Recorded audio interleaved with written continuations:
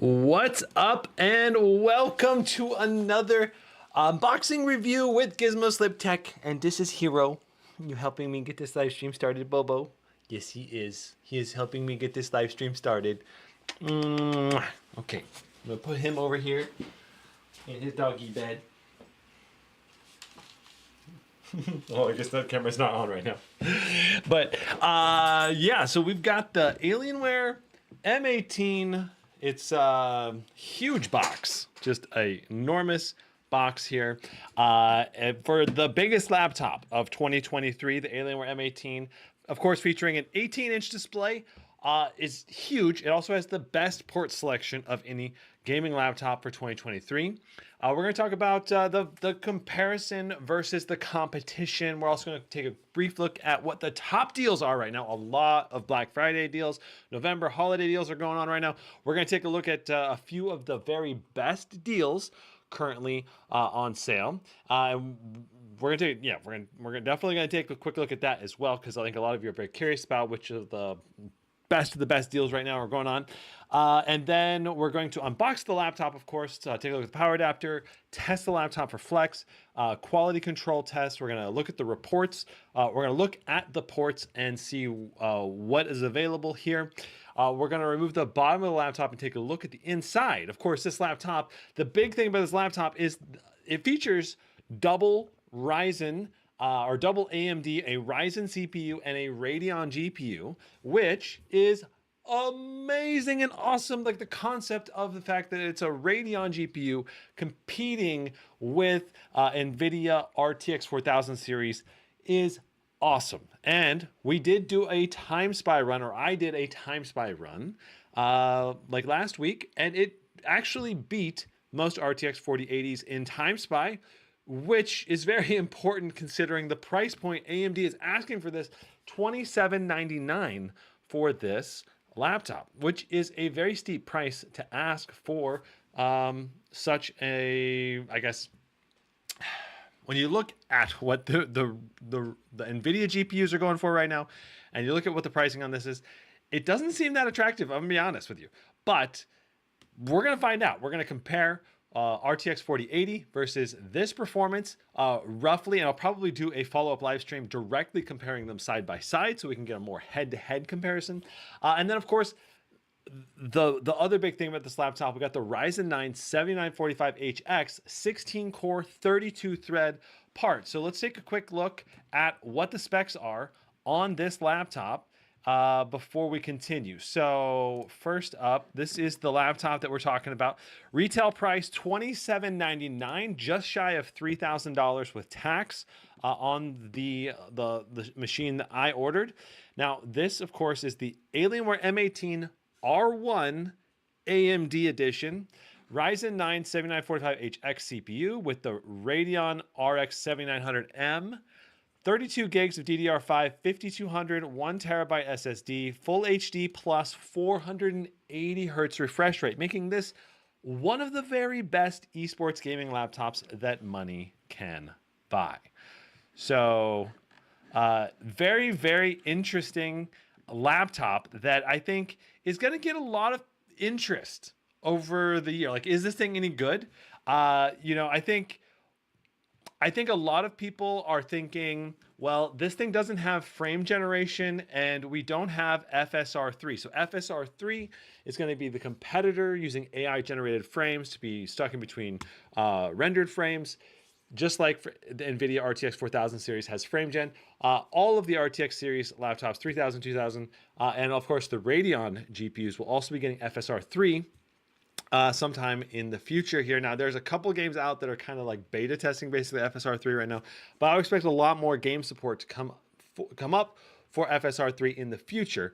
But based on the initial reviews, it seems kind of janky. I've not tested it out yet myself, but yeah, it's something that I'm going to probably do a focused live stream on sometime soon here, quite frankly.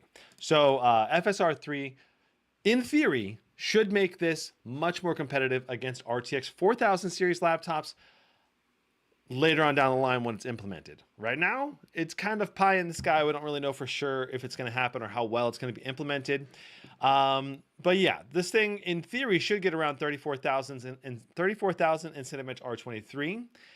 And we in TimeSpy, we already know it got around 19,700, at least in my initial test. We'll see what it happens to get today. Very wonky drivers with the Radeon GPU.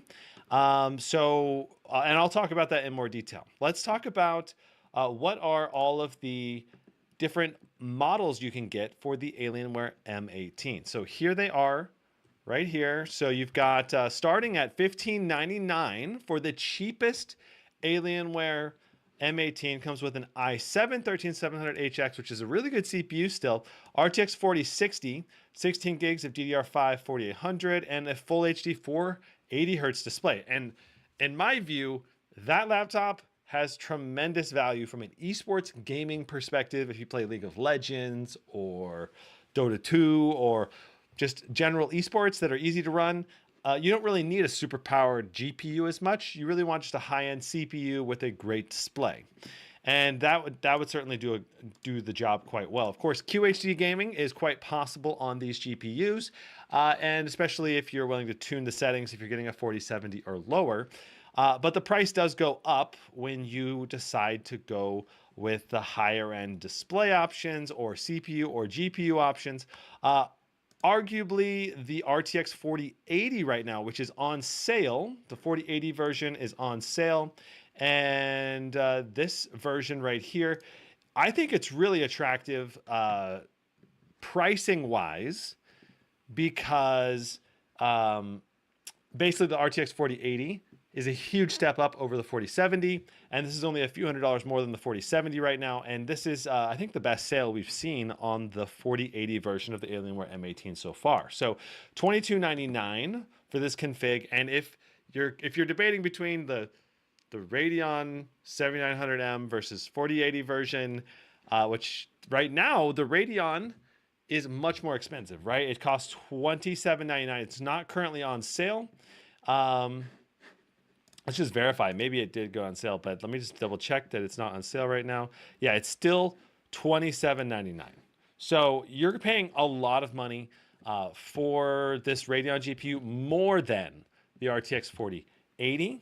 And you also are only paying a little bit less than for the 4090. $200 more will get you up to the RTX 4090 with the upgraded i9-13980HX. So, and that's also 64 gigs of RAM with a 4 terabyte SSD. So those are some nice upgrades for the $200 additional price. So from a raw performance and value perspective, the Radeon RX 7900M config variant is not worth it unless it goes on sale as well. I mean, it just came out, right? Like this is a brand new laptop basically, and it's already expected to go on sale. I think that's the reason Dell hasn't put it on sale, because it just came out. But realistically, it's holiday season. They need to be putting this on sale. I would say down to $2,300. They got to match the 4080 at least, maybe even $100 undercutting the 4080, which is how it's normally priced. Normally, this does come under price of the 4080 version of the Alienware M18, but just not right now because of the holiday sales. So that covers all of the configs of the Alienware M18.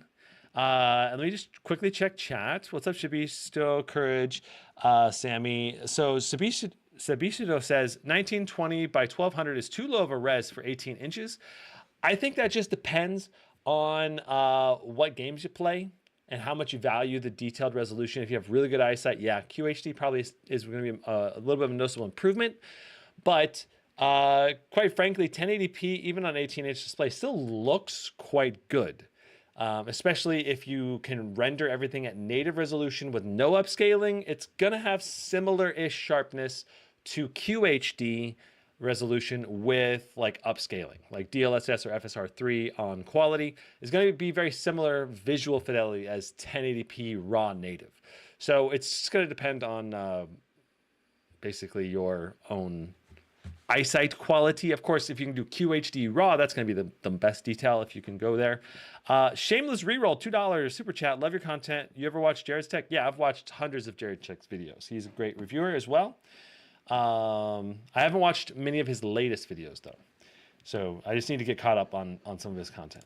Okay, so let's continue on. I've got 6 competitors with the Alienware M18 for you to consider. First up, we have the Omen 17. That is an i9 13900HX RTX 4090. Right now, it's for $25.99. So, one of the cheapest RTX 4090s that money can buy. This is not even on sale right now. This is normal pricing, and it will go down to probably $2,400 at least before the end of this month. It's my prediction at least. So it'd probably be $2,300, $2,400 when it goes on sale for a 4090, which is just incredible value. Obviously, not all of the premium bells and whistles that you get on some of the other laptops. More of a plasticky build, and the cooling, I would say, is not as well designed, but the temps we actually got in games and everything were actually pretty good. And the software was decent, and it's just great value for a laptop. I liked the overall build. It felt pretty sturdy. The hinge was a bit wobbly, but overall, this thing felt really, really nice. For the money, it felt really good at least. GE78 recently did a review on this. i9 13980HX, 4090, 32 gigs DDR5, 5600, 2 terabyte SSD, QHD 240 Hz, 100% DCI-P3 color gamut. And this thing comes in right now at $3678. So I would wait for a sale on this, but this is kind of MSI's premier flagship 16:10 aspect ratio, big laptop. And this thing does not have too many weaknesses either. I did like this laptop a lot, but pricing is one of the biggest weaknesses. So if you're after the best value for your money, probably not the GE78. But if you don't really care about that and you just want all the bells and whistles, this has Windows Hello. This has some of the best hardware on the market, PCIe Gen 5, SSD support, which there aren't even any Gen 5 SSDs you can buy right now to put it in there as far as I know. But really nice laptop still with good speakers, decent webcam, and yeah, check out the final summary review if you want to know more information about that. Another big competitor, and this features a Ryzen 9 7945HX X3D, the X3D being an upgraded cache on the Ryzen 9 CPU. So with this, in theory, should help in CPU-bound game performance. And so this has a 4090, the X3D Ryzen 9 processor, 16-core, 32-thread. The main downside with the added cache is that the multi-core rendered performance seems to be a little bit lower than your standard Ryzen 9 7945HX. So it's like a trade-off. Like you might render a video 5% slower, but you'll get 5 to 10% more FPS in games, if it's a CPU-bound game at least. Obviously, it's going to require CPU-bound gaming to see any noticeable difference with, this improved CPU. That said, the main downside to the SCAR 17 is the lower brightness, QHD 240 Hz, only 300 nits brightness. It's obviously still a very good display. It's also only 16:9 aspect ratio display, so it's not the 16:10 that you get on the SCAR 18. Now, another major competitor to the Alienware M18 is the Blade 18, which is my personal laptop of choice, and you can see that right here. The Blade 18 being exceptionally thinner, more portable, a little bit less on the ports, and obviously lower power limits as well on the Blade 18. So there's definitely some trade-offs here, but you get a really great display, a 5-megapixel webcam, amazing speakers, the best speakers in a gaming laptop, obviously extremely expensive and not for everybody. So yeah, like some of the least bang for the buck overall, but arguably laptop of the year if money is no object. Potentially at least, depending on what you want. MSI GT77, another amazing laptop in so many ways, and this one is a honking beast, almost as big as the Alienware M18, very, very close. And the GT77 comes in with some of the best power limits, and more importantly, it has a 4K 144 Hz 1000 nit display. I think I tested it actually at like 830 $150 or something like that for the nits display. Extremely expensive at $52.99 if you get the fully tricked out model, but I'd recommend actually probably going for like the $300 model that has the 4090 in it, because you basically get less RAM. You have less RAM, less SSD space, but you get the same CPU, GPU, so and display. Amazing mechanical keyboard here. Windows Hello. Pretty good speakers, but the main downside for the GT77, it is a lot bulkier than most other gaming laptops this year, with the only exception being the Alienware M18. So if you're after a true desktop replacement, the GT77 and the Alienware M18 are probably the two most desktop replacement-y type of laptops currently on the market. Let me hop into chat again and see what's going on. What's up, Bray Allen? Great with an external monitor for that price. I'm not sure which one you're talking about.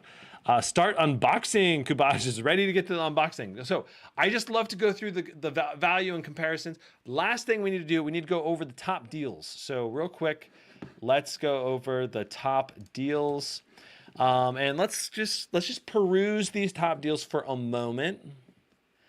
I think the Lock 15,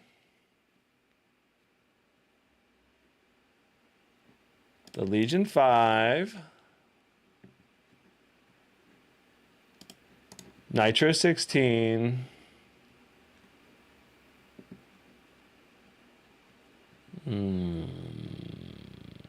yeah, Omen 17.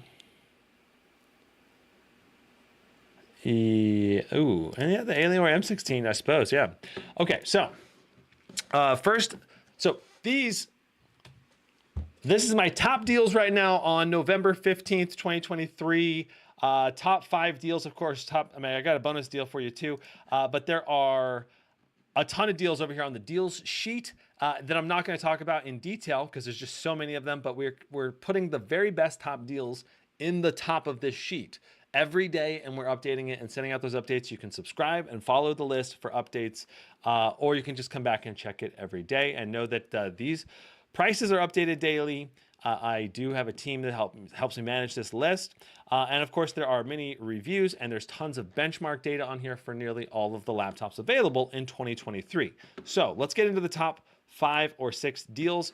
Okay, Lenovo Lock 15 right now is $699 for an RTX 4050 Ryzen 7 7840HS. This is a Zen 4 current gen CPU, full HD, 144 hertz, 350 nits, 45% NTSC. This is not a very high color gamut display, but it's a bright display allowing you to see your content a lot better in brighter environments.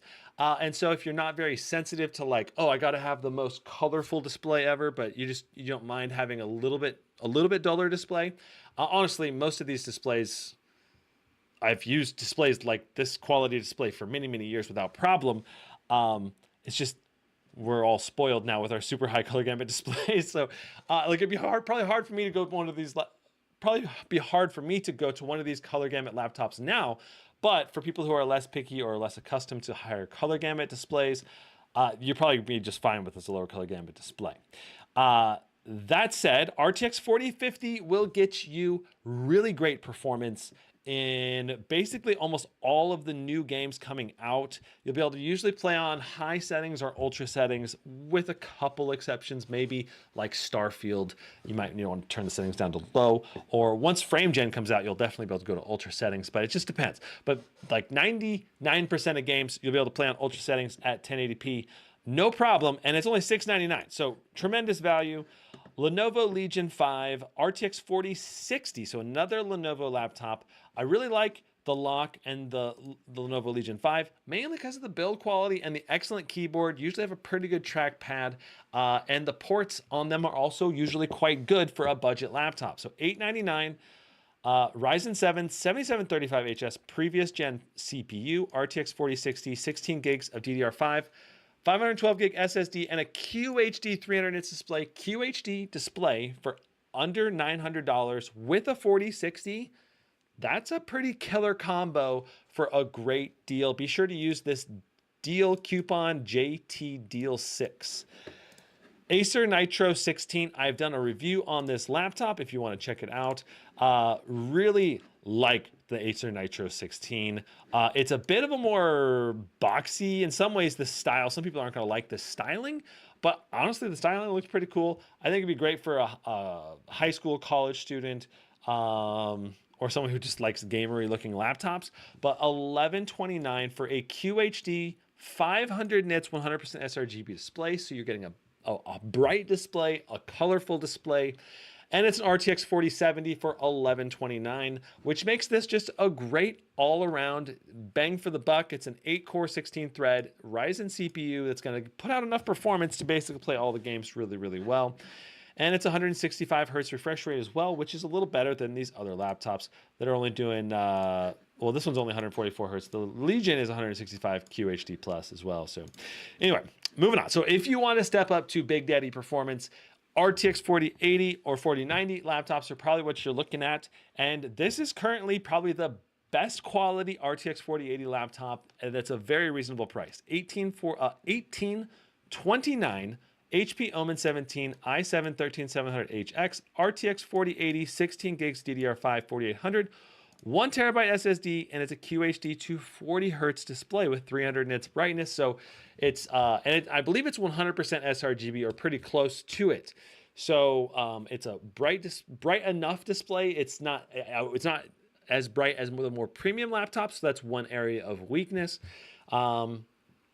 You also only have an i7 13700HX, which has less cores than the i9. But it's still going to give basically very similar gaming performance because it's basically without 8E cores, but the same P cores. So the performance cores are the same. RTX 4080 had great performance. Really like this. I already talked about this a little bit in the full comparison with the Alienware M18, but this is still, I think, just one of the best budget king laptops for like mid-tier performance or like upper mid-tier. Getting into that 4080 level of performance, this is probably the best bang for the buck. There are some other options out there like the MSI GP68 Vector, but I would pick the Omen 17 over the Vector most likely because of the much improved display quality. Alienware M16, this is the last deal for today. That we're going to talk about the Ryzen 9 7845HX, which is Zen 4 CPU, RTX 4080, 16 gigs DDR5 4800, and 1 terabyte SSD with a QHD 240 hertz display with a very high color gamut. Now, this is a 12-core 24-thread CPU on this Alienware M16, so you're getting a nice upgraded CPU. You get a super colorful display. You can definitely do professional work with this 100% DCI-P3 color gamut display. And it's a QHD plus, so it's a 16:10 aspect ratio. And of course, it's an Alienware laptop, which means usually really rigid build quality and high quality port selection, and RGB lighting as well. And I've done a review on the Intel version of this laptop. I've not done one on the Ryzen version. The main issue I had with the Alienware in the past is that the Alienware Command Center just did not run that well. It kept crashing on me and all that. So we're going to see how well the Alienware software does today in the Alienware M18 video. So that's my quick overview for November 15th of the top 6 deals, I guess, or top 5 deals. Yeah, top 5 deals for November 15th, 2023. Hope you enjoyed that little bit. Let's get into the unboxing let's continue the unboxing for the Alienware M18, and let me also just briefly check chat. Stevik wants to know what's the best DDR5 memory for 13th gen Intel CPUs. The HX CPUs with the i9, the Kingston Fury was the best RAM that I've found for that. I'm not sure if the Kingston Fury is going to go to the full speed with only the H series CPUs, so I'm not sure. LSP says the M18 and GT77 are so massive I wouldn't consider them. Yeah, the Scar 18 is very similar in size to the M18 and GT77. But yes, the Alienware M18 is large. So we're going to look at that size comparison here as we get unboxing, but it is one of the Alienware M18 is the largest laptop come out this year in total. Yeah. Okay. Let's get into it. Okay. Lane McTavish says, just returned the full HD model and ordered the QHD display. 1080p is not enough for an 18-inch display. Some people with good eyesight, I think they would benefit from a QHD display. If you have mediocre eyesight or bad eyesight, then the full HD display probably won't make as much difference. And realistically, it's like when you're in games and there's a lot of motion on there, like you're not going to notice the difference in resolution as much. I think the resolution difference between full HD and QHD on 16-inch or 18-inch primarily is in the text and the details you get in images and video, a bit more than in the gaming, because the gaming can be such fast motion. The extra detail oftentimes is lost. Also, because of upscaling, when you go to QHD, usually you're using DLSS or FSR 3. And at that point, you're basically getting 1080p quality upscaled to QHD, maybe a little better, kind of an in-between between 1080 and QHD. So it's at least, yeah, very similar in detail to 1080p or Full HD native res. Okay. H series do not support XMP. That's correct, Baka. But the Kingston Fury Impact RAM at least would be tighter timings potentially if it's compatible. Okay, here we go. We're going to get into the unboxing now. Here we go. All right, so here's the box. This is the box that was shipped to me, but it did have an external sleeve kind of paper wrap around the box. All right, let's tilt this down a little bit. And Peter Pan says, what happened to OLED? Great question. OLED is a lot more of a scarce display type, and it's expensive, and it has screen burn-in. And so basically all the manufacturers decided to shift their focus to mini LED displays this year. And that's basically how I would summarize it. Mini LED basically replaced OLED as an option, pretty much. Okay, so here's the laptop. We got it wrapped up in plastic. I did install and update all the drivers as best I can. Here is the 330 watt power brick. You can see it's the monster. It's the largest one you can get. I wish Dell shipped a smaller version, especially with the premium price that Alienware charges. The cable is pretty long though, so you get about 6 foot long on the power cable, and the power adapter. Go ahead and unplug this or unwrap this guy.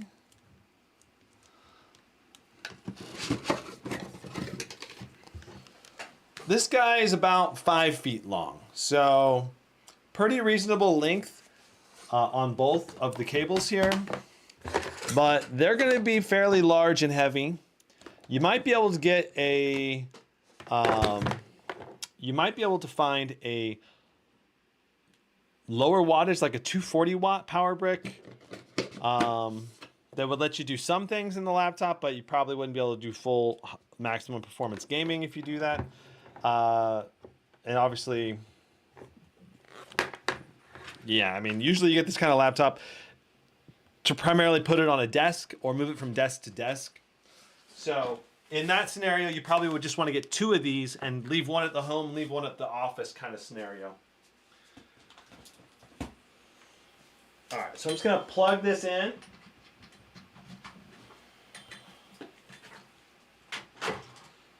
All right, so our power cable's plugged in and out of the way now.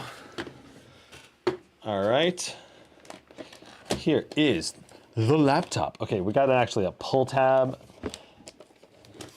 Gotta lift it up here. There's the laptop right there. Very, very nice. All right, so let's go ahead and just start taking the plastic off.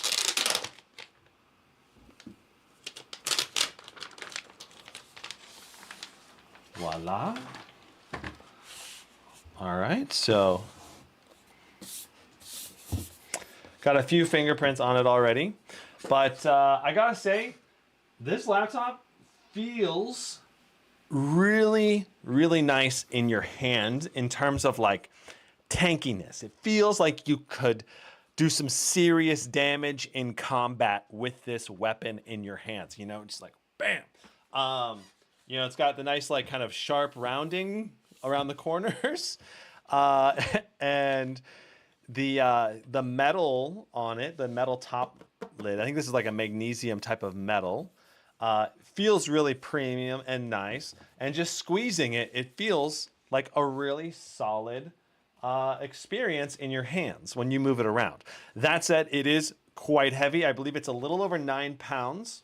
On the bottom here, we have this nice ring going around that'll help improve airflow. We also have a lot of air intakes right here. And there are 1, 2, 3, 4 fans, it looks like, on the inside of this bad guy. And notice the huge ultra wide exhaust here on one side. This side only has 1 fan, smaller exhaust. And of course, we have 2 rear exhausts as well. So it's some of the most air outflow that you have in any laptop for this year. All right. Now, let's go ahead and see what other pamphlets we have that Alienware includes. Pretty minimal unboxing experience, quite frankly. There's the laptop, the power adapter, and these little things right here. So let's go ahead and zoom in on these.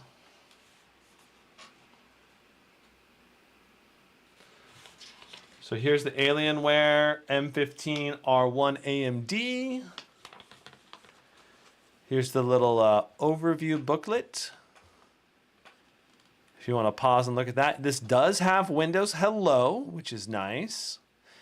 And USB-C 3.2 Gen 2 for the USB-C ports on the back. USB-C 3.2 Gen 1 for the USB-A ports. And the USB-A port on the side does have power share as well. You do have a full-size SD card slot, and the power adapter does plug into the back. Most of the ports on this laptop are on the rear of the laptop, which a lot of people really love that. All right, so that's the little quick start guide. We got warranty and safety information here. See if I can find the...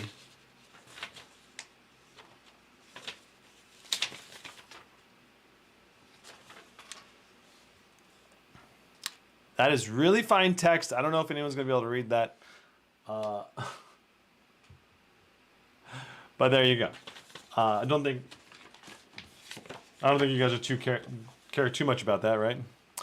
All right, so in 1996, we set out to build the most innovative and high-performance computers for ourselves and our fellow gamers. Since then, Alienware products have won hundreds of awards around the world, often heralded as the definitive gaming PC experience. Our team has spent countless hours talking to customers, technology partners, and game developers to design, engineer, and reliably manufacture this amazing piece of technology you're about to welcome into your life. This all sounds good, but why can't you update your drivers, Alienware? Come on. I had a lot of problems updating the drivers. We also get a couple of Alienware stickers. This is pretty sweet. Pretty sweet stickers, like little metallic, and they feel pretty thick too. Like you could use them for a long time, probably as a sticker. All right, so let's go ahead and get the box out of the way. That's the whole box, everything in the box.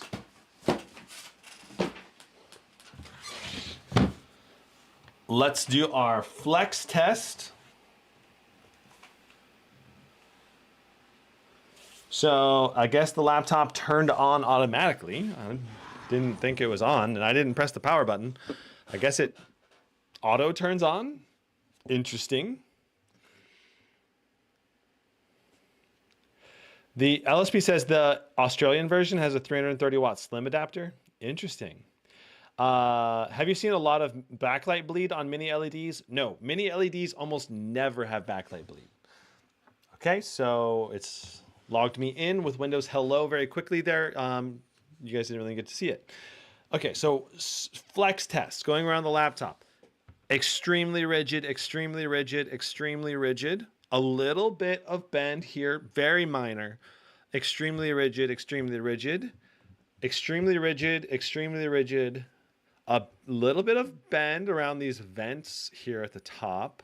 You can see Alienware Command Center just initiated the proper RGB implementation here.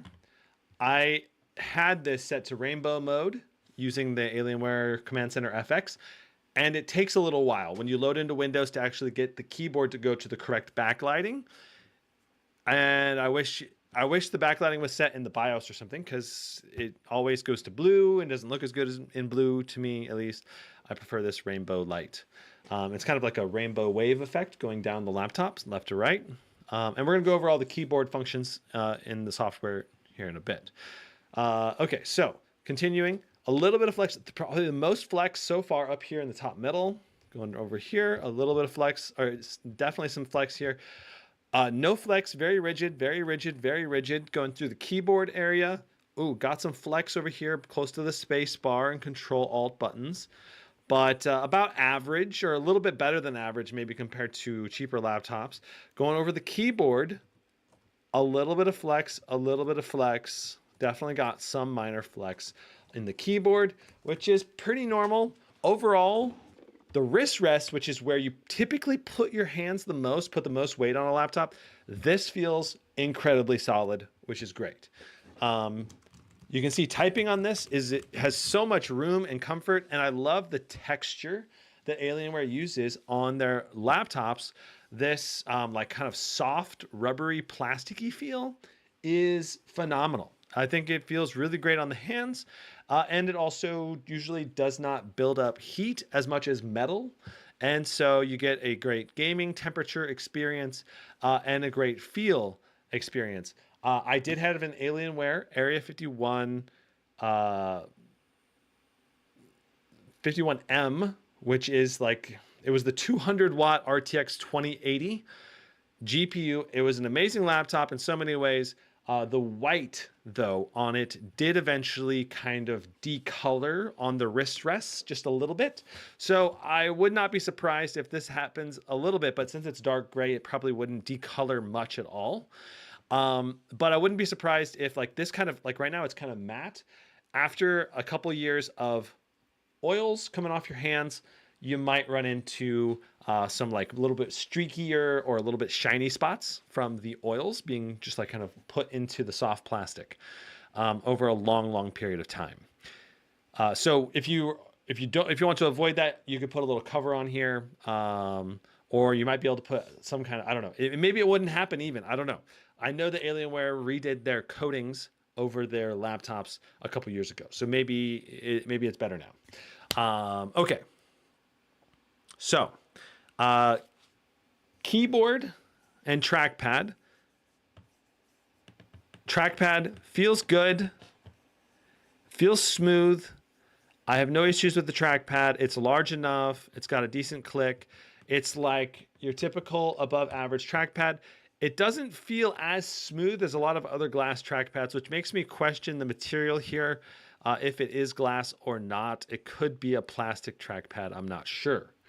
But it does still feel like a good quality control input experience. The keyboard has a really nice backlight. As you can see here, it's fairly bright on the backlight. And in addition, there's a lot of nice functionality. You got dedicated home and end buttons over here on the left. You got volume, up and down, and mute. And you got a truly full-size number pad over here. Like, these are not scrunched together at all. So if you need to use a number pad and you really want it to be full size, this has got a really good number pad here. Now, the arrow keys are not set apart in any way. I kind of like them to be just like down a little bit, or so you can easily feel them without having to look down at all. But for the most part, it's still a really good overall layout. Now, you do have the function keys along the top, which I guess we can go over those since we're already looking at the keyboard here. Just keep it all in one section. So on the very top left, you have an FN lock key. So you can press FN plus the lock key, and this will make it so that all of these functions are the default functions. So you can make the brightness go up and down without having to press the FN. So basically all the secondary functions become the primary functions. And if you press FN and lock again, it'll switch back to where all of these functions you have to press the FN key to get to access the keyboard brightness or display brightness and all that. So, so F1 is your fan control. So changes your fan performance mode. I'm not sure what F2 does. I'm guessing it's launching one of the Alienware software or something. It's not doing anything for me. F3, it's got a little C logo. Again, not sure.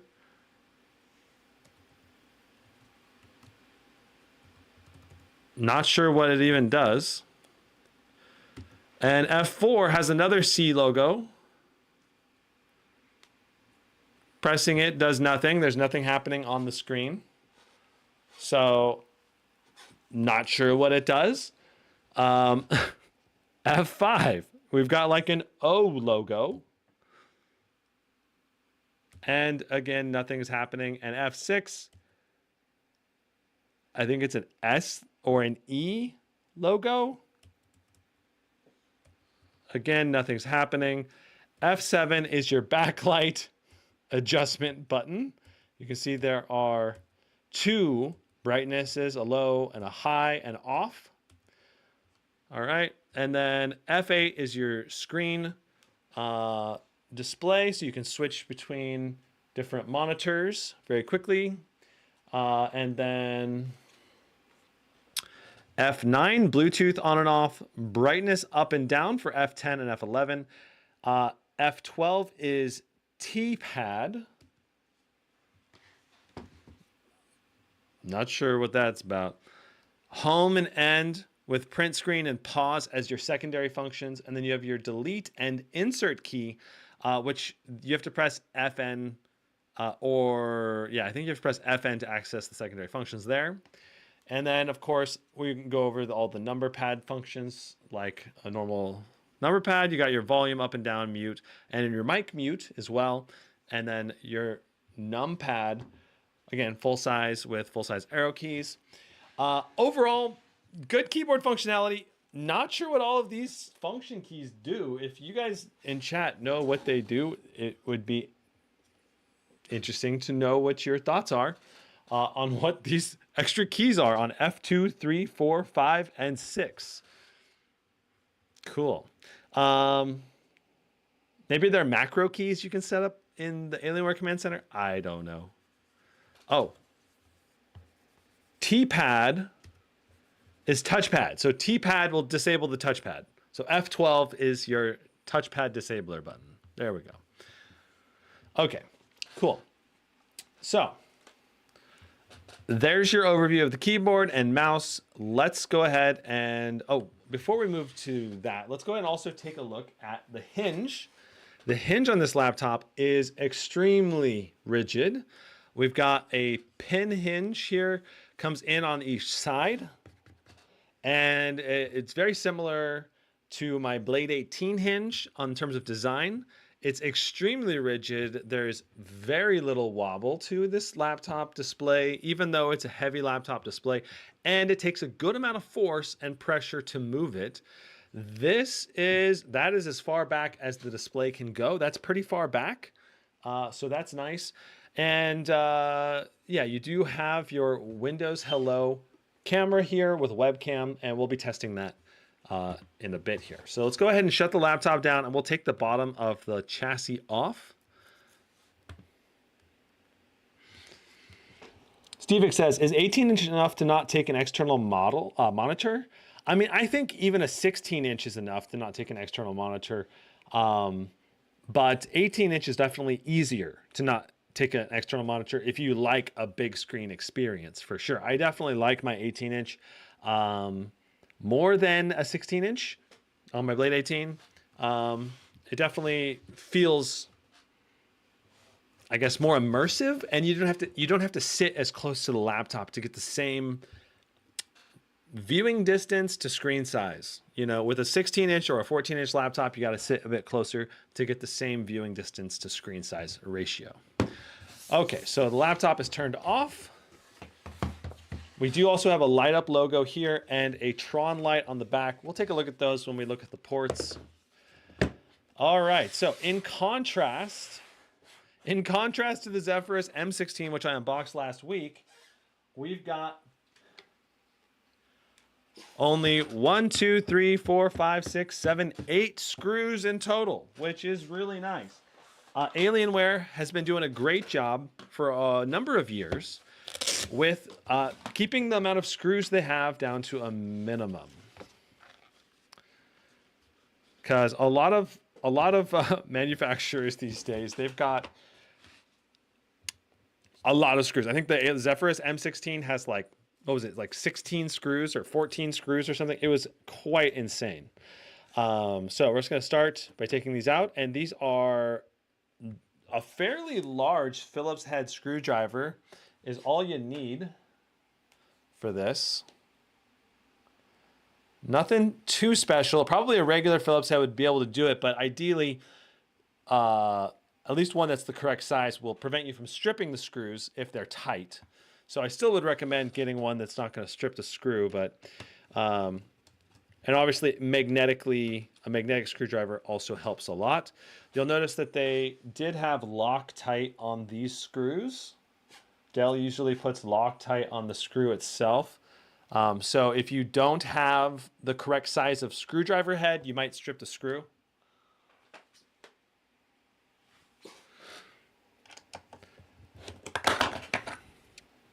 If you're in the market for a screwdriver kit, there is a link to the one I use in the video description down below, which is, I believe, the highest quality kit that you can get.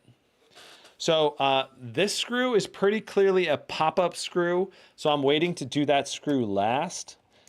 I think both of the side screws actually might be pop-up screws with this laptop. Let me get all of these non-pop-up screws out first.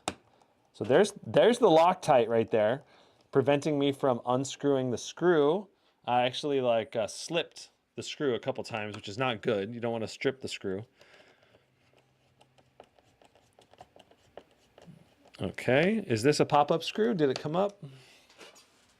Yeah, I think it created a bit of a gap there for us to get our prying tool in there. And let's see if this one creates a pop-up screw. Yes, this is also a pop-up screw.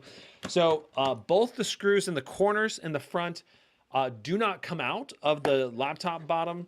You actually leave them in, and it makes it easier to take the bottom of the chassis off because they're pop-up screws. What's up, David? Brandon Finesse. I don't know about the Alienware M18 or Scar 16 or Zephyrus M16. I'm taking benchmark about which one to buy. Gotcha, Brandon. Well, good luck.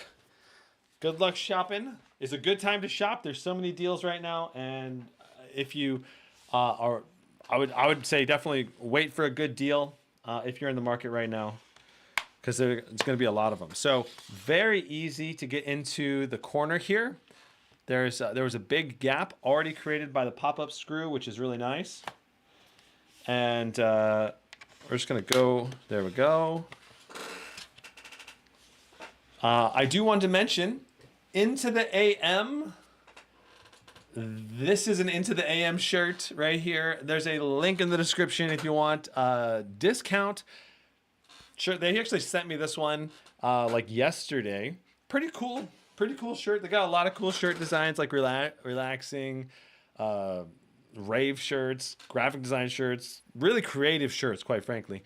And they have the basic t-shirts, but most importantly, just the quality of the t-shirts are really good. And that's why I recommend them. They have a nice cut to the t-shirt, and the fabric that they use on it are quite good. So I've been wearing them for several years now for Into the AM stuff, and even shirts that are several years old are still holding up really well for me. So, okay, so it looks like we got the laptop pretty much fully off. It's kind of nice. You don't have to You actually don't have to pop anything off on the back, so you only have to pop out 3 sides on this laptop. And let's see if we can get it to fully come apart on us. Feels like this pop-up screw maybe still has a little hold or something.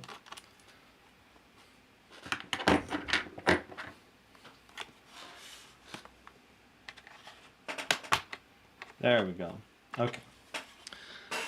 All right, so when you're taking this off, you want to make sure that you don't just lift it straight up. You want to kind of, I believe, pull it forward. Yeah, because it kind of slots into the bottom down here. So I'll show you that here on the table, where it's a little easier to see.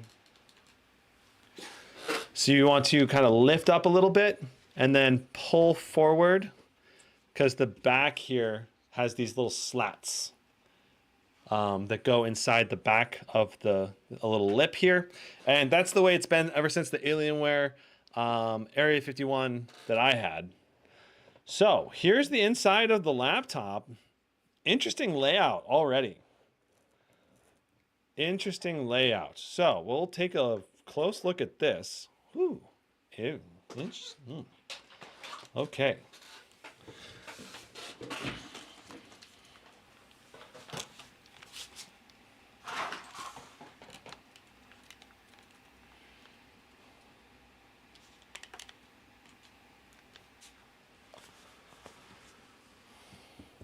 All right, so first up we have our speakers on the left and right here. There may also be upward firing speakers, I'm not sure, but these speakers don't look particularly super high quality, but not terrible either. I have not tested the speakers out on this machine very much.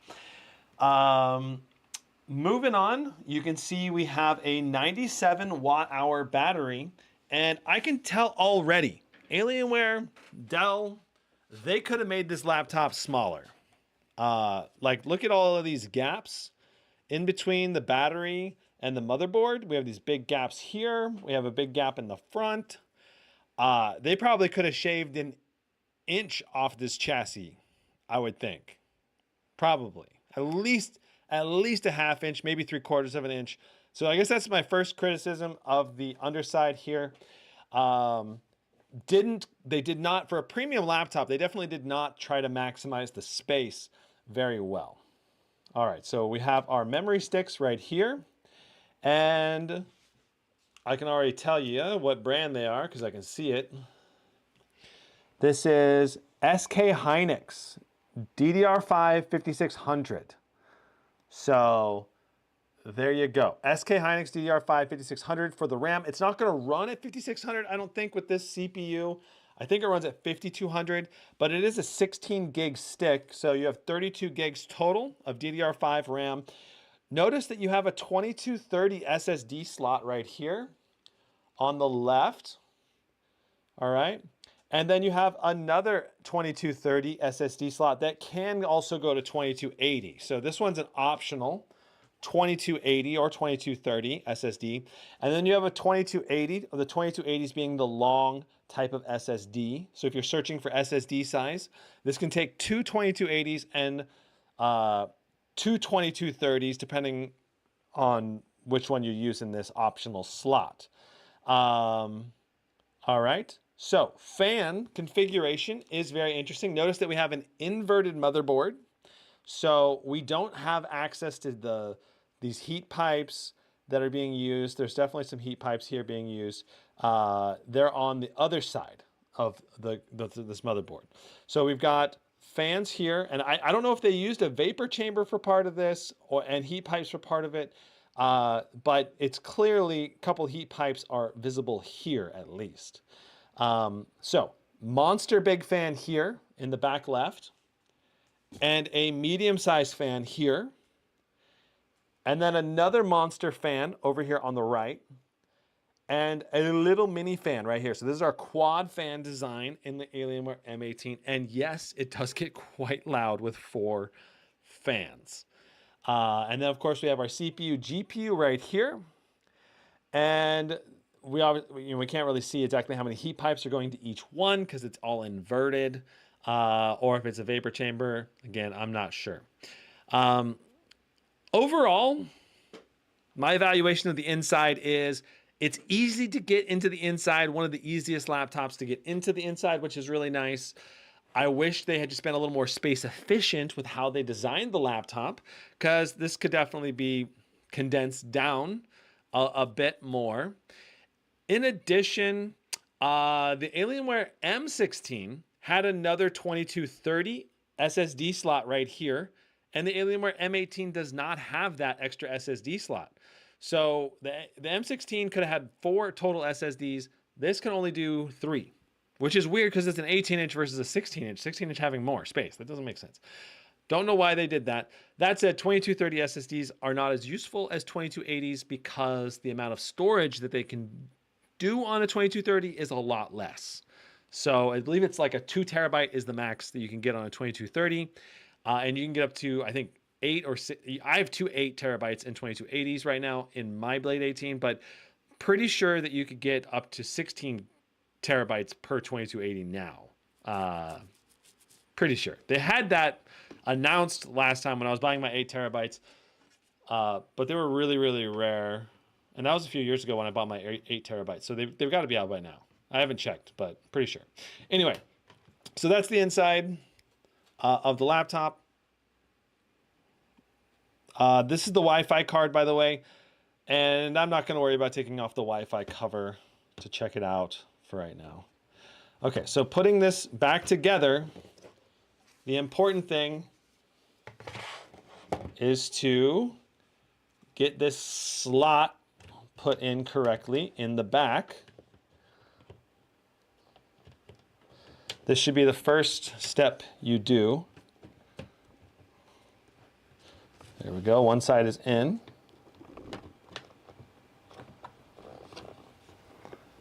Come on. Okay, both sides are in now. Very good. And once you get both sides in, you can start popping the rest of the laptop together. There we go. Okay, yeah. So it wasn't quite all the way in. I had to get this little corner piece down. All right, so we're gonna pop it back together now. Obviously, you could put the pop-in screws in right now. Actually, I think I will do that. I'm gonna do one pop there, and then now I'm gonna go ahead and screw the pop-in screw down. And let's go ahead and do the other one.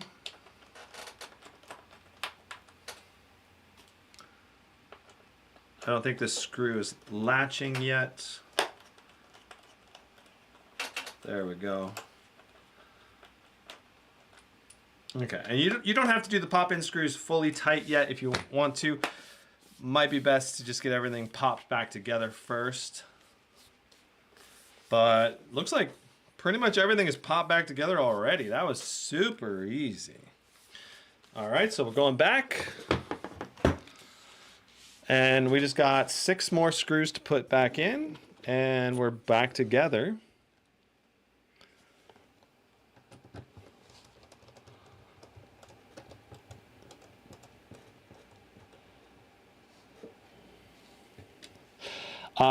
Mechananda says, our laptop CPU is able to hold 300 plus frames. Don't they overheat past 200?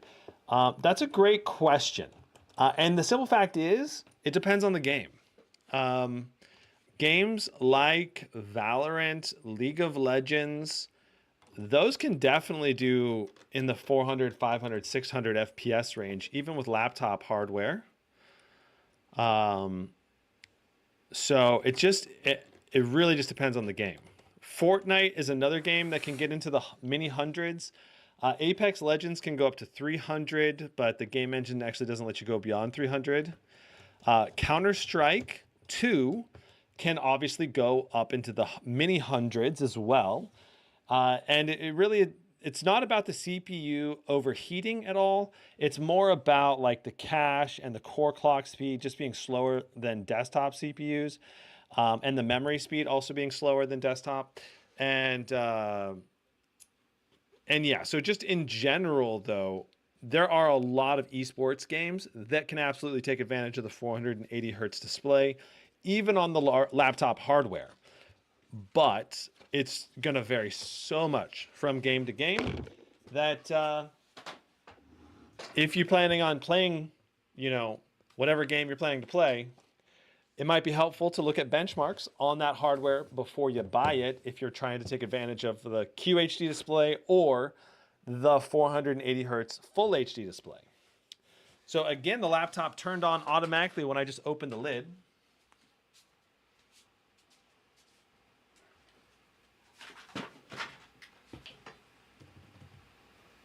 Let me go ahead and get us into the BIOS so we can take a look at the BIOS.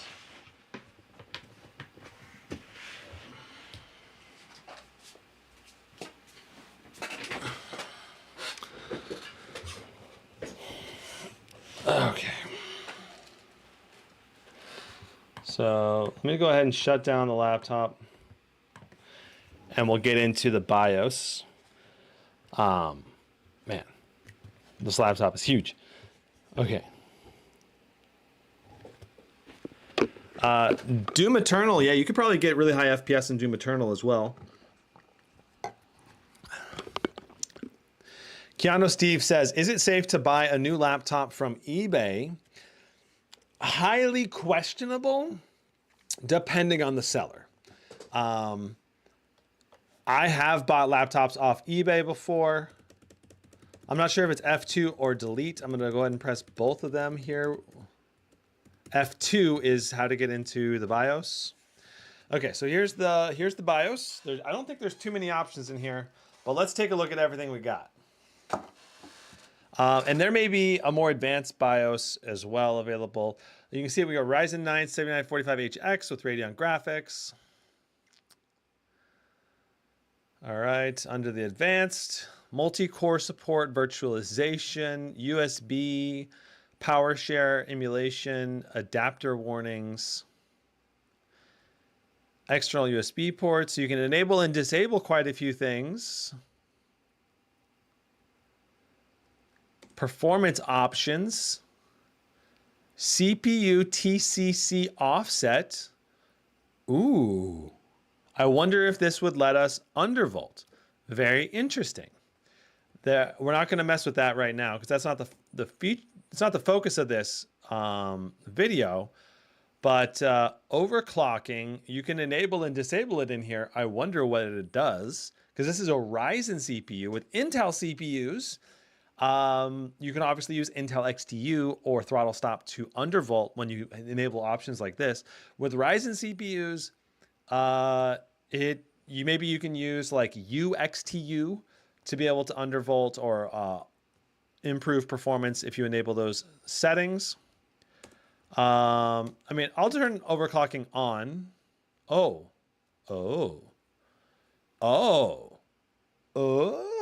So you can overclock it right here in the BIOS, which is interesting. We probably should not do that though, for today, because we're going to test it out of the box. But that's interesting, and I'm pretty sure we're looking at thermal throttling on this system pretty much right away, immediately. Anyway, so I don't think that you probably would get much performance improvement there at all. Anyway, maintenance, data wipe on next boot. Ooh, do not turn that on. BIOS recovery from hard drive enabled. BIOS auto recovery, so that could be useful if you're using the CPU overclocking. Definitely want to keep those options. Power on when lid opens, enabled. So there you go. That's how you can disable that or enable that feature.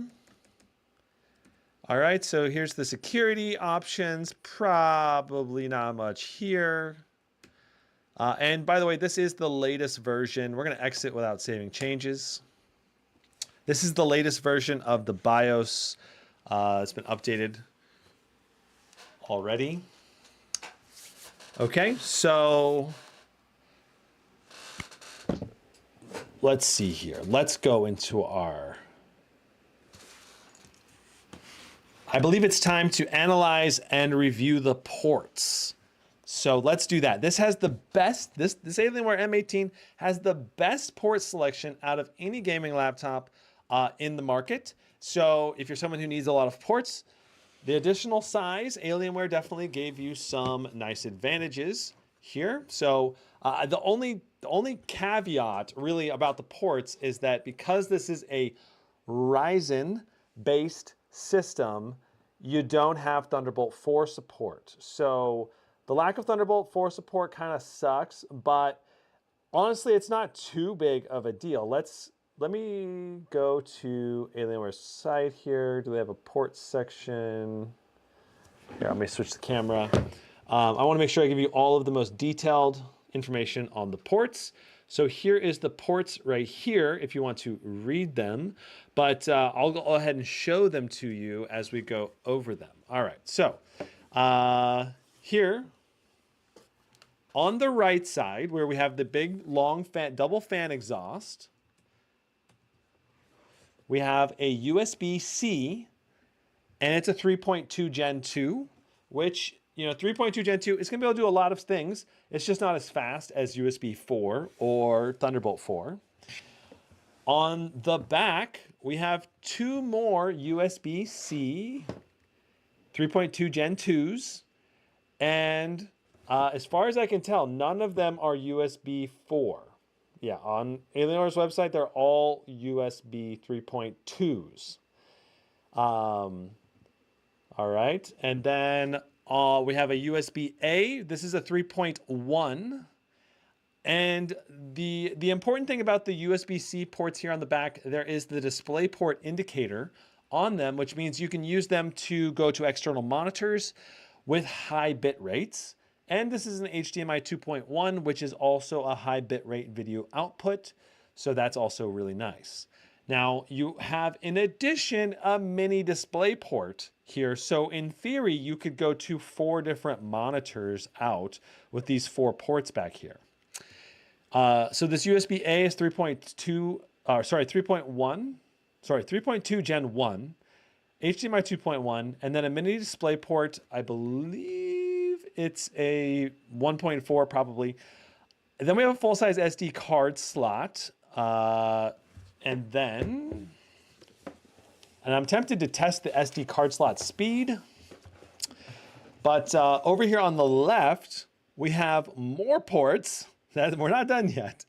We've got a headset port and then 2 more USB-A 3.2 Gen 1s with power share. So this would let you charge your phone when your laptop is off, for example. Then we have a network port with a little drop-down dongle thing here. And so if you're going to take your cable out, you'll have to stick your finger underneath the laptop and lift it up a little bit to get the cable out, which is, I prefer when the cable is on the top side for the little catch thing. But that's not too big a deal. That's a pretty minor thing. Let me see if I can test our SD card speed. Let me grab my fast UHS 2 card from the camera here.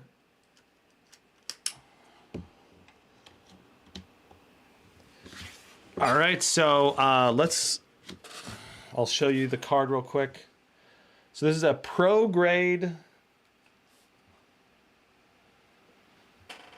rated for 300 megabits per second read and 250 megabits per second write. It's a UHS 2 card. This is used for like ultra high resolution or ultra high bit rate 4K footage, like 150 or 200 megabytes a second, which is just insane file sizes. I pretty much never film at that resolution that bit rate because it's such high quality. But if you're ever filming a movie, you'd want to film at that bit rate. So that's what it's for, pretty much. Really high quality video productions.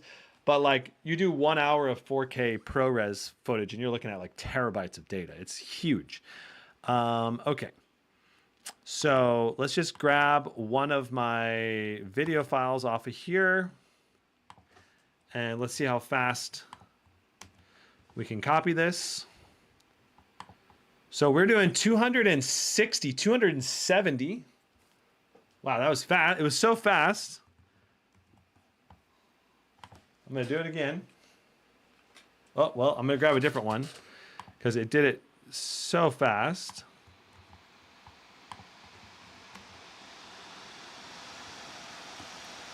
250, 270, really, really fast. So Alienware has put a really high quality SD card slot in this laptop, which is great to see. Love to see that.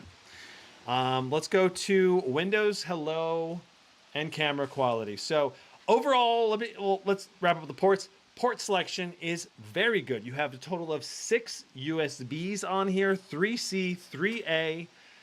The only downside really is no Thunderbolt 4 support or USB 4 support.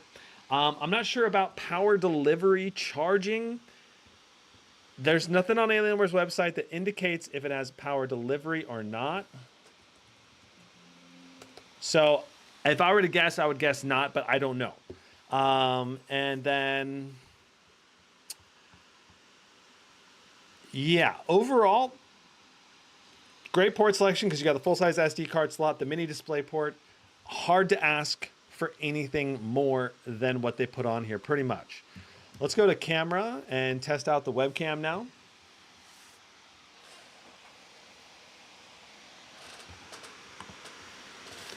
Okay, so, wow. I would say the color reproduction on the webcam is quite good. The detail on the webcam is pretty decent as well, but I would say that still not super good detail. Like, I wish it was like a 5 megapixel webcam. It's like a good quality 1080p webcam. Let's go ahead and take a quick video. This is a quick video, and I'm typing on the video. Let's see how it looks and how it sounds. All right, and let's take a photo. All right, so let's take a look at the detail on the photo. So right here, you can see there's not great detail on the hair. You can see individual hairs, which is better than some. And you can read the Lumix GH5 logos here, but it could definitely be improved. I'd probably give it like a 7.5 out of 10. All right, so webcam is not bad, also not amazing. Let's show the video as well real quick.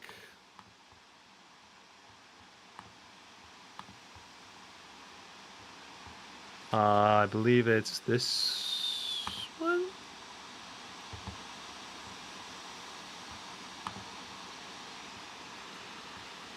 So that's what it looks like with the webcam. That's not bad. That's pretty good quality for a gaming laptop. I still think it could be better, but it's still not bad at all. Okay, so moving on. What's our next? We already talked about the keyboard and mouse. I did that a little bit earlier, but let's talk about keyboard feel as well right now, because I didn't really talk about the keyboard feel. This laptop does come with an option to buy a mechanical version of the keyboard, I believe, on their website. Let me see here. So right. Okay. There we go. Cherry MX Ultra Pro Profile Mechanical Keyboard, or you can do the regular Alienware M Series keyboard. Both feature per key RGB. And I believe they have that same layout. It's just the actuator underneath the keys that really is changing. And I gotta say, I really like this keyboard. It's not the mechanical version, and it looks good. You have good backlighting. It feels good. The mechanical version probably sounds a bit louder and is a bit more shunky feeling. But overall, I like the feel of the keyboard. Very little give to it, very responsive, and good spacing on the keys themselves as well. All right.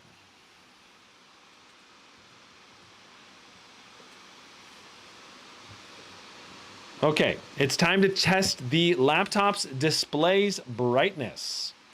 So let me go ahead and grab my Spider 5 Elite.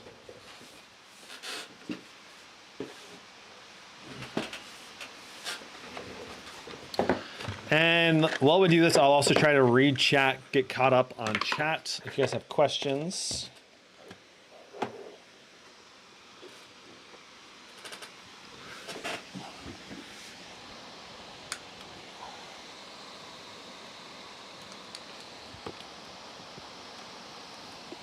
Okay.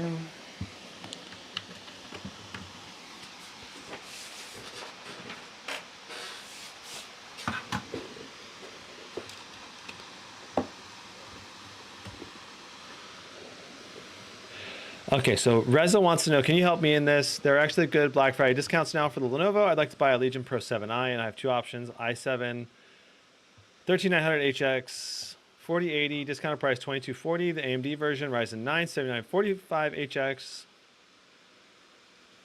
has 16 more gigs of RAM with the Ryzen version. 4080, discount price 2158.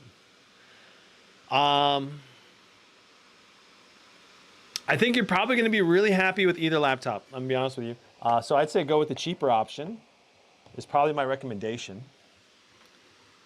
Which in that scenario, it'd be the Legion Pro 7i. But I have not tested the Pro 7i. So that's the thing. That's one of the laptops I'd really love to test. They just came out with it so late in the year that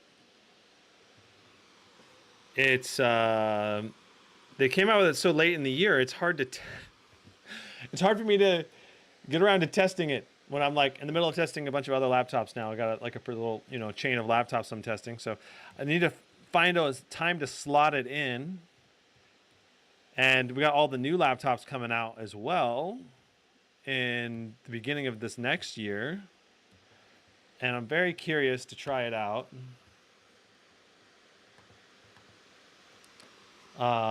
So yeah, I'm a little concerned about the temps in the AMD variant. Do you think it'll be an issue? Probably. I'm gonna be honest with you, I've pretty much yet to test a Ryzen laptop that did not have high temps. It's like it's by design, it seems like. The only time I've seen the Ryzen laptops have lower temps is when they really power limit the CPU down. And I think we did see one or two laptops that had good CPU temps, but they tamed the CPU a lot more. And if you were to try to do the same levels of power or like just let the CPU go to its maximum performance, the Ryzen chips seem to get really hot really easily, but they also perform really well when you tame them down. Like you can get them down to like 40, 50, 60 watts or less and still get 90 to 95% of the performance that you get with like 110 watts, So because they're more power efficient in terms of design than okay, so we are at max brightness. Basically because Ryzen chips are more power efficient, you can tame them down a little easier. The Intel chips do pretty good too when you tame them down. But I feel like the performance tapers off a little bit more than Ryzen. So if you tune that Legion Pro 7i correctly with like the custom fan profile, you'd probably be able to do just fine. Have a high level of confidence, you'll be able to do just fine. But if that's a little scary to you, then I think the Intel version is more likely to run at great temps out of the box without any tuning.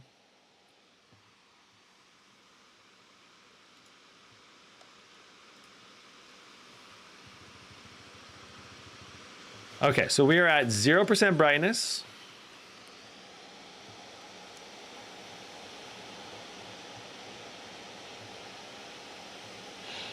Baka says all esports panels tend to down the drain in quality. Well, I think we're gonna see a high quality panel today because it's supposed to be 100% DCI P3 color gamut, but I don't think the brightness is going to be super bright on this Alienware M18.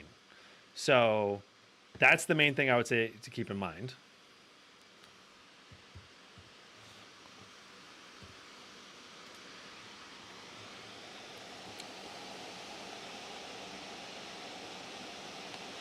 Is this price good? 2,200 euros in Germany? Yeah, I think that's a pretty good price, Reza.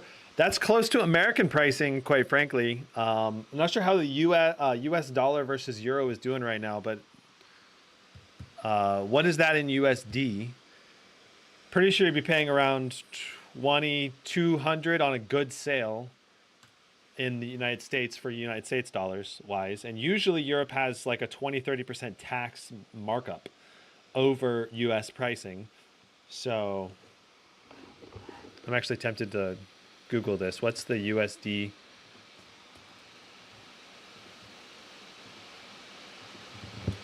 US dollar to euro. So one US dollar is 0.92 euros. So what is that, like 2,400 US dollars or something like that?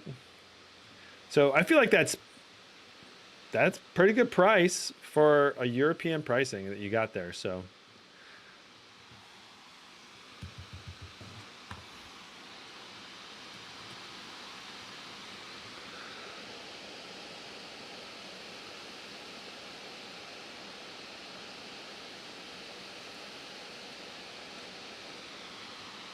Naveed says, did the M18 just kick on the fans? Yes. That is the Alienware M18 fans.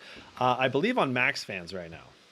Okay, so the important thing to keep in mind with my color checker is it typically underestimates color gamut by about 7 to 8% relative to other color checker tools that I have seen tested, and also relative to typical manufacturer specifications. So that said, let's go ahead and take a look at the display results. So 480 hertz, 1920 by 1080p display in this laptop, 100% of sRGB, 89% of Adobe RGB, and 92% of the P3 color gamut. This translates to basically 100% of the P3 color gamut, just as claimed by Alienware.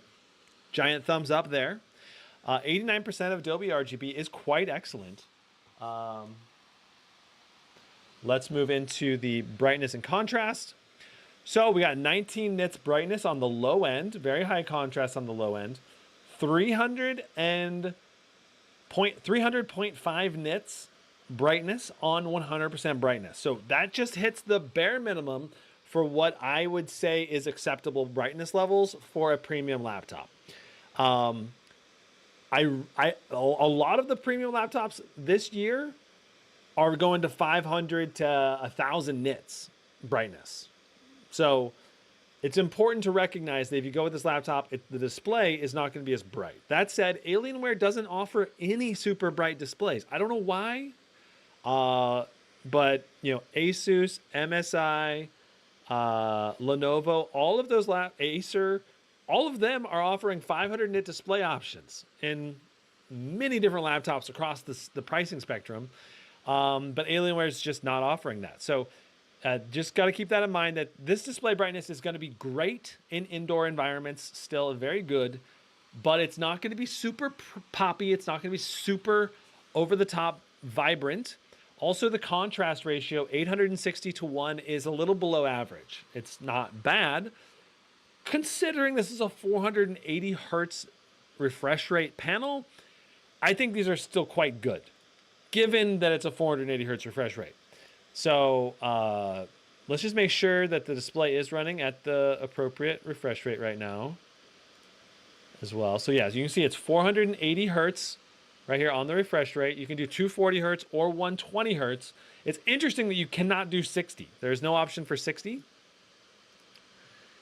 All right, let's go ahead and take a quick look at a sample image.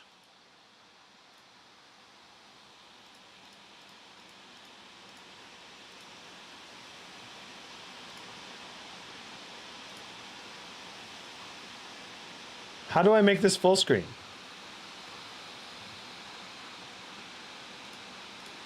There we go. Okay. All right. Beautiful. Cool. So this is a sample image from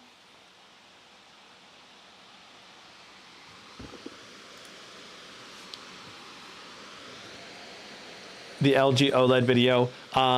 So What I'm seeing here right now with my eyes, very vibrant colors, but I would say the blacks have a hint of grayishness to them compared to the higher end displays. So this is going to affect, I think that's just because of the low contrast ratio. And I would say that I'm also seeing in some of these black images a little bit of backlight bleed. We'll take a look at a backlight bleed image test here in a moment. But I'm pretty sure this panel has some backlight bleed as well. But that will vary from unit to unit. So let's go ahead and do the backlight bleed test right now.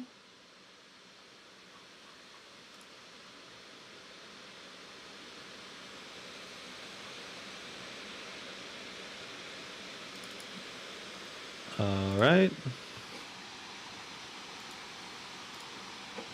Cool. Let me turn off the lights back here.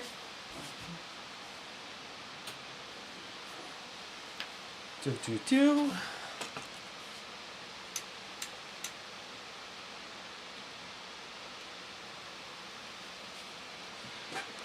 All right, and almost done. Turn off this light for a moment. And there's your backlight bleed. You can clearly see it. All right. We got some pretty clear blacklight bleed in the top left, top right. Little minor ones here and there. Not too much along the bottom. The bottom looks pretty uniform. Mainly in the top corners here I would say is noticeable in dark environment use. Obviously, you will not notice backlight bleed under typical brighter lighting scenarios. But all of that said, to wrap up this display discussion, 480 hertz would be awesome for an esports player. Particularly esports games that can take advantage of actual getting 300, 400 FPS, like Counter-Strike 2, Valorant, League of Legends. Those are 3 games I'm confident would at least get close or frequently hit into the upper 300s, 400s, 500s in terms of FPS, depending on your settings. But especially at full HD, they would likely hit that high. So yeah, and I'm sure there'll be more esports games that will take advantage of that refresh rate as well. But still, the majority of first-person shooters typically are in like the 120 to 240 range, a lot more often. So if you want to get the 480 hertz display, just know that there's only going to be a handful of titles that are going to really benefit from it. Okay. Meganic says, should I get a calibration tool like the Spider? Is it really a game changer for proper HDR calibration? I wouldn't say so. Honestly, you can get the tool. If you're a professional, it's worth having the tool probably. But only really worth it if you're like a professional graphic designer, video editor, someone that works in colors. Otherwise, the default calibration is usually very good on most laptops, I think, for the average user just playing games and watching content. So, but it depends on maybe how picky you are too, if you're very picky. But quite frankly, in terms of color balance and color calibration, it's a far bigger deal what kind of screen you're looking at. If you're watching your video on here, it's going to be very color saturated, but not as poppy and not as contrasty. Then you go to your phone with an OLED display, and it's going to be very bright and color saturated and strong contrast. And then you go to an LCD monitor or a Samsung super bright OLED TV or something. You know, it's gonna really depend on what you're where you're looking at the content. So the default out of the box color profile is going to be very color saturated, just not as contrasty and not as bright as what some of the other laptops are being offered. So I would say the display is strong in some areas and weaker in other areas. And it's a decent display. Certainly a unique display. If you're a League of Legends player or Valorant player, very attractive, I think, to those, or Counter-Strike 2 player very attractive to those type of gamers. This is probably the best display for that kind of gamer.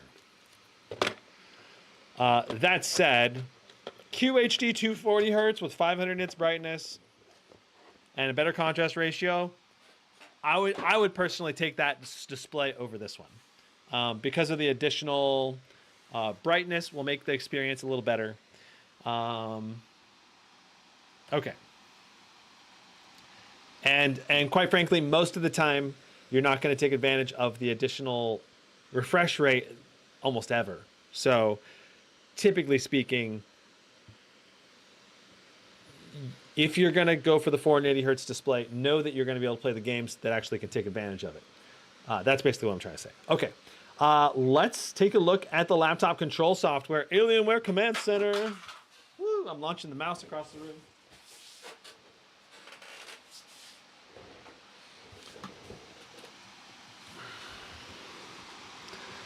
All right, so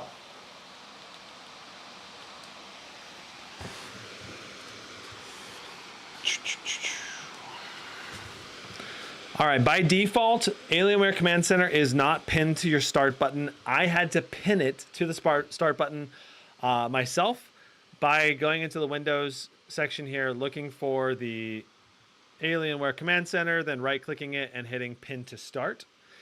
And so I just clicked that. Now, this is the revamped Alienware Command Center. This is an admittedly much lighter weight application than what it used to be back when I had the Alienware Area 51M. So there are very few sections to this laptop software now. You got, try to tilt this a little better. Okay. So you got the main dashboard here. You can change your fan profiles right here on the main dashboard. You can cycle through them with little arrow keys. You can see battery, quiet, balanced, performance, overdrive, and custom. Now, I don't know why they decided to make you have to use an arrow key when they could have just put overdrive and custom right here and you could have just clicked on any of them without having to scroll over. That is bad UI design in my opinion. Then they also try to incorporate like a game launcher over here in the right. And I think this is just a waste of space and cluttering up the dashboard for controlling your laptop. So don't really love this. Plus, well, I guess it is detecting everything that's currently available in Steam. But yeah, I pretty much never use these extra launchers anyway. I don't think very many users do. So under the performance section, we have our fan profiles again. We got quiet, balance, performance, overdrive being our main four. I would say quiet, balance, performance, and overdrive are the main four. Custom, allowing you to do some software overclocking. But this did not seem very user-friendly to me in my quick and dirty looking at this. You have an auto boost. Level 0, 1, or 2. That's it. I mean, I guess it's user-friendly. I don't know if it's going to do anything, though. I guess that's what I would say. Then you have overdrive. We'll cancel this. You have overdrive, which I believe just basically does what custom does. It puts some kind of overclock to the system. Then you have a performance mode, which I don't know why performance mode is warning me that we're overclocking, because isn't performance mode just like normal performance? Shouldn't be overclocking. So again, a bit janky. Interesting, you've got a thermal mode to looking at your stuff and a performance mode. And notice how much quieter the fans are now in the room. We're going to be doing fan testing here in a moment. We'll see how loud each of these are. Battery for express charging your battery, I guess, is so that your system doesn't draw much juice and your laptop battery can charge a little bit faster. But yeah, very interesting. There's almost nothing to configure in here. Again, a very, very lightweight system now. So this is the Alienware FX. This is where you control the keyboard backlighting and the Alienware logo and the Tron light on the back. So let's go ahead and take a look at this. Now this was working last time I tried it. Notice there are two sections here in the top, as well as two sections down here. So when you click on this one, you can control the Alienware logo head, the Alienware logo head on the back, and the Tron light. Let me see if I can turn the brightness down a little bit more on the display. So you got 3 zones you can control here. And then the keyboard has per key RGB lighting. Let's see here. And I don't think they're not letting me. Okay, you hold control, you can select multiple keys if you want to make it exactly. You can also click all keys in the bottom left. And you can add an effect like breathing, and I'll go through some of the options here. And then spectrum, rainbow wave, scanner night raider, static default blue, and color. You can pick a color you want. So let's go ahead and zoom out, and I'll show you what each of these do to the keyboard. So this is breathing, and we can select the color as well in terms of which color we want it to breathe. Spectrum, this is going to shift between all the different colors, like as if it's a single zone RGB keyboard. Rainbow wave, right to left. You can adjust the speed to be faster or slower. Scanner midnight raider just basically sends a bouncing Pong light, basically. Static default blue. And then you have color, which is also just a static color that you can pick. So nothing too amazing, in my opinion, on the keyboard colors and brightness. Oh, here's your macro keys. I was wondering what those were. So those 5 keys, we can create a new macro. We'll do it stuff macro. We'll hit some keys.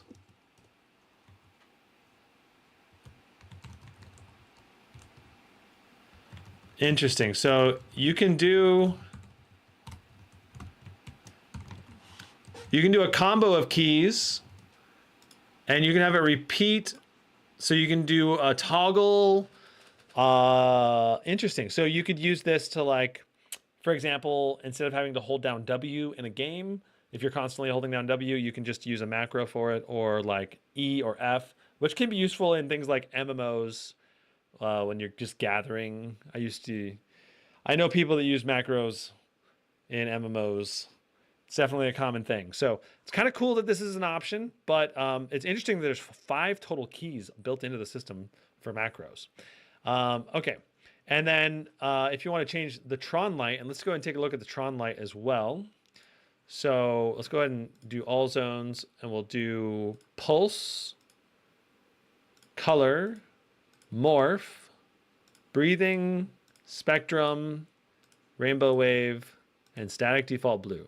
Okay, so let's go ahead and flip the laptop around, and I'll switch between those.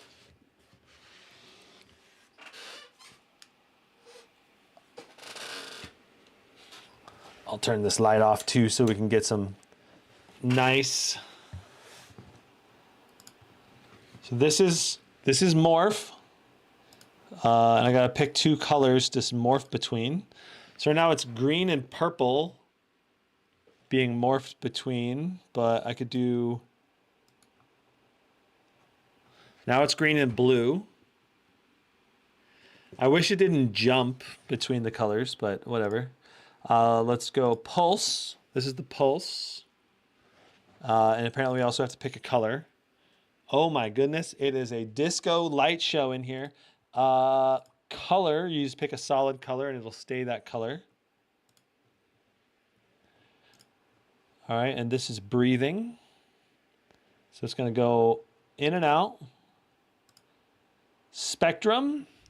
This is what most people are probably going to set it to, is spectrum. It's going to rotate between the colors, and it rotates much smoother. There's also rainbow wave. which you can see it kind of does a little half circle thing. But it's not as good as the Alienware X17 from a couple years ago that actually had multiple LEDs. I think this one only has a couple of LEDs in there.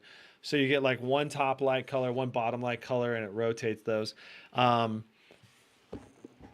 the Alienware X17 from a couple years ago, it would have like a bunch of them, and you could do like, it was like a noticeable rainbow the whole time. Static wave, so you can just pick a color and it would stay static to that color. Yeah. So I'd probably do like, probably rainbow wave, I guess. And notice the Alienware head logo is also changing color.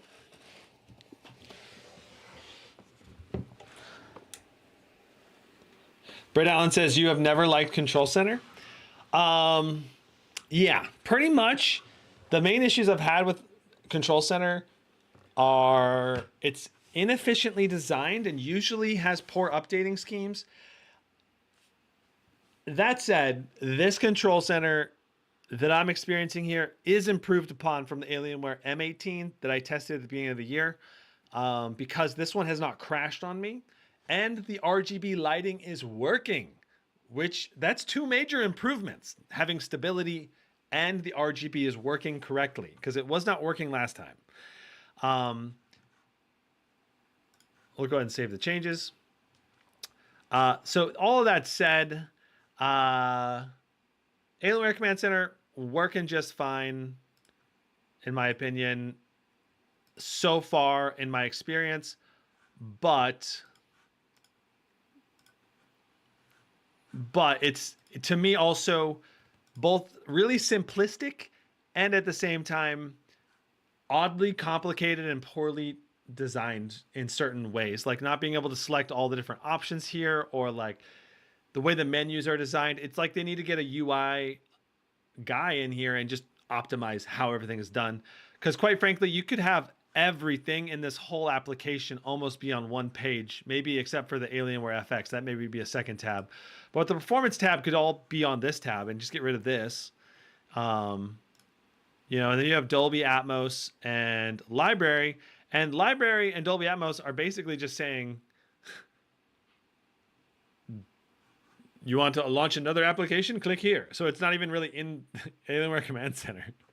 So Alienware can still definitely improve the Command Center. Yeah, that's basically what I'll say. Dolby Atmos, allowing you to control your speaker audio profiles. You've got game, dynamic, and music. Balanced, detailed, usually dynamic, or music detailed or balanced is usually the best option. So, yep. And I would recommend messing with these settings to see what they're like. I believe speaker testing is next, right? Yeah, so speaker testing is next. Let's go ahead and test out these speakers in the Alienware M18 and see how they sound. Brett Allen says this is way better than the Clevo Bleep. Clevo can have some pretty janky software too. I will admit that. So, I mean, honestly, the main thing for me is, does the software run correctly? Can I easily access all the options that I want to access and immediately without delays regularly? And Alienware in the past, you know, would put random updates that would you would load your laptop up and then it'd be like, this Windows update downloaded for Alienware Command Center, and then Alienware Command Center takes like 5 minutes to actually go through the install process. And meanwhile, my Max fans are blaring, just going on like crazy, and I can't adjust the fan speed while the Alienware Command Center is being updated. So yeah, that's like, those are some of the and then it would fail the update or something, and then I couldn't even adjust it then, or I don't know. There's lots of little janky things like that with the old Alienware Command Center that I hope are improved, but it's hard to know without actually using the laptop for a long time. Okay, so I've got speakers at maximum. Let's grab my decibel meter.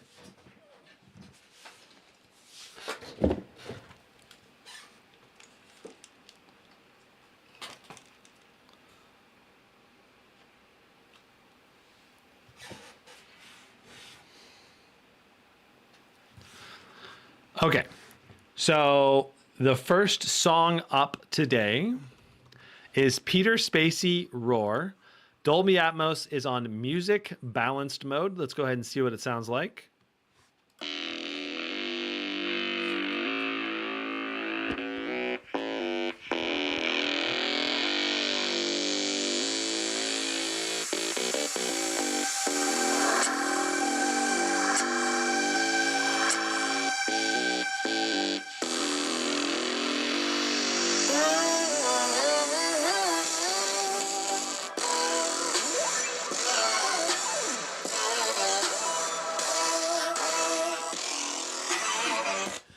Yeah, the mids and highs are definitely breaking up a bit more than some of the higher end laptops. The bass is also not as thrummy feeling or as hitting as hard. The bass feels a bit hollow to it. So I probably give these speakers like around an 8, 7.7, 7.8, 8-ish. Let's go 7.9. I think 7.9 is fair so far. Based on the first impression, let's see what Faded Aeon sounds like. Maybe this one will sound better. Faded Aeon Half-Life is next.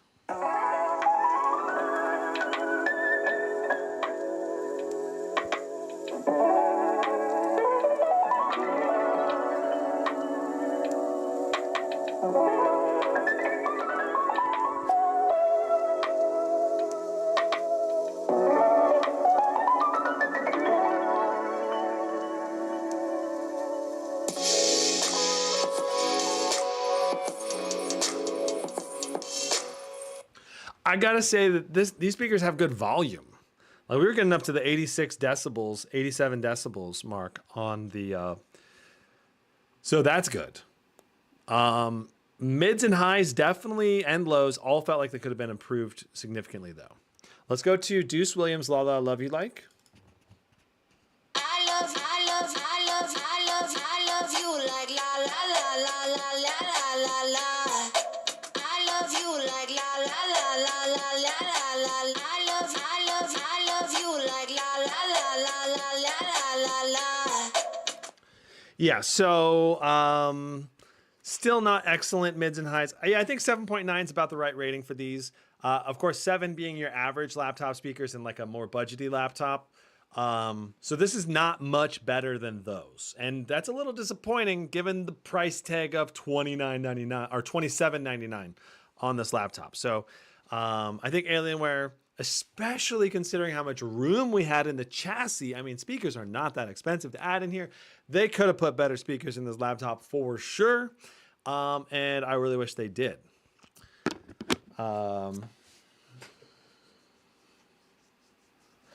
LSP says there's no USB-C power delivery in this laptop like the M16. Gotcha.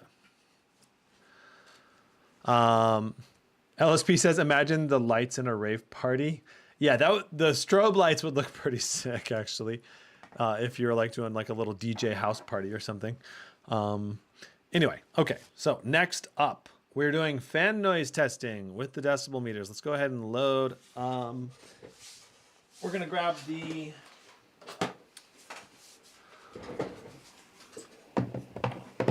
Grab the SSD here.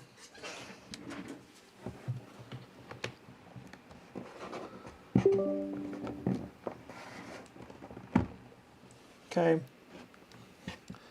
So for clarity's sake, the laptop has now been raised up by a little SSD, and it's like, you know, a 1/4 inch off of the table, maybe a little more than a 1/4 inch. And we're going to be loading up 3D Mark. Okay, it looks like there's a couple of updates,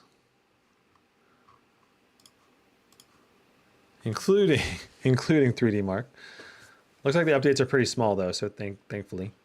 Okay, so let's go ahead and launch 3D Mark.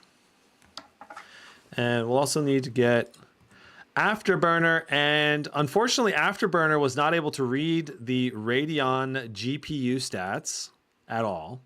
So to pull up the I have to pull up HW info to tie in the stats for the GPU, temperatures, power limits, all of that. So it's going to be a combination of HW info and Afterburner put together to get our full overlay running.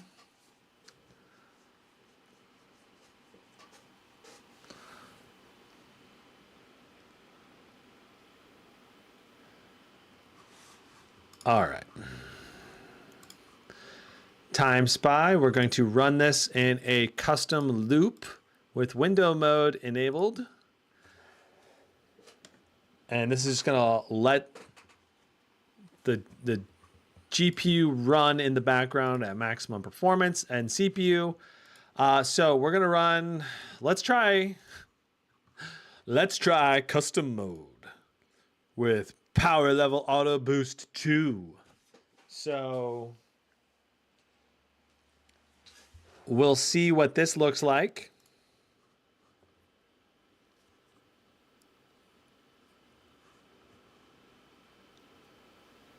Are we not plugged in anymore?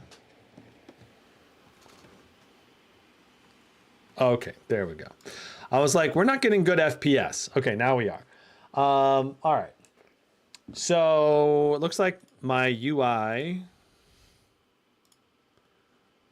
is going to need to be bumped up temporarily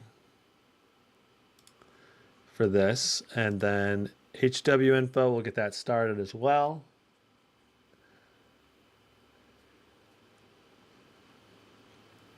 So far the CPU temps are looking good. I've seen some pretty spicy CPU temps though in some of the games I was testing with this earlier when I was doing driver testing.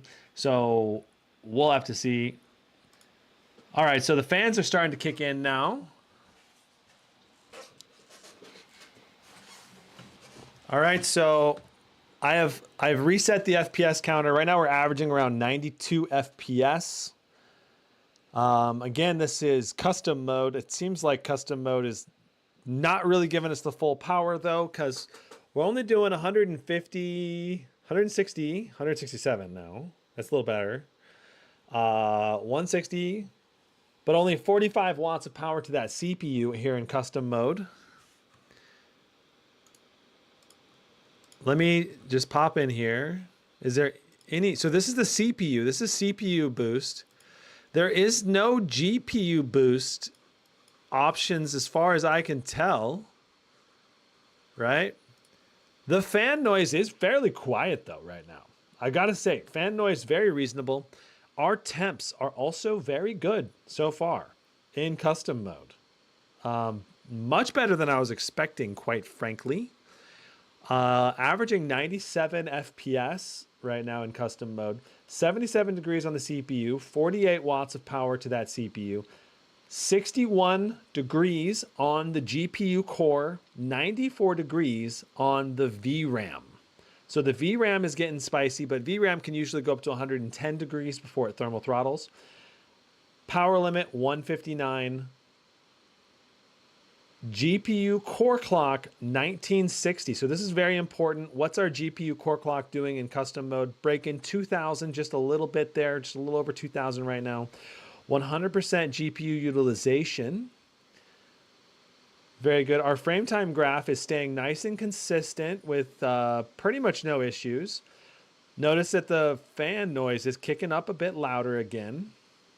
So the fan noise just went another few decibels louder. Let's go ahead and zoom out and take a look at our fan noise.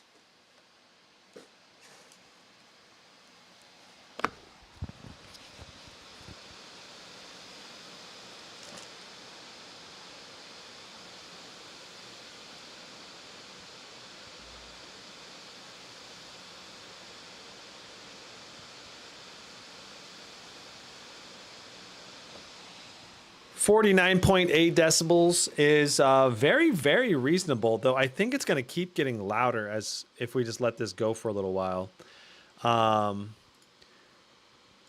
You know, I'm pretty sure this is not the full power of the laptop, and it's not the full noise of the laptop either. So just know that right now we're hitting pretty high FPS at times.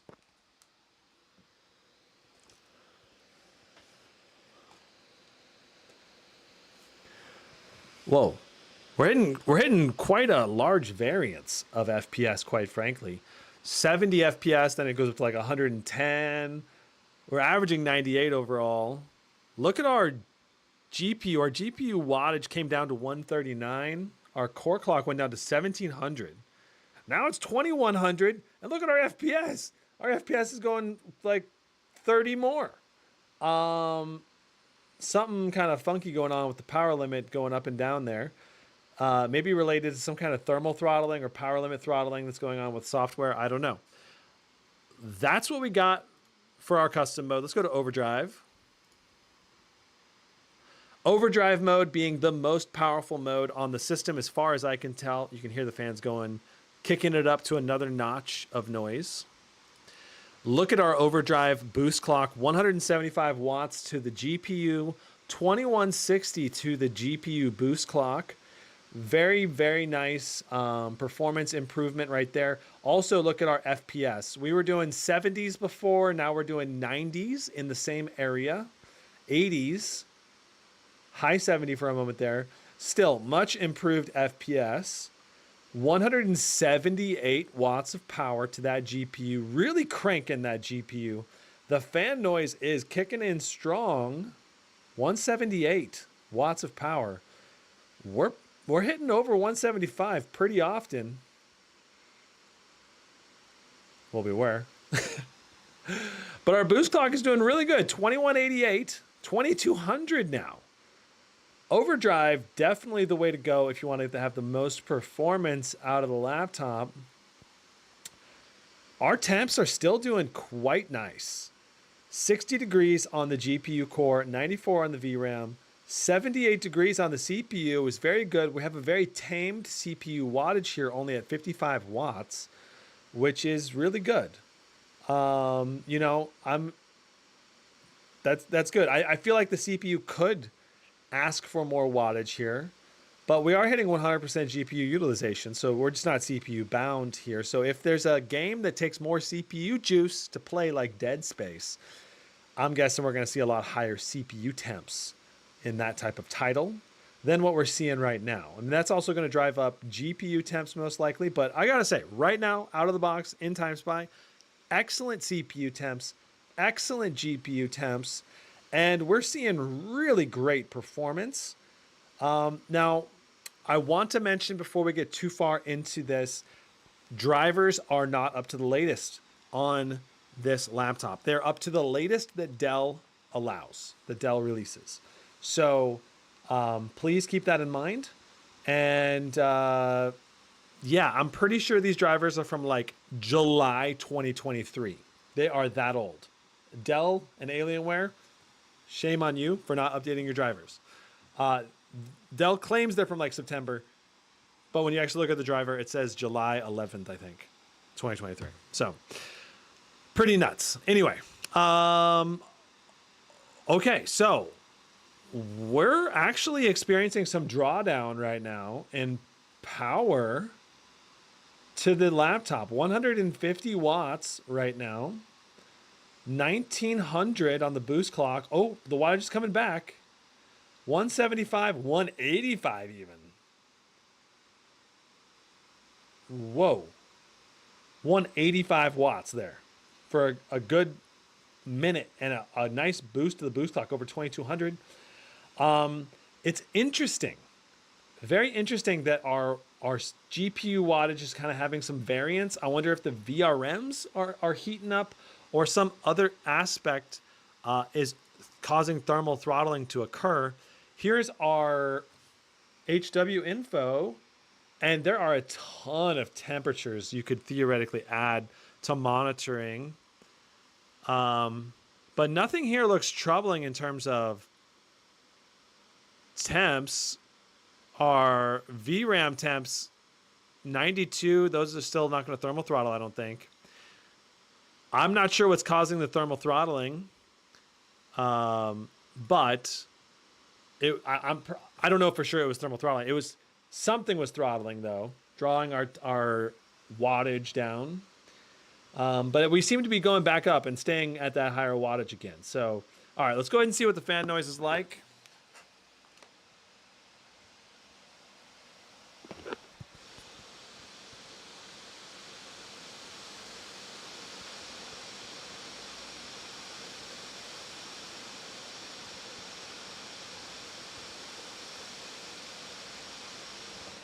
52.9 decibels for the most performance mode on this laptop. That is phenomenal.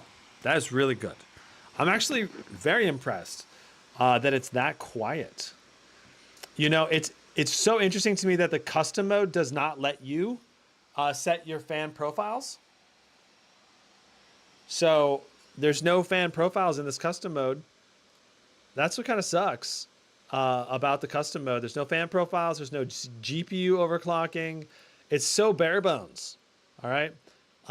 Overdrive mode is kind of like a max fan mode, or at least a high fan mode. All right. So performance, let's go to the performance mode. Let's see what our boost clocks and all of that are.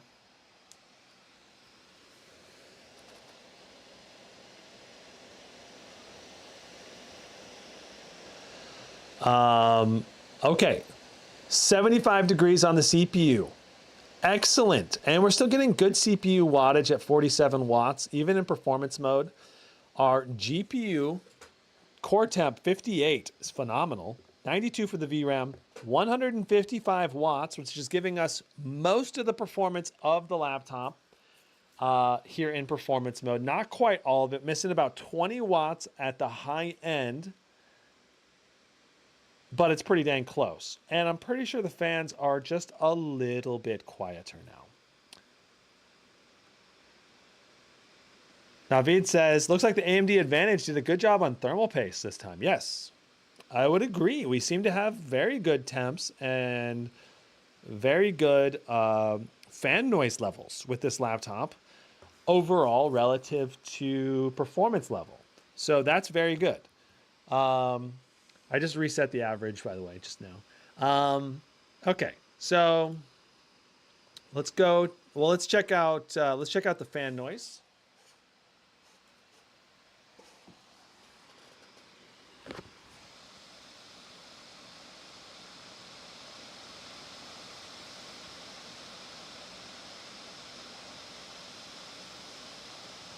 So like 49.9 decibels here in performance mode. Let's go to balanced.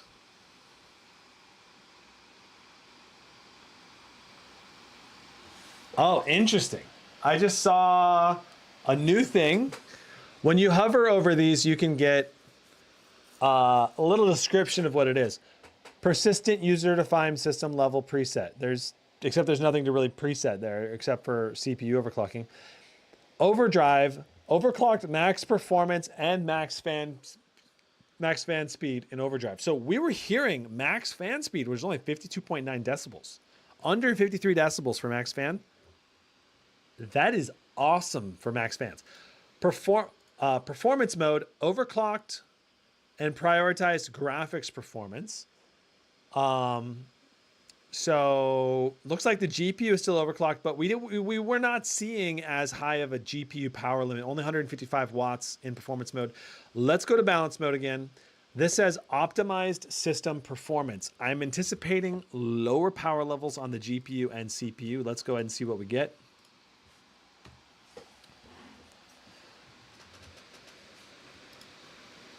Balanced mode is engaged. Let's see what we were at.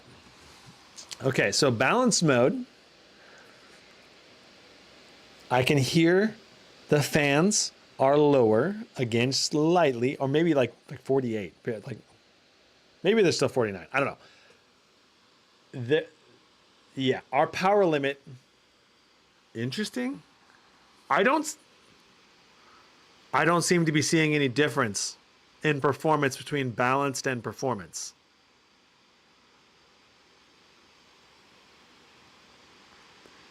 It seems like the fan noise got a little quieter, but we're still only doing 158 watts to the GPU, 2,000 to the boost clock, 45 watts to the CPU. Interesting.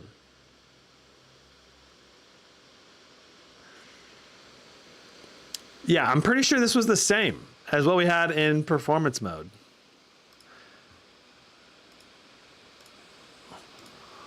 Switching back to performance mode. Fans are coming on a little louder again. The boost clocks look the same. I don't think there's any difference between balanced and performance mode. Why does this extra mode exist if it's the same? So that's pretty bad. Let's go ahead and go back to balance mode.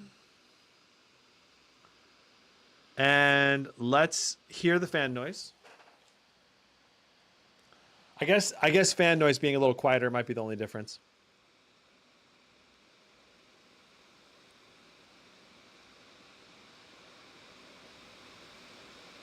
.1 decibels for balance mode. Performance is the same though. So very interesting. So we're going to go to quiet mode now.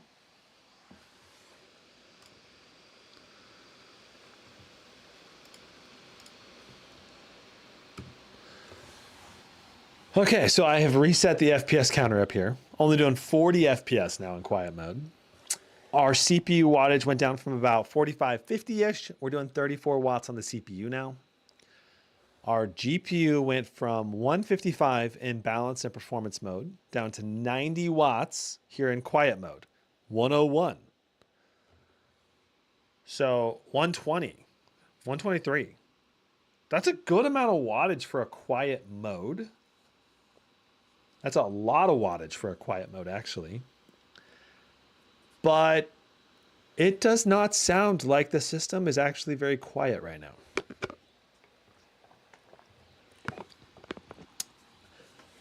Maybe just a little quieter. All right, so let's go ahead and see what the quiet mode decibels are.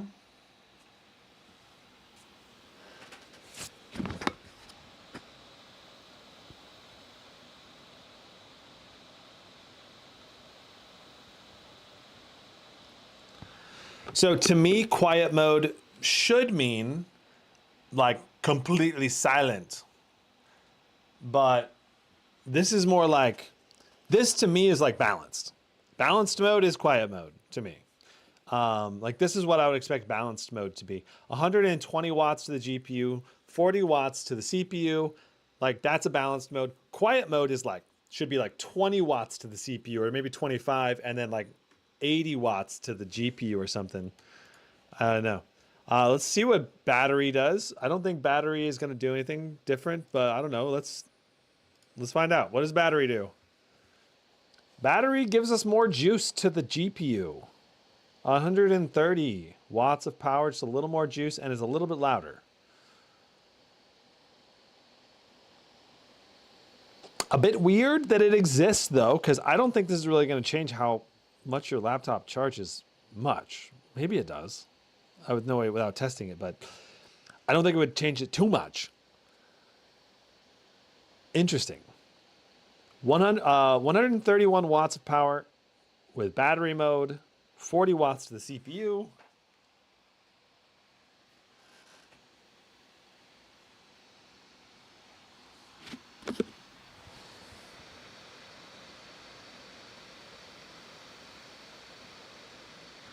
.2 decibels in battery mode. Super weird that it, like, I would say axe battery mode, make a quieter quiet.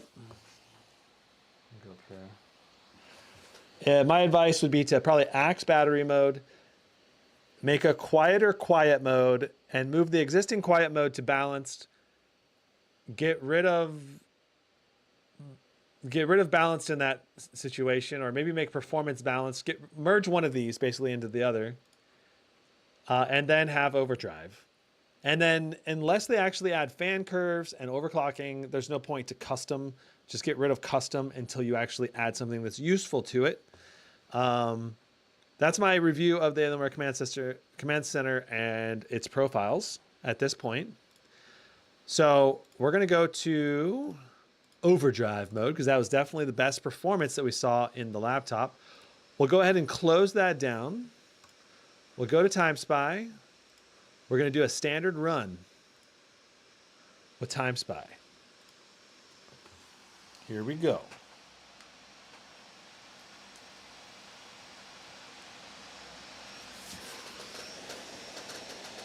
Mario97 says, awesome thermals. Totally agree. Especially for the fan noise level. A lot of Intel and NVIDIA laptops these days are doing 58 to 60 decibels on max fans. Somehow Alienware made this thing quieter. It honestly doesn't feel like the fans are even spinning up to maximum, quite frankly. I feel like they could go louder, or they went louder on the old Alienware M18 with a NVIDIA GPU. But shouldn't that be a very similar cooling system in that laptop? I don't know. That's a little confusing to me.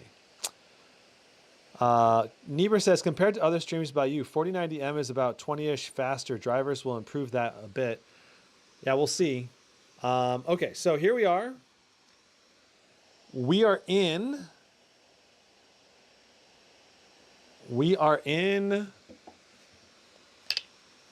TimeSpy benchmark. Good FPS right now here in this benchmark. Niebuhr says that it's about 20% faster with a 4090. I think that's about accurate. Depending on the 4090, if you have it overclocked, if it's a max power one, if it's stock clocks, then I would say the 4090 is probably only about 10% faster. Maybe, I don't know, it depends. But yeah, this thing is cranking. 122 FPS in TimeSpy is not easy to do. And our 1% low performance so far has been very, very good. 91 FPS. So that's great to see. 172 watts of power. And we were doing like 2150 to 2200 on the GPU boost clock, which is very good. I don't know which way is going to be the best to overclock this Radeon GPU. I did not see any overclock options in Afterburner.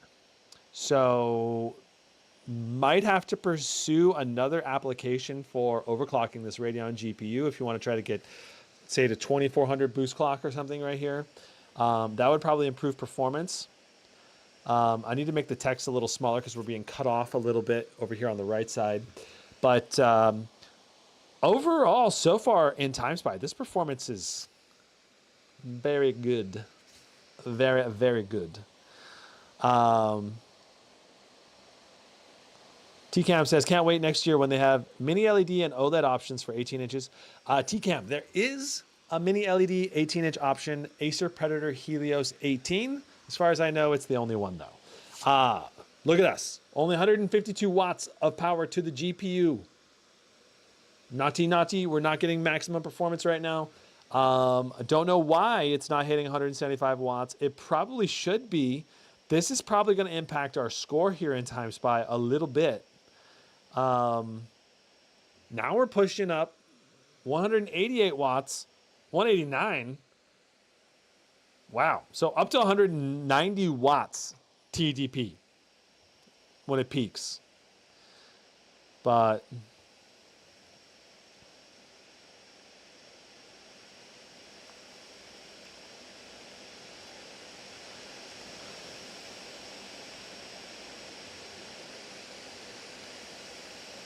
all right, so 110 watts of power, 93 degrees on the CPU, very quickly shooting up to a high temp there.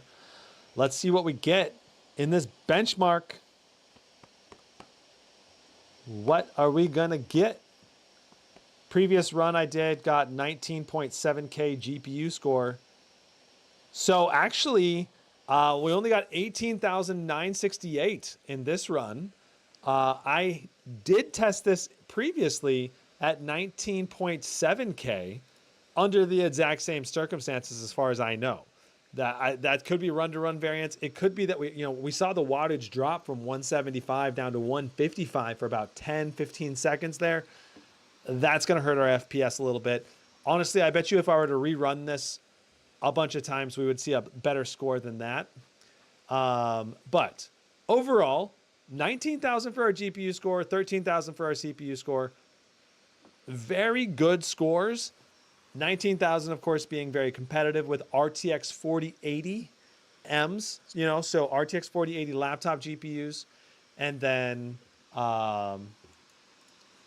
the 4080s obviously can go as high as maybe 20,000 when you overclock them, but most of them score between 18,000 and 19,000 stock clock. So this is on the upper end of the 4080s, very, very close to an RTX 4080 in terms of time spy performance.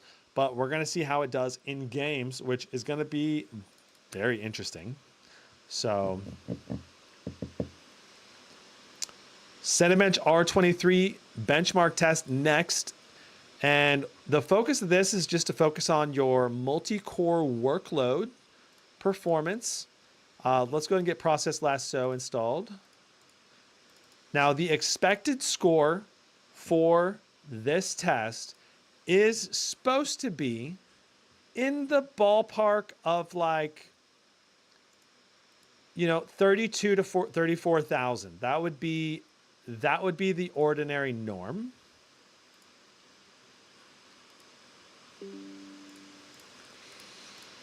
Okay, so for this test, we'll just close down Steam and Afterburner real quick. And let's also, while I have this open, let's go ahead and turn down Reva Statistic Tuner. Let's go to 16. Okay, cool beans. All right, nice. All right, so let's go ahead and get HW info. There we go. All right, we'll go up to the CPU section here.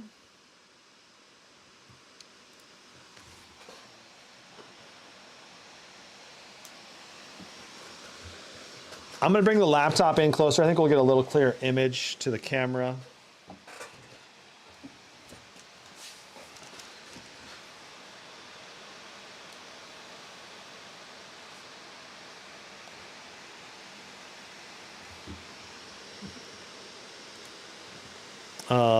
Is there a way to...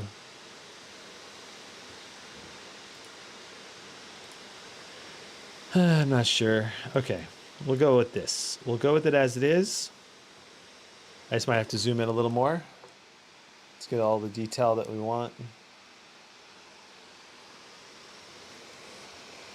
Okay, so let's go ahead and just do one run.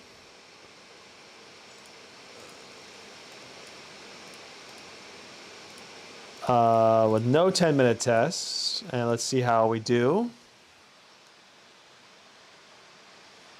So 16 core, 32 thread. This is a super powerful CPU. One of the most powerful, if not the most powerful, multi-core threaded CPUs in the market. Better than the i9-13900HX typically that we've seen in other laptops tested. I have no clue what we're going to get right now. It may not be as good or it may be better. Wow. Okay, so 34,800.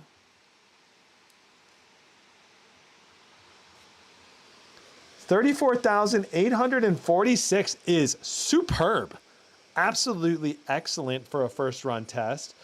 Let's go ahead and see what our clock speeds and boost clocks and all of that is. Okay, so I've reset it. We are doing 96 watts of power. No, 136 watts of power to that CPU. We're currently cooking at 89 degrees with temps rising fairly rapidly. 90 degrees, 34,300 for our second run. We're going to look at our clock speeds here as well. Let's go ahead and take a look at our average core effective clocks. So, current clock speeds on all 16 cores, 32 threads, 4.59 gigahertz across all of those cores. Really, really phenomenal core clock speed, 33,895. Of course, the more I mess around in HW info, the less score we're going to get. And I did use Process Lasso, which is going to prioritize Cinebench R23 to give us, as consistent as performance as possible. So the HW info doesn't affect performance as much. So 4.6 gigahertz across all the cores is just really, really great. 34,000 again. Phenomenal. Our maximum temp has reached only 92.9 degrees Celsius. That's really good. Very, very good. Finally, I got an Alienware computer that did not thermal throttle immediately. 33,991. And it's cranking. We are cranking run after run here. I would not be surprised if we dipped into the 95-degree temperatures where we thermal throttle a little bit. But right now, this score is insane. It's so good. For CPU performance, this is better than anything you're going to get on an Intel i9 unless you undervolt the Intel i9. So we've done like 7 or 8 runs. Let's go ahead and just let this sucker run all the way through, and we'll see what we get. And this will give us like kind of a good throttle score test example. But kudos to Alienware for letting the CPU run properly. The Alienware M16 I tested, the CPU is thermal throttled to like 60 watts. And we're actually seeing consistent, good CPU performance here. Okay, so I'm going to unplug the power plug. We've unplugged the power plug. And we are going to see what we get in battery-only mode. All right, battery-only run. Here we go.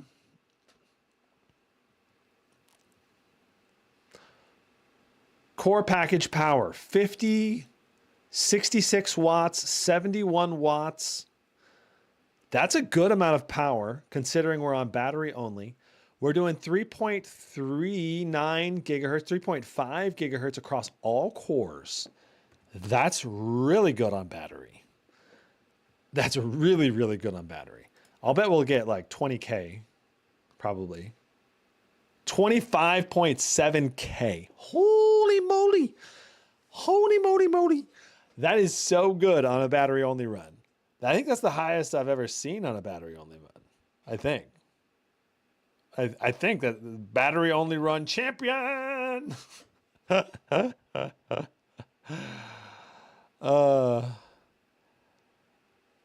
says liquid metal makes the laptop performance go down the drain after only 1 year. I would disagree with that. The laptops I've had with liquid metal have not had problems after only 1 year. If it's a good application, 27,000 on battery. That is insane. Okay, last battery run, just because I want to see what it can do. Maybe if you have a bad liquid metal application and it's not sealed correctly and maybe it's like drying out, maybe then it'll be ruined. But in that case, I'd probably be more worried about the liquid metal spilling. But if you have a good sealed liquid metal application, I don't think you're going to run into issues for a long time. Asus told me they rate their liquid metal application for 10 years. So I don't know. All right. 27,000 for a battery only run is so good. You could literally, like, that's literally almost as good as the i9 on full power. So really knocked it out of the park with battery only performance on this Alienware laptop, that's for sure. Okay, trying to make sure that we're plugging into the right adapter port. Okay, cool. All right, so next up, time to get gaming. Apex Legends time. All right, so again, I want to mention driver issues. This is an outdated driver. I spent several hours trying to install the latest drivers directly from AMD, downloading them from AMD, installing them, and as soon as you install them, the whole display turns black. Like the internal laptop display turns black. There's nothing here, but it's not immediate. It takes like 5 to 10 seconds after you install the driver, it goes black. Super weird. And then in order to uninstall the driver, I had to use an external monitor, plugged in the external monitor, uninstalled the driver, reverted back to the default drivers from Dell. That's what's currently being used, okay? I spent an hour and a half on Dell technical support. They did not have a solution for me. They did not have any updated drivers for me. They're aware of the issue and they're trying to resolve the driver issue, okay?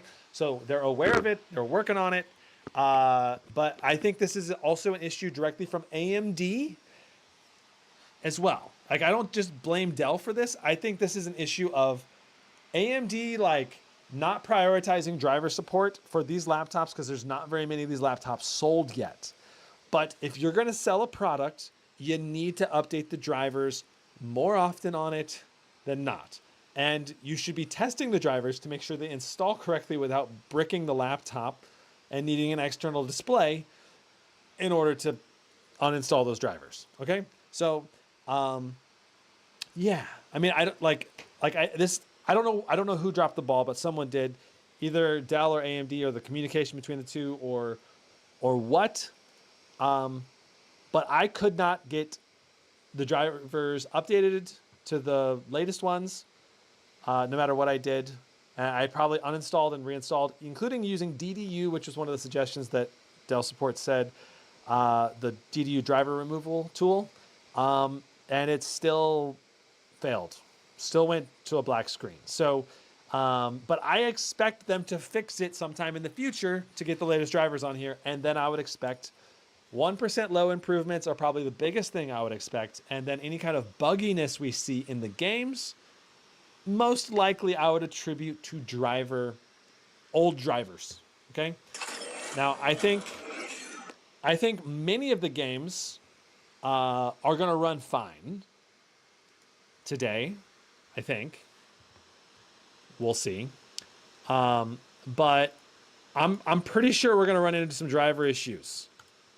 Pretty sure, like about 90% certain, because in my initial testing, I saw some weird 1% low stuttering in like 2 or 3 different games. And, but we'll see. Maybe it'll be better than I'm anticipating. Maybe it won't be. I don't know. So we're going to start with high settings in Apex Legends. All right. High settings, Apex Legends. We're going to unfill teammates, go to firing range, go. Okay, checking chat while we're loading in here. Naveen says 27K on battery. God damn. Yeah, it's pretty insane.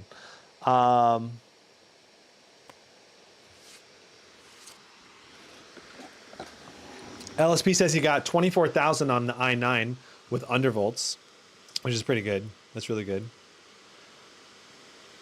Absolute asks, have you heard anything about the mobile RTX 4000 series available in 2024?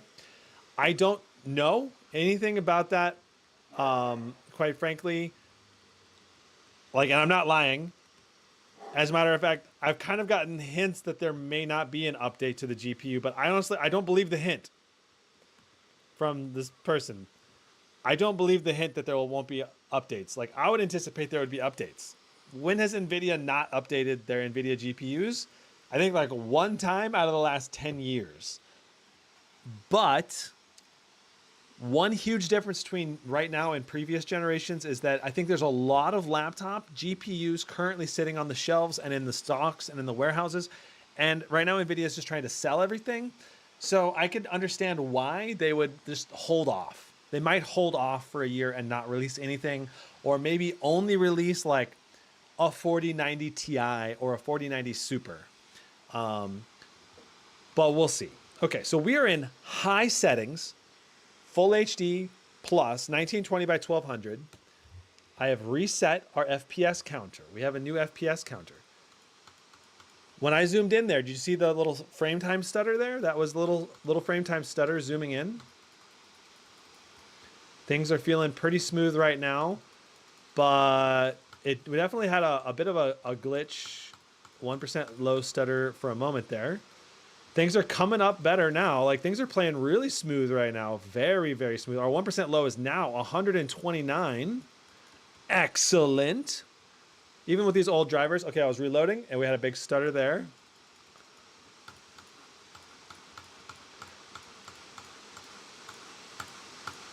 Okay, in terms of looking around, like, I wish I could record this in slow motion and show it to you guys, but it is very smooth. Obviously, this game is not doing 480 FPS because the game engine literally limits it to only 300.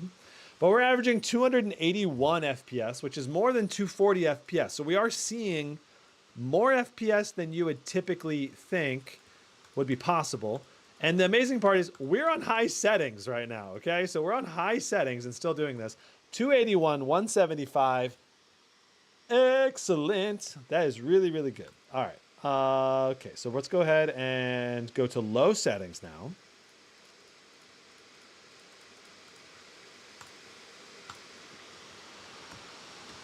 We're in low settings. Let's see if that changes anything.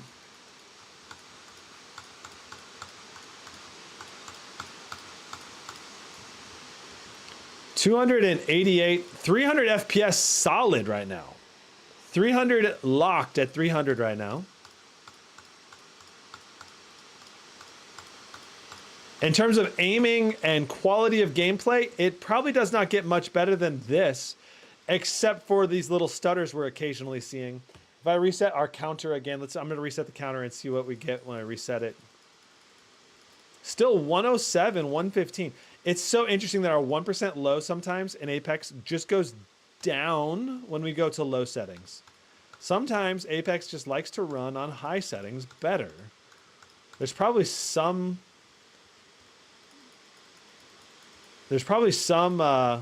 something. Some setting that's causing like a little bit of a hiccup in the system or something on low. I don't know. 297, 133 for low. I mean, it's phenomenal. That is really good gameplay experience. Does not get better than that in Apex. That is peak Apex performance. It's Apex performance. Oh, wow. Our CPU temp is spicy. 100 degrees Celsius nonstop. Look at that. We are spicing up that CPU. 81 watts to the CPU. 5.2 gigahertz on the CPU. That's excellent. CPU temp, though, definitely spicy. We were loading there in and out of the map. So let's see what we get as we play this match. Using 14.9 gigs of RAM out of 32 gigs of RAM. Our GPU temp is 55, which is super low. 84 for the VRAM. 140 watts of power to the GPU. 2200 for the boost clock. GPU utilization is at 74%, which means that we are CPU bound right now, which makes sense. I mean, we're playing, a little bit older title with full HD settings, so I would expect to be CPU bound.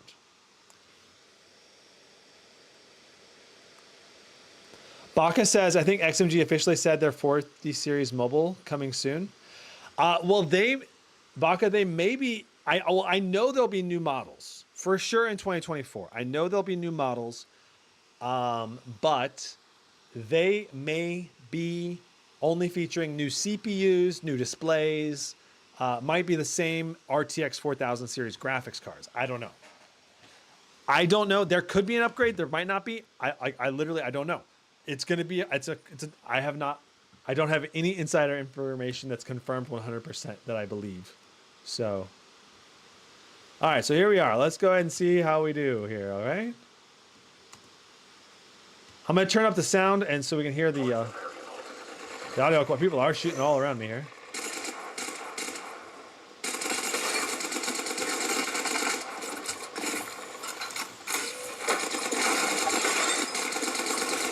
I'm shooting at two different people. That's a bad idea.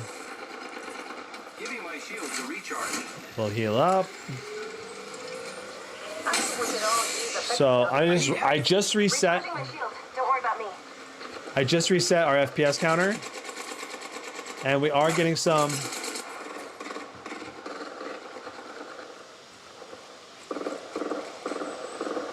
We are getting some little stutters here and there, but very good FPS generally speaking.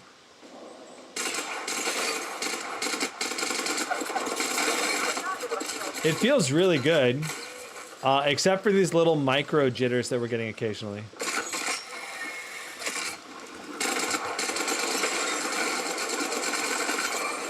Ooh, oh, we got them, but then someone else got us. Okay, my team is winning. We got good teammates.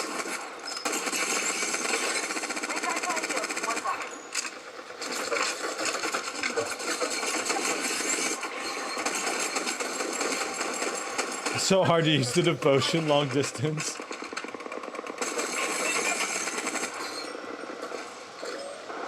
Recharging my shield. My teammates are doing an amazing job.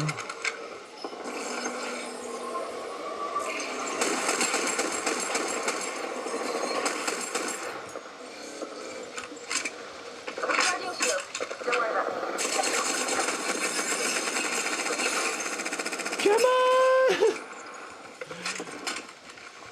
Giving my shields a recharge. I've gotten so many assists because my teammates are finishing them off. Our 1% low performance is definitely my biggest area of concern right now in the game. You can see our frame time graph being a little more jittery, and this is the kind of thing I'm talking about in terms of frame rate performance. I would expect improvements.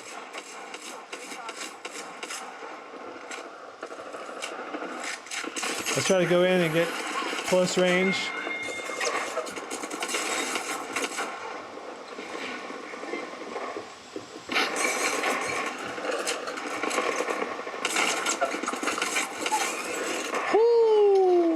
Shotgunned him.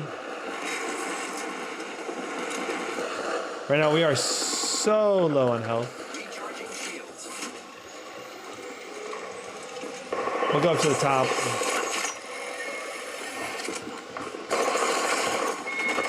Oh, I got wrecked. Not even sure where they shot me. 277 FPS is excellent. 80 for our 79 for our 1% low is not that great though. I feel like we could definitely get a lot better for 1% lows. Again, could just be driver issues.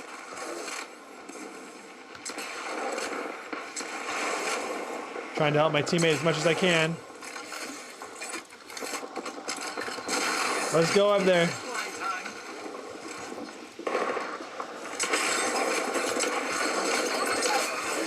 All right, got him.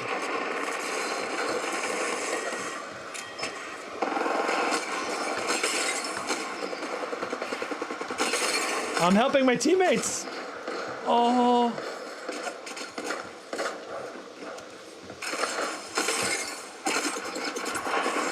Yes, we punched him to death. That means he goes back a level. All right, so my team is number 1 right now, 20. My teammates are carrying me. It's great.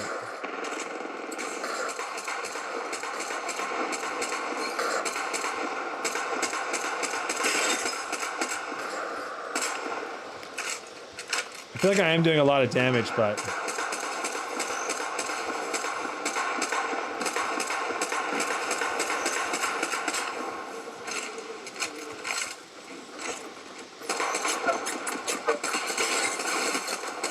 yeah. All right. Wing dinghy time.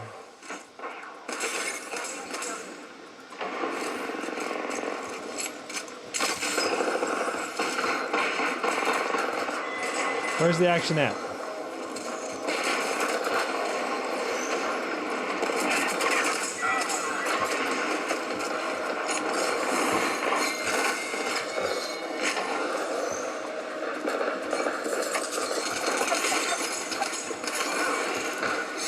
Woo! Come on! No! Okay, so we gotta get a knife kill, and that's the end of the match. Very fun playing on this laptop overall. I just wish 1% low performance was better.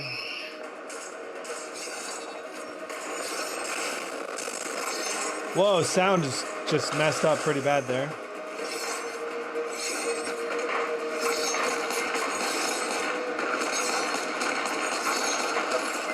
It's very hard to hit someone from long distance. I'm gonna turn it down because this guy's mic's going crazy.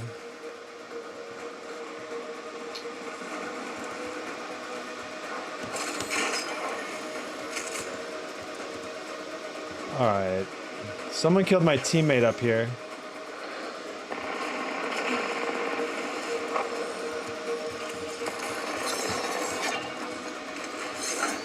Ah.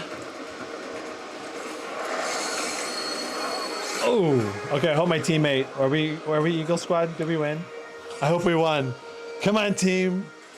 Let's win with the esports laptop. Let's win. Yeah, we won. GG. All right. So yeah, 80 FPS for 1% low, not amazing, but overall performance was good. Definitely good. I did definitely notice the stutters here and there though, which is a downside. Okay, so Call of Duty. It's time for the Call of the Duty. Checking chat. What is the VRAM for this GPU? It is 16 gigs, I believe. I believe we got 16 gigs in this guy. Let me double check. Well, I suppose we could check with HW info right here, right? Where would we see that?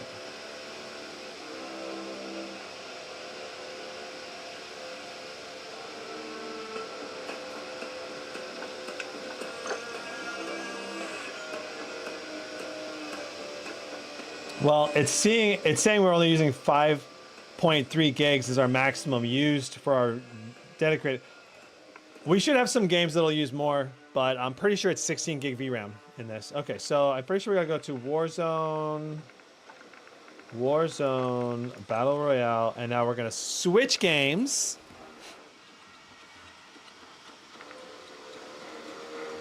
And then we're gonna have to restart again, and then we're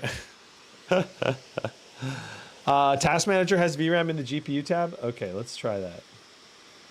I'm pretty sure it would come up with HW info if I brought it up in summary mode.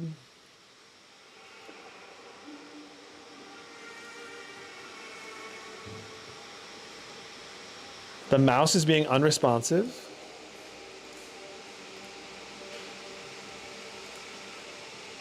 GPU, yeah. 15.6 gigs of shared GPU memory. 16 gigs down here. I believe that's shared between the integrated and the dedicated GPU is why it's saying it's shared, but 16 gigs.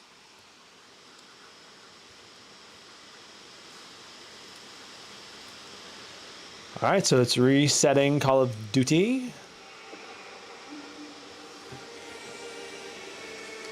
Henrik says 7900M has 16 gigs of VRAM. That's correct. That's what I thought. Onar says 4070 Super with 12 gigs of VRAM would be great, but that would kill the market for the 4080M. I don't know that it would kill the market for the 4080M. I definitely think there is a gap in the NVIDIA lineup. Let's say for like the Time Spy score of like 15 to 16,000. That's where like a 4070 Ti or 4070 Super would be an excellent slot in, you know? So I would say that would be a great move for NVIDIA to pull that off and add more VRAM to a mid-range GPU.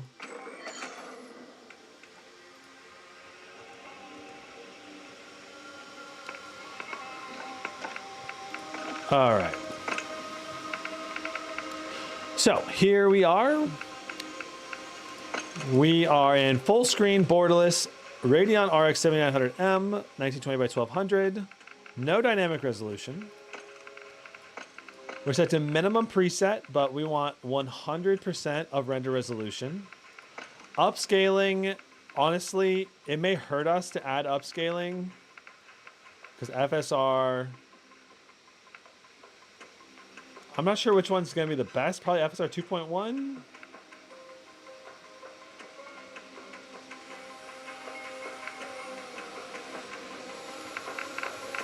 I don't know. I suppose we could try turning it off and seeing if we get any improved performance.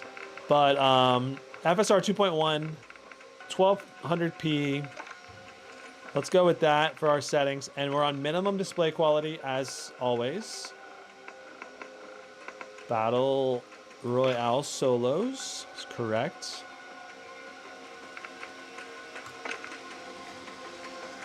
We are using 17 gigs of our regular RAM right now.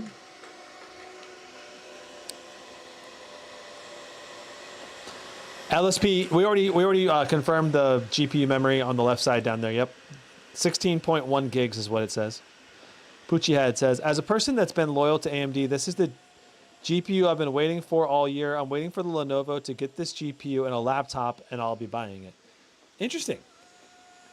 Well, we'll see how well this thing performs in all the various games today before I can know if I can recommend it or not. But at the very least, we're getting some good performance in some ways. Like the main issue being 1% lows so far in Apex, but the overall average FPS, phenomenal, which is expected. We're expecting to get very high FPS in Apex. Again, notice our temps, 88 degrees on the CPU, pretty spicy. Pretty spicy temps, but we're not thermal throttling on that CPU. GPU temp though, 50 degrees Celsius, super not spicy, which makes sense because we're only doing 85 watts, 37% GPU utilization.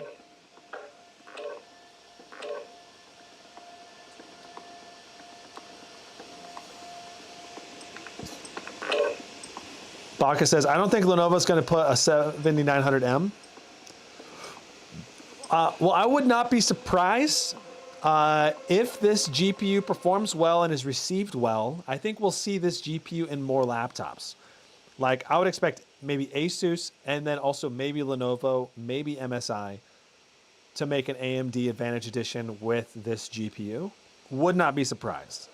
But I've not heard anything confirmed otherwise, you know, so... Lenovo did release 2 AMD Advantage laptops late 2022, so it could be possible. Yeah, I think it's possible, but I would not say it's likely at this point, is what I would say, you know? Certainly possible, though. Warm up while you can. We will deploy soon. Okay, so ideally, hopefully we can get at least 134 FPS. That would be my target. Soldier incoming. I know there's someone that landed right up there.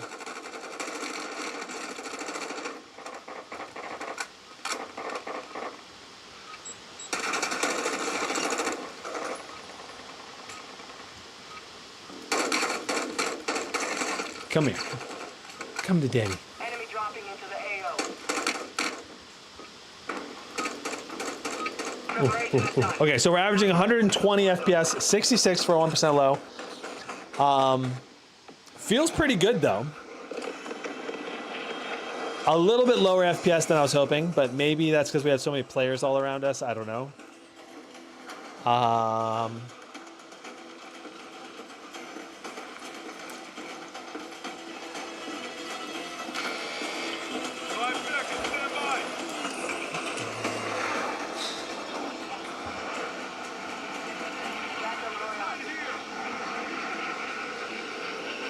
All right. 110 FPS in Warzone so far. Previous Ryzen 9 7945HX testing at QHD resolution. Again, it's a CPU-bound game, so it's heavily dependent on what, how well the CPU is running. I was expecting around 135 FPS if everything's running correctly and well.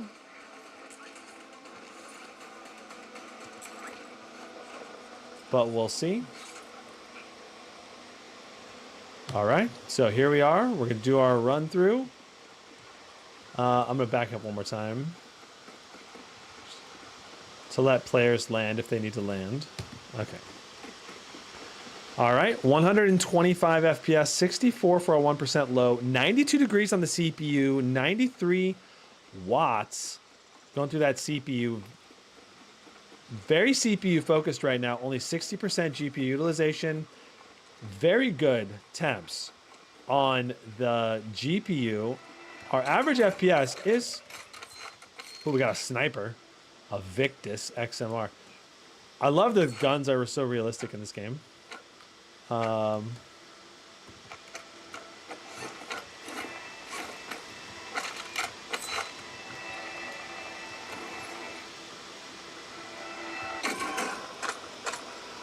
Okay, I can definitely hear some audio, left-right audio separation here. Wow. Very clear left-right audio separation. I can hear what direction the chest is coming from.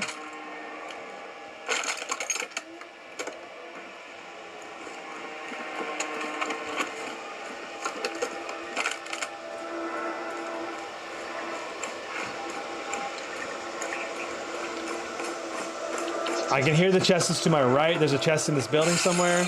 Right here, there it is. Yeah, there's very good audio separation with this laptop for speakers. And the speaker's getting very loud in-game as well. As you know, that is a very important aspect of the gameplay quality. Is you need the speakers to be very loud if you want to have good gameplay quality.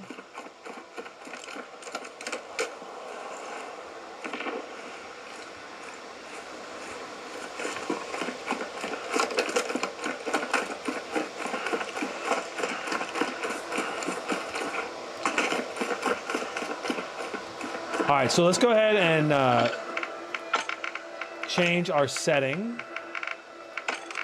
We'll turn FSR off and see if that improves our FPS at all. All right, so 125, 122. I don't think it really boosted our FPS much. Notice we're getting these occasional glitches here on the frame time graph. Those are the kinds of things, again, I think a driver improvement would help with.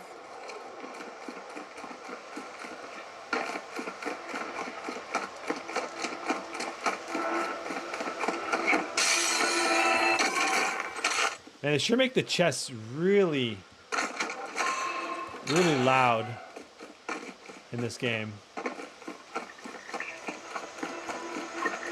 Okay, here there's a chest over here in this building.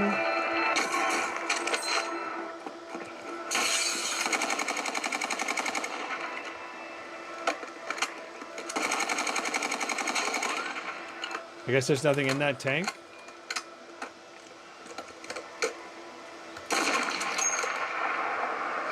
Yeah, I guess it's an empty tank. Oh well.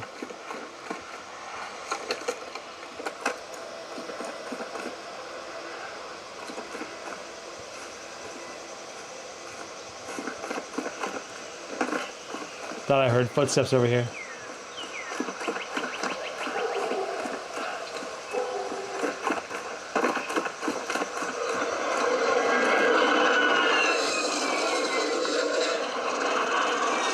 I don't know. All right, there you go. There's some Warzone experience for you guys. 120 FPS, 54.1% lows. Overall, very good gaming experience. About as good as you're going to expect from most laptops, though I got to say the i9-13900HX does do better, closer to 150 FPS, maybe 145 to 155 in the same area. Okay, so next game we're doing is Counter-Strike 2. Let's go ahead and see how it goes, or how it does. Frying some eggs on those CPU temps. That's true. That's true. Very, very spicy CPU temps. But Ryzen CPUs are designed to go all the way to 100 degrees Celsius. And quite frankly, these are some of the better temps we've seen on Ryzen. We've seen a lot of laptops from Ryzen this year that are just doing 95. 95 constant. So, yeah. David, we saw some really good CPU temps in TimeSpy. I don't think the CPU paste is the issue. I think it's a small CPU die or whatever, like where the points of contact are for distributing the heat. All of the Ryzen chips just run hot. They're designed to run hot. It's to be expected at this point, I believe. All right, so video, dust to the background, or advanced video. These are the default high settings, 4x MSA, high settings overall. We're gonna enable developer console.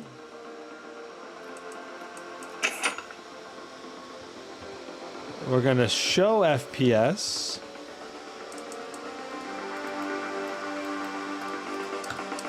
We'll do a death match on Dust 2. So our FPS counter is right here. We cannot use Afterburner as an overlay. Let's roll.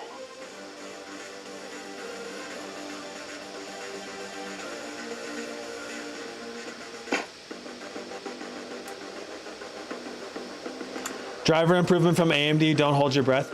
I think 1% low is going to be probably massively improved, would be my guess, with the driver update. But I would not expect a big driver update to improve average FPS by much. Unless it was just really, really bad. Okay, so we're hitting 400 FPS frame rate maximum.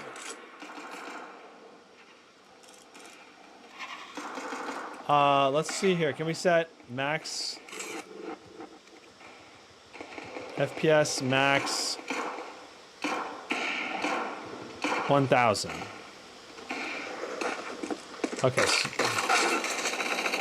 So I am noticing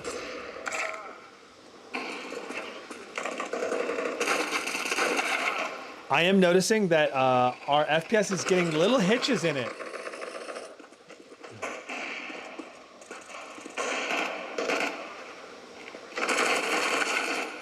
Little 1% low hitches. Just pay attention to this. Look for it to drop below 100.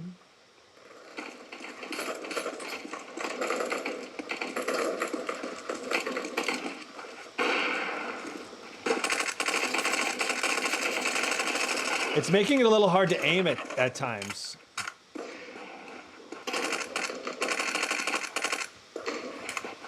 Oh, that had time to reload.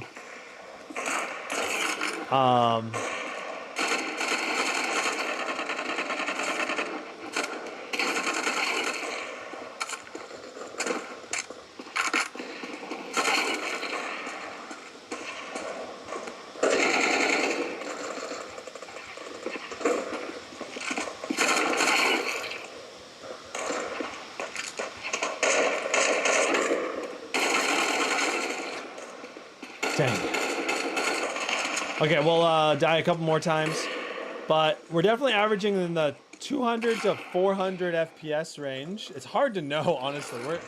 We're hitting very high FPS, and we're definitely taking advantage of.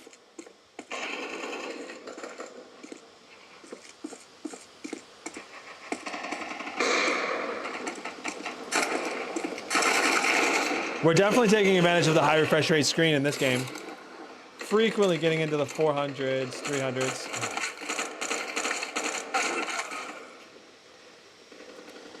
Let's just see. I'm curious, what does our FPS look like when we go to like low settings? If we go low defaults.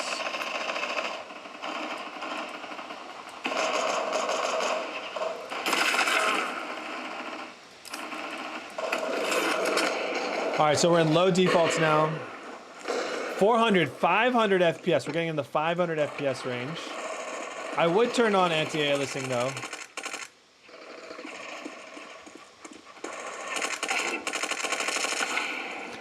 It's not worth playing the game without anti-aliasing. So 500, 600.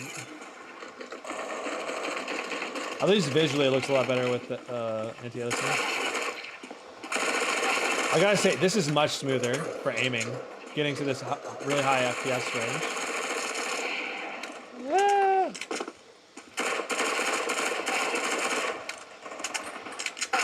Oh, oh, he hit me in a one banger.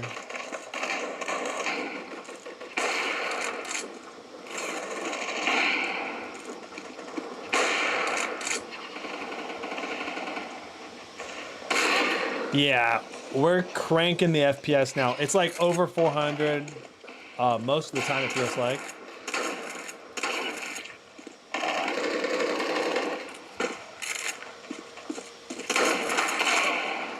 We just had a 1% stutter there. Oh, God, okay. All right, we're going to exit the game. That was fun. That was a really good experience overall. Again, little 1% stutters. Not sure where they're coming from. Definitely affected Apex Legends. Definitely affected Counter-Strike. Moving on to God of War. Let's see how we do in God of War. Okay, checking chat.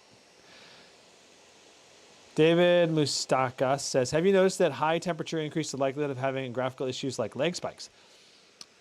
Good question. It can. It absolutely can. And that may be what's causing the issue here. It could be with the 1% low stutters. It might be better, for example, to keep the CPU at a lower wattage to prevent those stutters if that's what's causing it. So like little thermal throttling causing the CPU clock to drop down and stutter, but it's hard to know. All right, graphics, 1920 by 1200. FSR is on quality. Okay, FSR is on quality. Graphics, we're gonna go to ultra.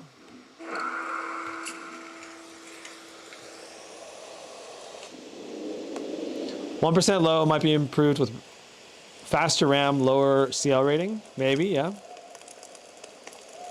Callisto says, I feel like that's the nature of this game. Even I get that. That may be true. CSGO can be a bit stuttery at times. Okay, 108 FPS. 1% low is like rocking right now at 77. Okay, and I gotta be honest with you guys. I would probably, I don't even, on an 18-inch display, 1920 by 1200, I'd probably do this. I'd go down to no FSR. Because that gives me sharper details right here. This is a lot more comparable to a QHD gaming experience that's upscaled on a 1080p display. So this is the way I would go. And FSR may not even give us that much more FPS. And again, I gotta say, these speakers are so loud. They weren't very good at music, but for games, they seem to be really good. All right, we're gonna do it with FSR on quality for our test.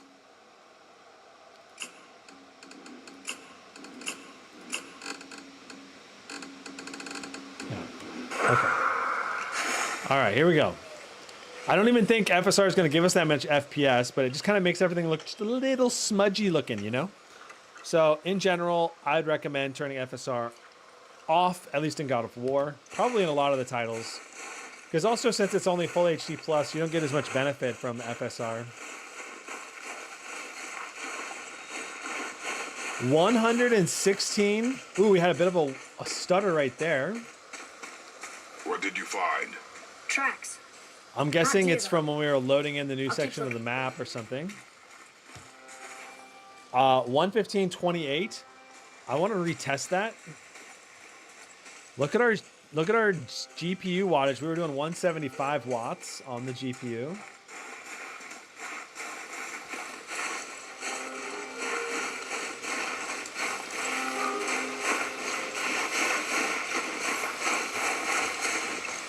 All right. Redoing the test now. Let's see if we get the same stutter. 182 watts to that GPU. Jesus. Look at our GPU boost stock. 2445. Phenomenal. 120 FPS. 105 for our 1% lows.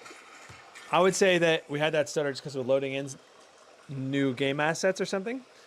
Overall, really good performance. I don't know what do we get? What do we get on a 4080 at 1080p? Do we know what we get? I don't know. I got to do a side-by-side with a 4080 laptop, with this laptop. But if you really want high FPS gaming, just go down to original graphics settings. Visually, it looks, well, it's not even that much better. Well, let's see. What do we get? What are we getting? Okay, so new average. Whoa. Okay, so we're not really getting much of an improvement going to original graphics settings because now we're being CPU limited. Some more 1% lows right there stuttering. But overall, this gameplay feels solid, really smooth. Well, yeah, we get just more 1% low stuttering that I think would be fixed by a driver. 147 FPS, 139 for our average. I'm not even moving, and we're getting little stutters here. I moved the mouse left and right, and a little stutter, a little stutter. Oh, look at our CPU. Our CPU is 97 degrees, 75. I think this stuttering may be being caused by thermal throttling on the CPU. Let's go to Alienware Command Center. Let's try performance mode instead of overdrive. Maybe that'll tame down our CPU.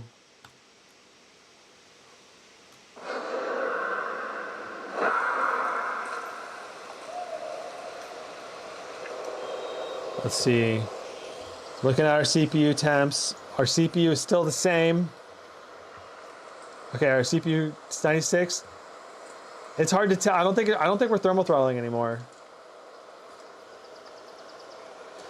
Yeah, it's like when I turn the mouse, it's like trying to load in new assets. And I think it's GPU. I think it's GPU related 1% low stutters. Like we're having drops in our GPU wattage is what it is. Which could also, I guess, be CPU because of CPU bounding. Our CPU clock speed, this is not updating in real, at fast enough polling rate to really get a good idea of if it's lining up exactly.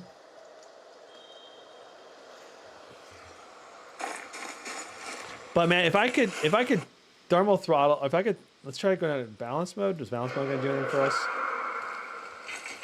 What I want is 50 watts here. I want 50 watts to the CPU. Let's try quiet mode. Quiet mode. Finally dropping our wattage down low enough on our CPU. Quiet mode drop. Like I wish I could control. Like this is where Alienware Command Center kind of sucks. You can't control your CPU wattage like you can, for example, an Armory crate from Asus. All right, and I'm resetting. I have reset our timeline here. Look at that. Boom! No stutters anymore. Quiet mode providing a better gaming experience than overdrive. Alienware, are you watching this? Please fix your laptop because you got the CPU cranked up a bit too high, causing thermal throttling. The thermal throttling is causing 1% low stutters. We found it. We have found it. I mean, look at this. This is such a better gaming experience. Such a better gaming experience. Absolutely.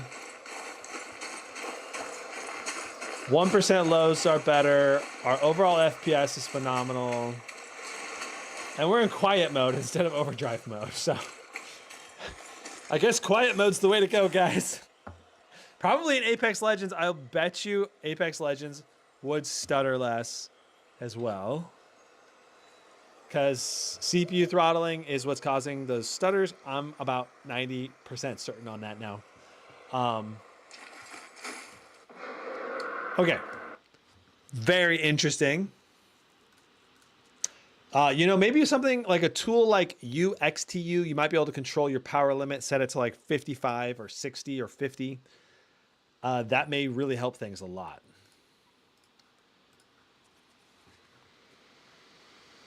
So very interesting. Okay, next game is going to be Cyberpunk 2077. Z Tomasi, are we going to try undervolting? Not today. I very well may try to do an optimization live stream with this because it's brand new hardware that's different than what we had before. But it's the kind of thing I got to spend some hours learning, getting more experience with before taking it to a live stream. So I need to do some testing. Like I would love to be able to set a custom power limit in Alienware Command Center. That'd probably be my #1 desired setting right now out of all of them. Because look, we're just like thermal throttling.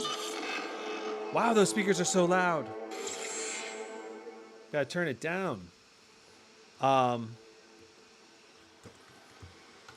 Because right now we're thermal throttling a lot with the CPU, and that is causing stutters. For sure, it's causing stutters. So, what we're doing today is trying to see what is the experience like with this laptop out of the box, and trying to make assumptions based on that. Okay, full screen, 1920 by 1200. graphics card, ray tracing on Ultra. There is no frame gen, and there is no FSR 3.0. So we're going to do FSR on quality. Though I would probably, again, I probably wouldn't even use FSR at all. So Ultra settings, ray tracing on Ultra. Let's see if it's playable. I hope it is.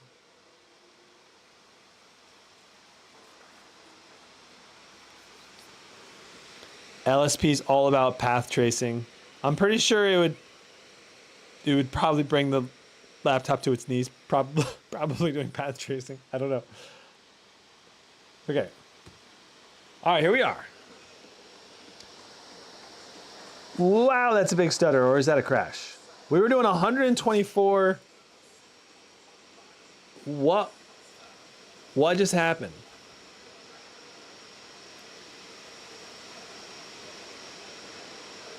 What just happened? We were doing 124 FPS. And now we're only doing 55. What in the world just happened?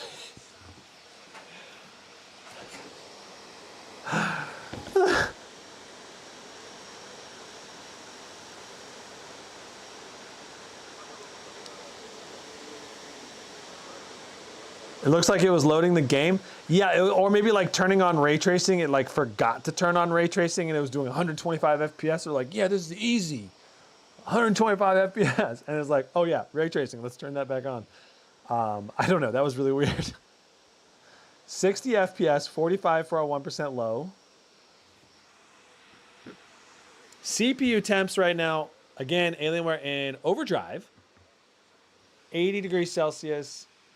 CPU doing quite good. Max FPS was 145. So weird. Britt Allen says, I miss your raw streams. I'm glad you enjoy them. I'm glad you enjoy them. You can see the driver version 2240.76 right there. Wait, let's go back. DLSS is not enabled. Ray tracing is enabled. Ultra settings. Ray tracing overdrive will do it. We will do it. What ray tracing on ultra overdrive?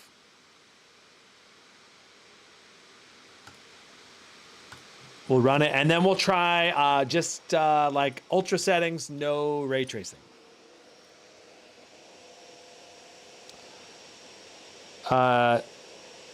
Gray White Chuck says something blue like the driver. That could be. It could have been like a driver crash. That was a pretty bad crash.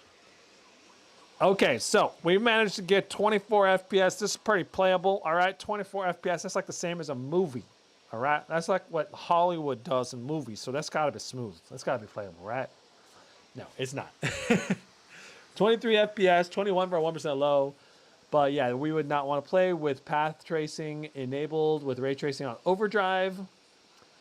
Definitely not. At least we haven't really suffered from 1% low stutters at all. That's good. Look at our GPU wattage, 184. We're hitting into the 180s on our total GPU wattage pretty often. So, I mean, I would say it's fair to say this is like a 185 TDP GPU. At least at times. Look at our GPU clock, 2500. Very interesting that the GPU clock is so dang high. I guess ray tracing puts it into overdrive. All right, 24.8 FPS. Let's go ahead and do, and that's at 1080p. Let's go to just ultra settings with FSR and quality. I mean, if I were to actually play this game, let's just set it to what I would play it with. I would do no FSR ultra settings. All right. This is the settings I would probably try to play the game at. So let's see what we get with this.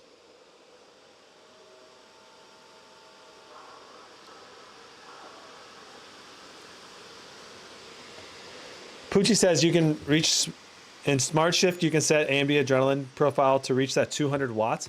Ooh, can we set it to focus less on the CPU and go, like set the max cap on the CPU and AMD Adrenaline? One issue is AMD Adrenalin is not installed with the standard Dell Alienware driver. I don't think. Like, you can't run it. Look at our FPS right now. 132.88 on ultra settings. Or maybe this is high settings. This is high settings or ultra settings. I can't remember. And no FSR enabled, which is giving us, you know, just really ultra sharp image quality.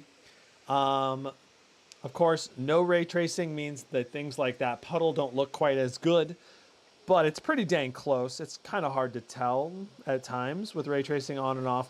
But Cyberpunk is definitely one of the games where I think you can tell when ray tracing is enabled. Look at our stutters. We are getting quite a few stutters now. And look at our CPU temp. Our CPU temp is thermal throttling.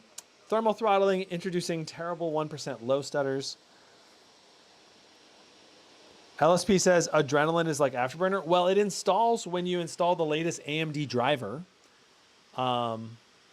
So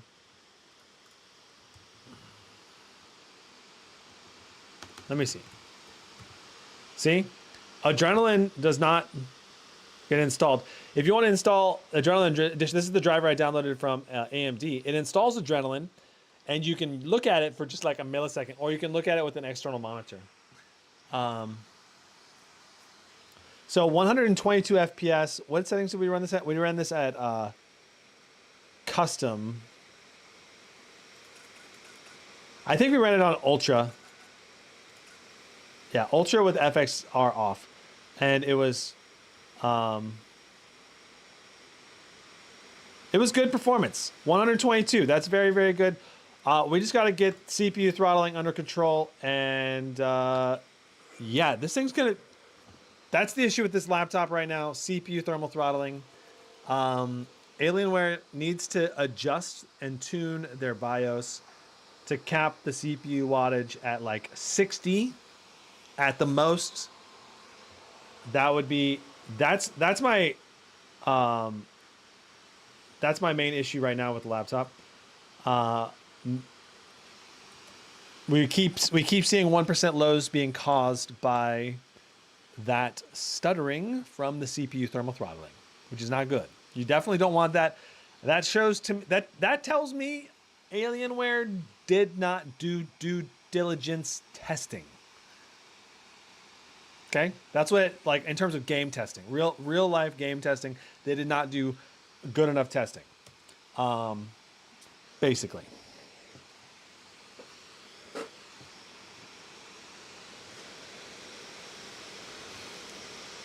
Poochie Head says, you can set it to put more power towards the GPU. You'll need to create a new game profile.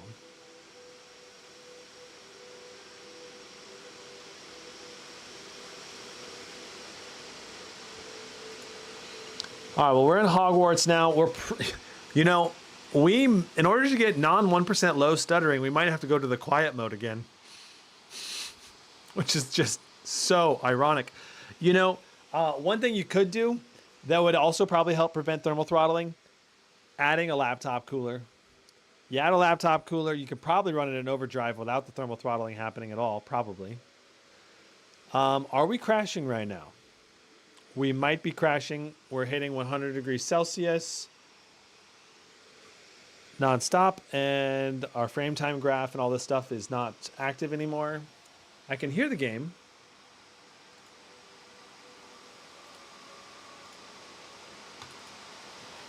But I think we may have crashed.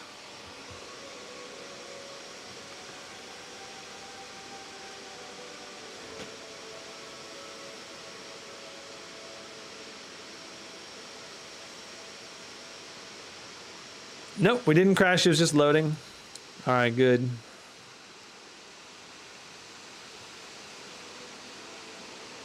Ooh.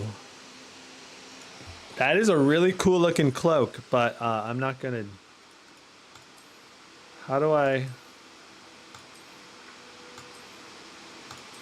Whoa, I'm getting all these rewards. I don't know why I'm getting these rewards. What the heck? Okay. FSR is on quality. We cannot turn frame generation on.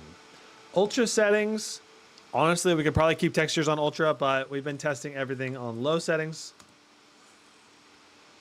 Ray tracing is enabled. It says to restart the game, but you don't have to.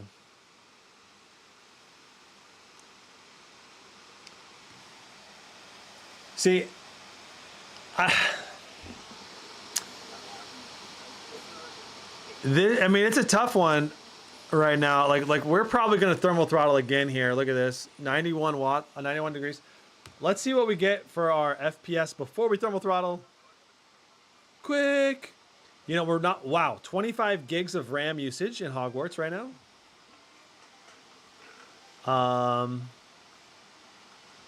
Really good 1% low performance right now. Like, really good. 51. I wonder if that's going to hold up continuously here.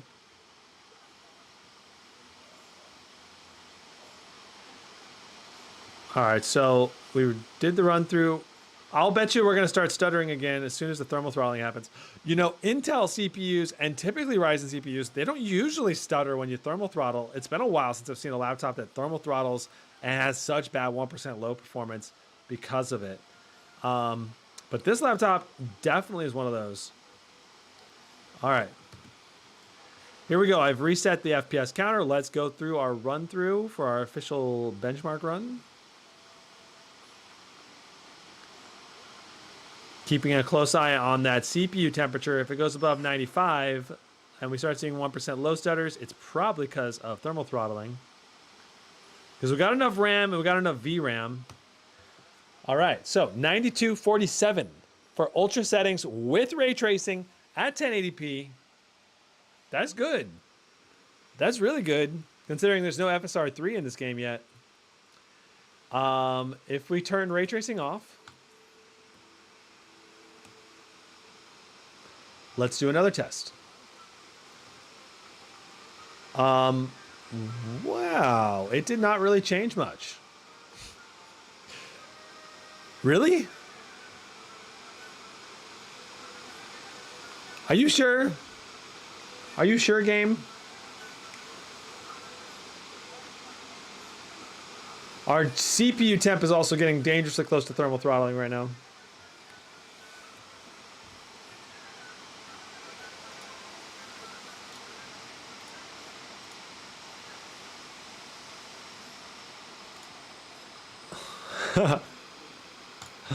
Okay, so I'm doing left. I'm gonna try custom mode with auto boost to 0. What does that do for our? What? The heck?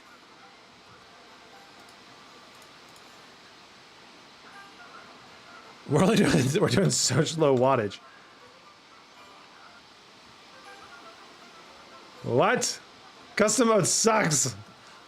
Oh god. Okay, all right, going to let's go to quiet mode.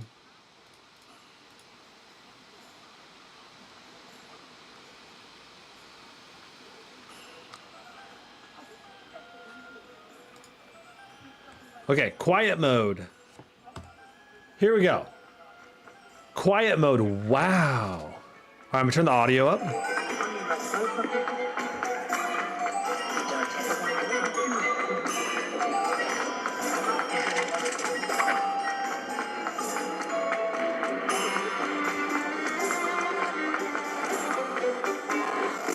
Whoa, that was some bad stuttering there. It was really good until this stutter happened.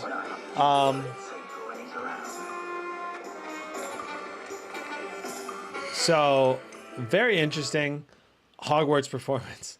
But yeah, right now it's either quiet mode or overdrive mode, depending on if we're GPU bound, overdrive mode's the best. If we're CPU bound, then quiet mode prevents 1% low stuttering. Dead Space is next.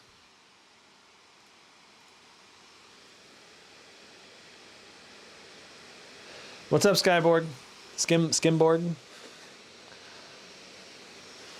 LSP, Dell laptops are known to throttle a lot. I think, well, yes, but also, to me, it's not about the fact that they throttle so much. It's more about what happens when it's throttling, at least in this laptop. Like, we are getting some gnarly stutters because of the throttling. And it's really just a software tweak that's needed. Wow. These speakers are so good at putting game audio through. Very impressed with the speakers for game audio. We want the 480 hertz refresh rate because it's a 480 hertz display. Not that we're going to get 480 hertz. DLSS on quality, set to ultra. Normally we have this on DLSS. Sorry, yeah, there we go. Okay, so quality, FSR, graphics mode on ultra. Though I probably would set it just to TAA or whatever.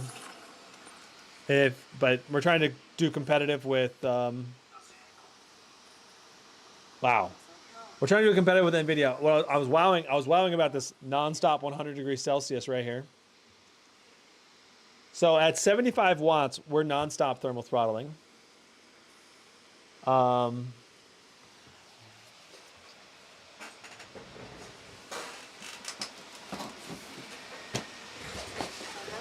I don't normally do this in these streams, but let's see if the GT500 can rescue this laptop from its overheating.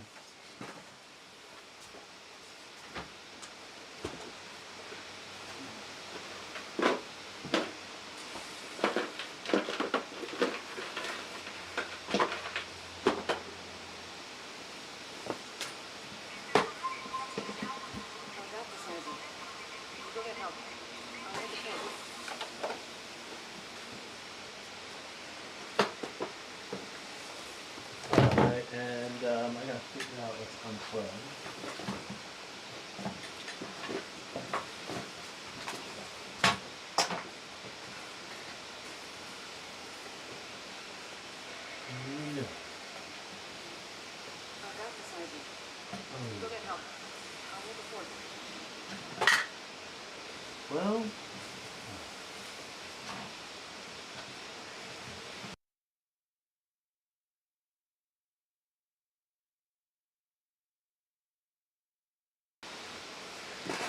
okay, well, let's see here.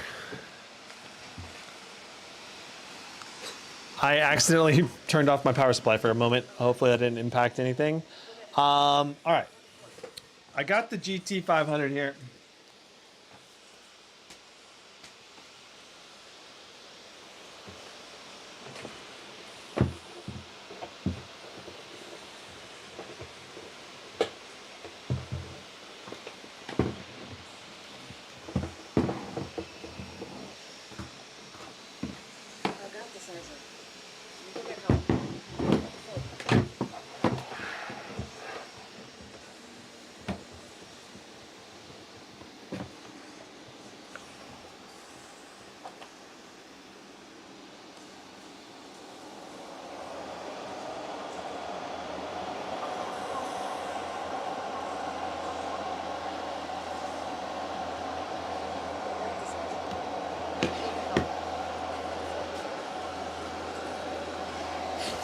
All right.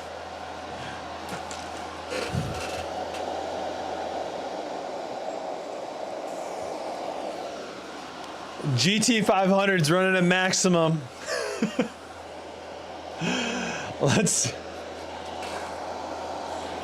Hey, we're not locked at 100 anymore.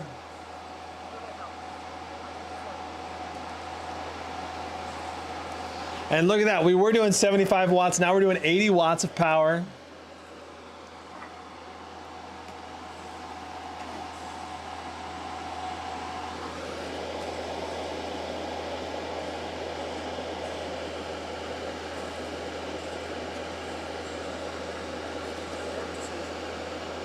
Wow, so the temperature gets better, and then it just uses more juice on that CPU, driving the temperature. Okay, well look at that. Our temperature has gone up, our temperature has come down, and our wattage went up by 5.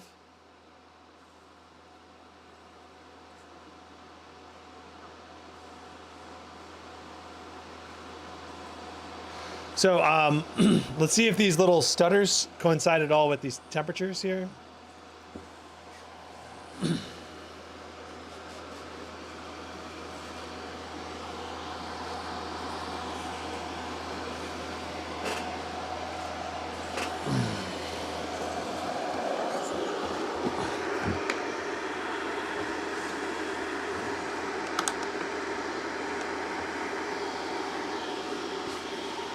I am raising.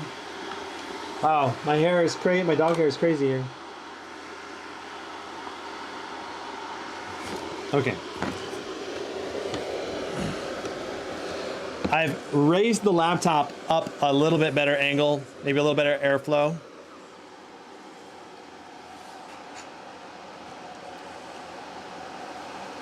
Yeah, look at that. Oh yeah, the GT500 coming in clutch. Look at our frame time graph. Clean frame time graph. 74 for our 1% lows. Holy schmoly. This is a huge performance improvement. Not only did our average FPS go up, our 1% lows went so much better. But honestly, there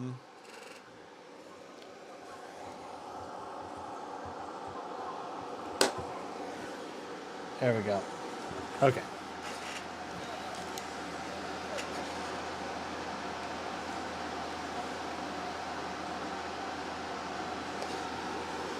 A little thermal throttle right there. Thermal throttling right now.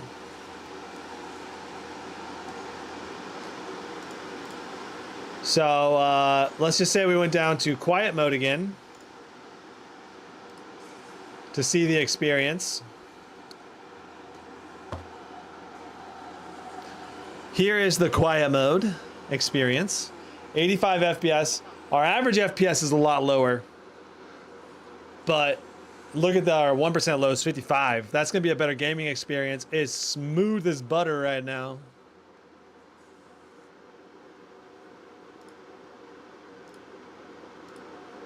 Going back to overdrive again. FPS shoots up 45 more for our average FPS, but it gets all over the place with the thermal throttle. We just need this number right here. This number needs to be brought to like 60, 65, maybe 70 at the most. And they're probably user customizable.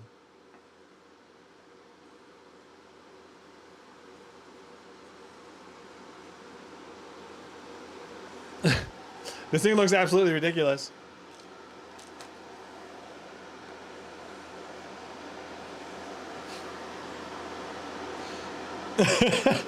I mean, it is huge. Quicksilver says, can you cap the wattage? Not that I am aware of. And that's the issue. That's what I would like Alienware to fix. I would like them to add the ability to customize the wattage. Or at the very least, they need to bring down the default wattage to like 60 at most, probably. When under a dual load. Probably 60, 65 under a dual load. It needs to be the max wattage. Yeah, so our frame time graphs here just really suffering. So even with the cooler, it's still not able to do it. Let's see if balance can do it. I don't think balance is going to help us at all, but maybe. Hey, balance brought our CPU wattage down a little bit. Balance brought our CPU wattage to 60. That's better. Look at our frame time graph. It's nice and clean. Our GPU wattage is also looking a lot better. Okay, so maybe balance is the way to go in this game.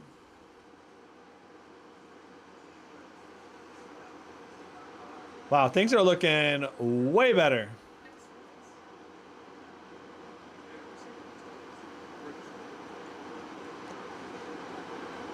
Balanced with the laptop cooler is kicking serious tail right now. is doing really, really good. And I bet we'd have better Apex Legends performance, Counter-Strike performance, all across the board. Better 1% lows everywhere.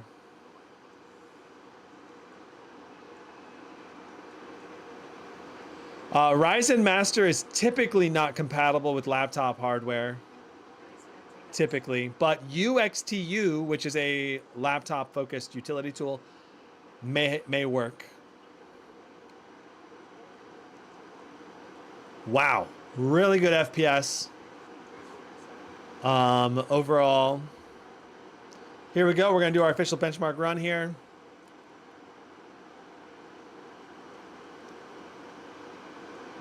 $115 for average, 77 for our 1% low. Truly excellent. We finally are not thermal throttling on the CPU. 61 watts to the CPU. 60, like bouncing around between 60 to 65 watts on the CPU. That's good enough. We're getting good GPU utilization, 98%. So mostly GPU bound, maybe a little CPU bound too. But very good balance in the system right now for not only the performance, but also for the temperatures. GPU temps at 55 degrees is ice cold, quite frankly. Where the CPU temperature is going through the roof. Pretty common in dead space, at least in laptop hardware. But this is a great gaming experience in dead space. And again, if I were to tweak this to how I would play it, I would turn this back to TAA. Probably going to reduce my FPS a little bit, but image is going to be cleaner. It's going to look a lot better for image quality. Wow, we had a big stutter there turning around.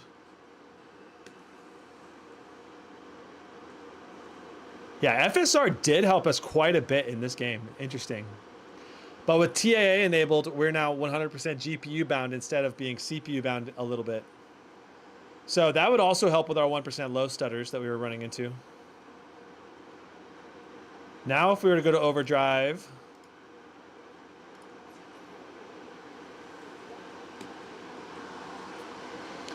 Overdrive really does help boost performance until it starts thermal throttling.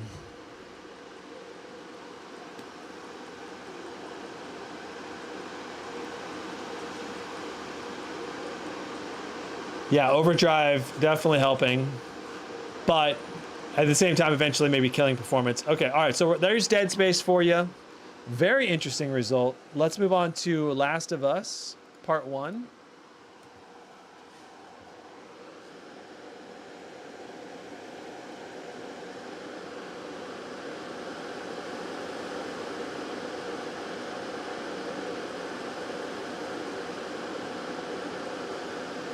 Exademon says, it's incredible that AMD CPUs manage to thermal throttle considering this 5 nanometer node, considering that Intel doesn't get such high temps with a 10 nanometer node.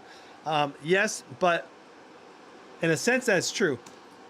But on another sense it's not, because basically Intel CPU heat sink dies, I think, are bigger so they can transmit heat better.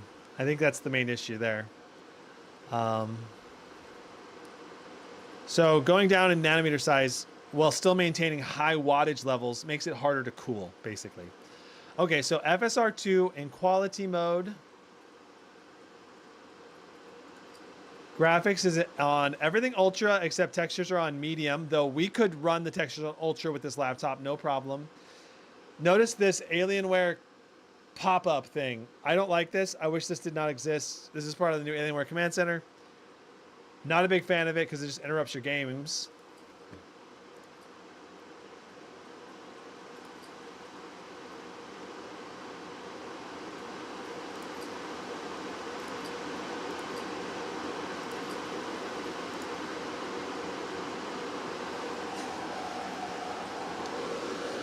Looking at that CPU wattage, 130, 100 degrees Celsius. Absolutely cranking right now.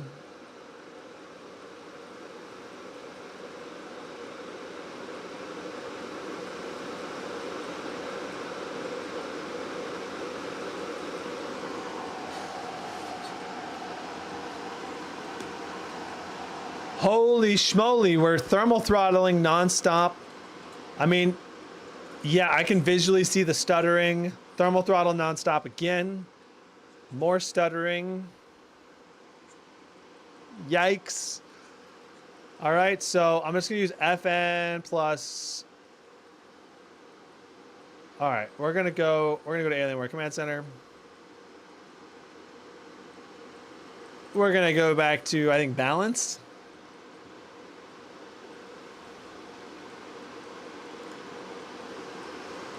The CPU is just flying too fast, causing thermal stutters.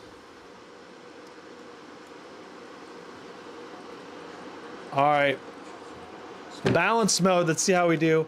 Keep in mind, we're on a thermal, we're on a laptop cooling pad right now. And these are the temperatures we're getting with the thermal pad. So even with the thermal pad, we're still hitting 100 degrees Celsius thermal throttles fairly often. Okay, I'm gonna go ahead and turn the audio up from the game.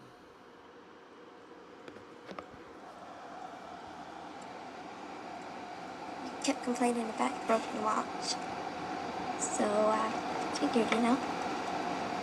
You like it?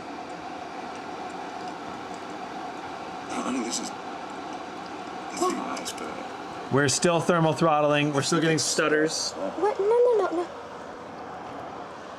So even going to balanced is not enough. We'll probably need to go to quiet.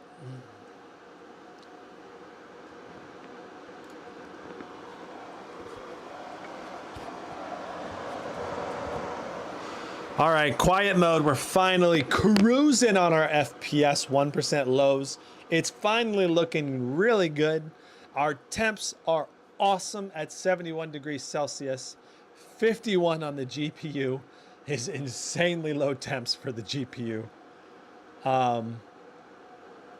Yeah, so this laptop quite clearly needs some additional tweaking. But once it's tweaked, this laptop is a beast. That's my conclusion, basically, is that the primary issue that I'm running into right now is just 1% low stuttering, which a BIOS update and maybe a driver update from AMD, either one of those things, in theory, could fix this runaway CPU wattage and thermal throttling.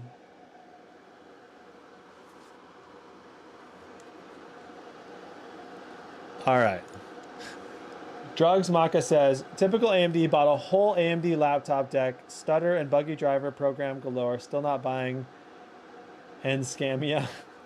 Yeah, well, I mean, at least with this thing, you know you're going to get really awesome performance. Like, oh my God. We're only getting 80 watts of power to the GPU right now. That is absurd. We are GPU throttled right now. We can't go more than 80 watts. Like our FPS, if I switch us back to balance, let's say.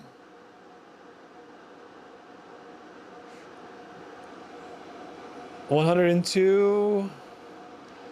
CPU taking off. No. 105 watts right now. Our FPS went up to 95. If I go to overdrive.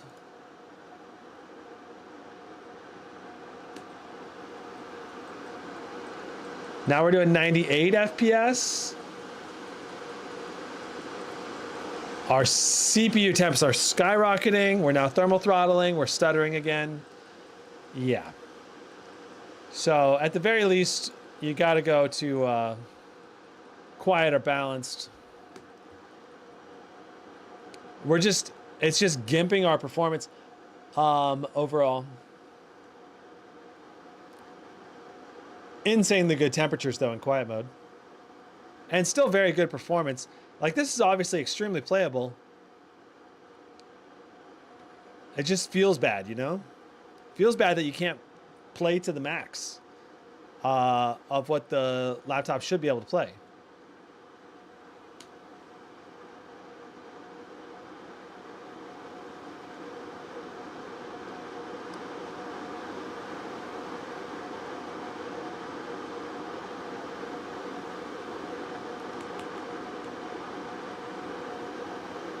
Where the heck are you?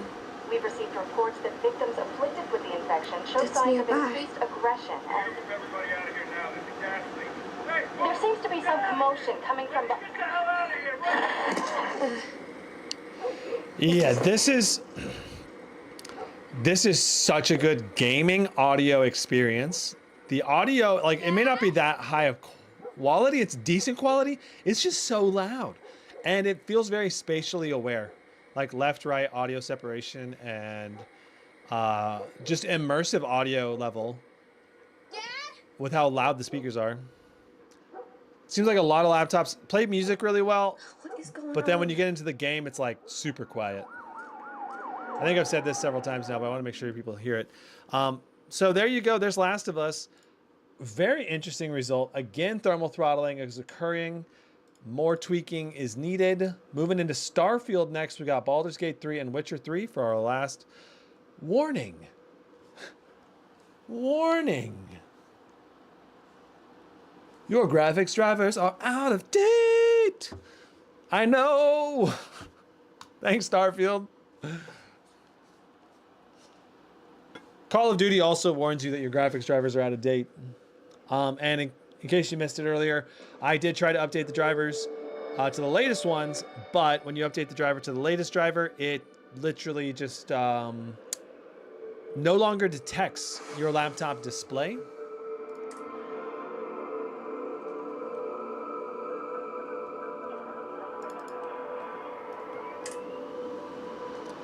This is kind of cool. Automatically made the backlight on the keyboard white when we went into Starfield. Don't know if you like that or not.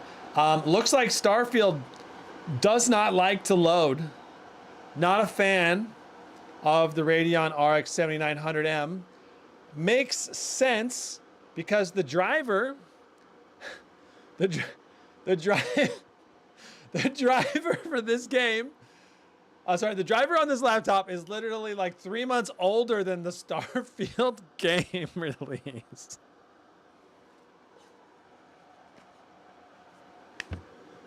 Driver's 5 months old. The laptop, the Starfield game release was like 2 months old. So this is like, it's just not gonna play Starfield. I'm sorry. I don't think there's any chance of Starfield playing tonight with this driver. So pretty funny.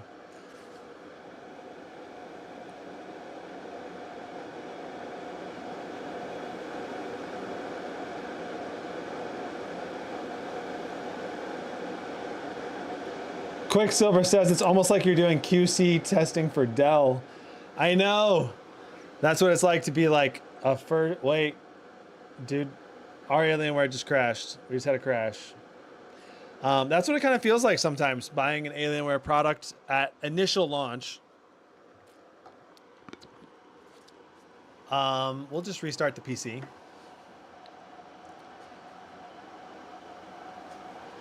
You know, when you buy an Alienware product at initial launch, so far it appears that it's very common that you're going to run into driver issues or other things that may cause the system to crash, or power limit issues that are not tuned correctly, that should have been tuned, but it's like, oh, this laptop was just never tested at all, you know? So Windows Hello logged me in there, no problem. That's good. I'm gonna sneeze. Trying not to.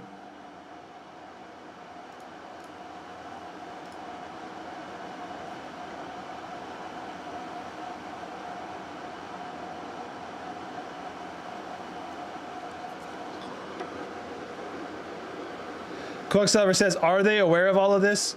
This would be bad for customers buying for Christmas.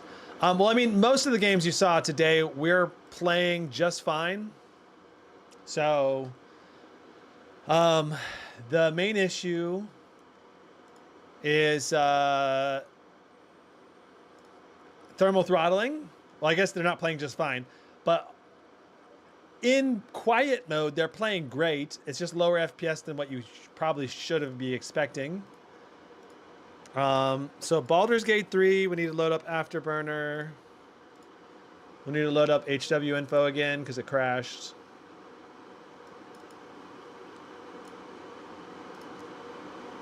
I have, again, like here is your out-of-date graphics driver warning. Baldur's Gate 3, I think, was coming out about the time that this driver came out, so I don't even know if it's going to be able to run literally at all. It may not. Looks like we're running. That's good. Oh, NVIDIA GameWorks. Naveed says, Brandon, where are your dogs? Can't hear them barking. LOL. Yeah, I know, right? They're usually always barking right around this time for dinner. But they are not so far.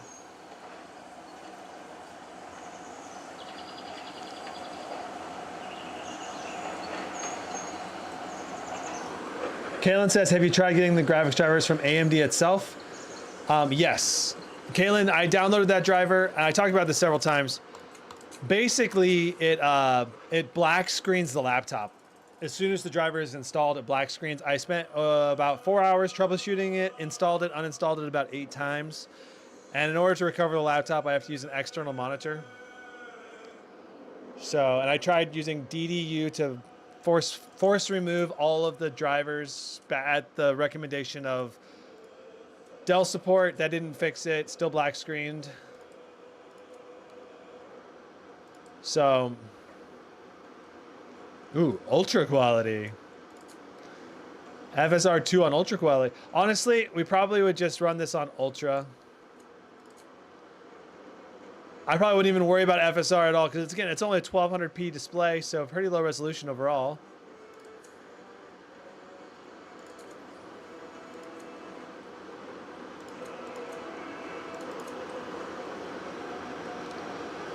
Yeah, it's all good, Kaylin.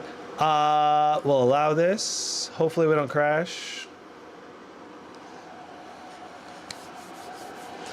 Yeah, I mean, that's what that was the first thing I tried doing. I tried downloading the updated drivers from Dell, but they were not any newer than what it was installed on the system already from Windows updates.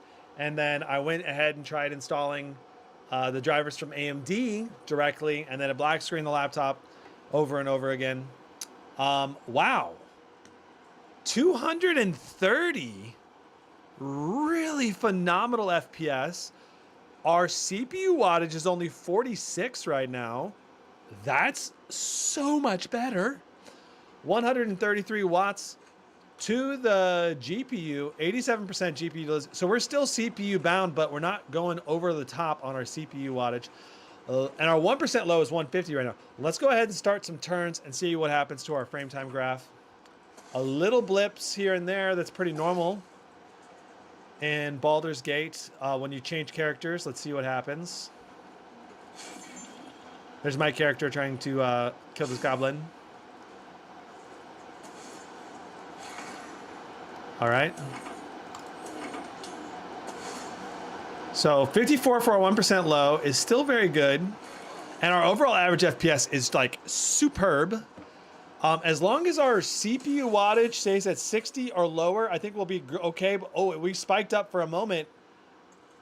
We spiked up for a moment, and I think we were almost thermal throttled. And like this CPU temperature goes up and down very quickly. Keep in mind, we're on a laptop cooler right now. And if we were not on a laptop cooler, we may have thermal throttled hard there.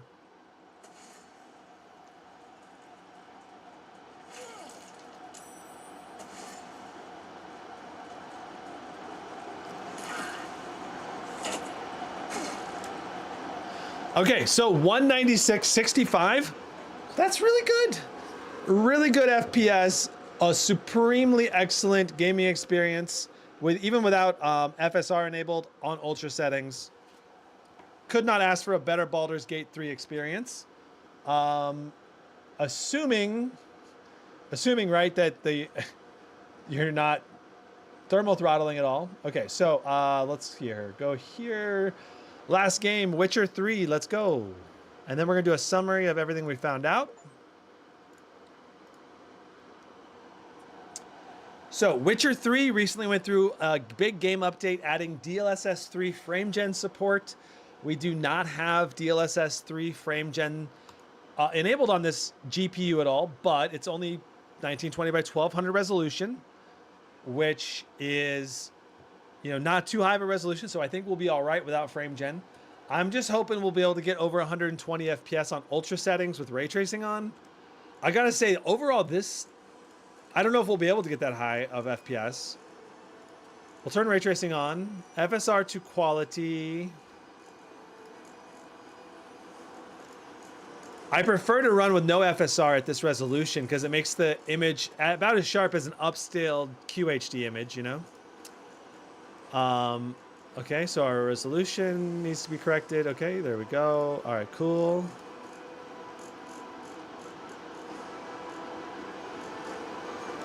This hard's tale begins no by virtue, with my dear friend Gerald lives in his level. Michael says, love your video. Interested to see how benchmarks go with the Intel 14th gen and laptops coming up this spring. I think they'll go well. I'm really excited about giving you guys a preview of those laptops in December something. I don't know. We'll see. I'll be able to at least check them out a little bit early. To be honest, seems like you're justifying a bit after your good first impression. This has a big issue with temps, and those stutters are really annoying. Definitely not a good experience for a gamer. Absolutely true, Reza. But the thing is, it's such an easy fix.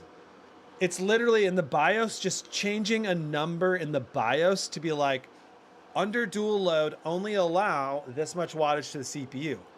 That's it. That's all that needs to be changed. And then we're talking about a really, really great experience. Keep in mind that last Baldur's Gate test we just ran was in quiet mode. So if we were in overdrive mode, I think we would have even better FPS. Okay, so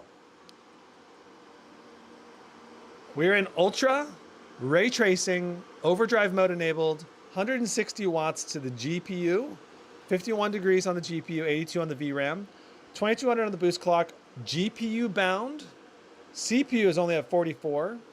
Ray tracing is enabled on ultra settings. Yeah.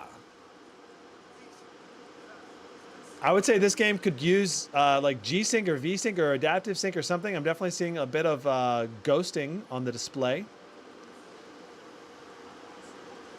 And yeah, so we'll do our test, but then I'll try seeing what it's like on with no ray tracing enabled, which actually is how I recommend playing this game. Also, FSR makes this game look pretty bad, in my opinion, in terms of details. If you get this laptop, I would not recommend FSR because it's already low enough resolution for this GPU. Typically speaking, at least. I mean, this is certainly playable right now. Let me make sure that we're on the right display window. We are. Okay, good. This is certainly playable right now at 67 FPS, 50 for our 1% lows. But like I said, there seems to be a bit of screen tearing going on. A little bit. It's not too bad. I mean, it's pretty smooth, but it just doesn't feel like G-Sync is enabled or adaptive sync. Obviously not G-Sync because this is Radeon, but adaptive sync should be enabled in theory. So in here we could flip off ray tracing, which is how I'd recommend playing the game. Let's see what that does. Boom! Holy smokes! Turning off ray tracing bumped us from 69 FPS to 146. More than double the FPS with one setting being disabled. And the graphics actually, I think, look better with ray tracing turned off in this game. Now we've got to disable FSR and we'll be at what I would actually play with this laptop.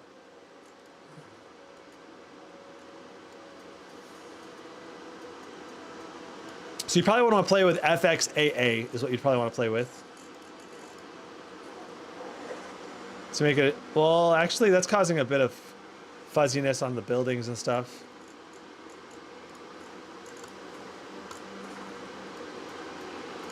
TAAU, I think this is going to be the better. Yeah, TAAU is what we want. This is the best image quality right here. It looks really crisp, great image quality and detail across the board, but like I'm zooming in right now. Look at this image quality. And then like look at the detail on the rocks and the people over here. You can clearly see the people, the gaps between their arms on the ground. All the little flowers are like minusculely detailed and everything. If I go to FSR again,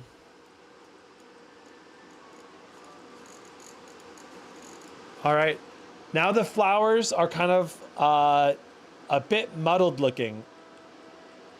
I mean, FSR 2 is not too much worse, but it's like a slight smudge, a slight smear across the display is happening right now. If you just do native, it's better. Definitely native or TAAU. Let's see. Go back to TAAU. Yeah, the fine detail is back. It's certainly better. Let's see here. Let's go to turning it off completely. So turning it off completely ends up everything looking really detailed, but a little bit pixelated. So having AA enabled really helps sharpen the edges around all the flowers and all the little objects. It depends on what you like, but I would say in general, TAAU is going to be the way to get the best image quality out of this game. Now everything looks like much cleaner. It basically takes the upscaling, basically upscales, using anti-aliasing and getting rid of all of those aliasing edges. Okay, so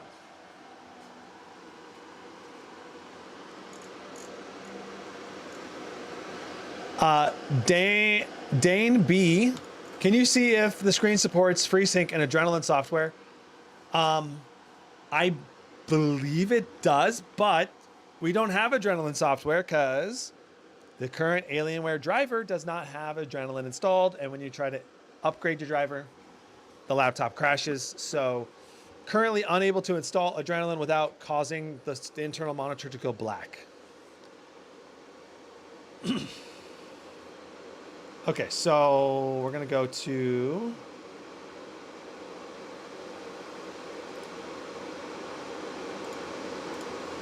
this is interesting. I can't change the mode.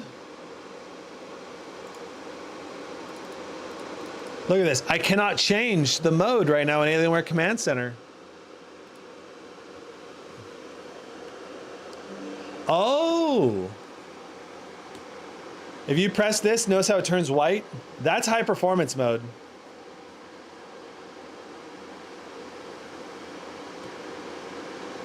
Interesting.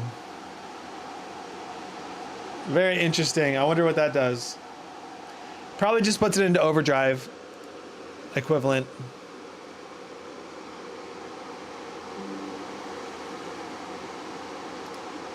But I should be able to adjust these. Yeah, I'm gonna go back to quiet mode now. All right, and we're gonna get the GT 500 disabled. So again, ever since Dead Space, we've had this laptop cooler on the laptop. All right, so let's go ahead and do our summary of everything we found out about this laptop to date. Here we go. All right, so let me turn on the lights behind me.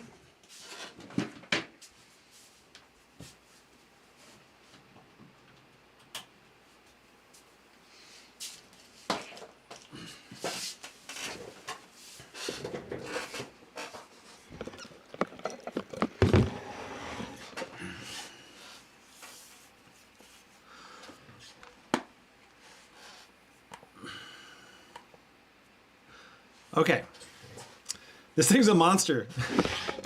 It's kind of hard to fit it in the screen with this thing on the next to me here. Wow. All right.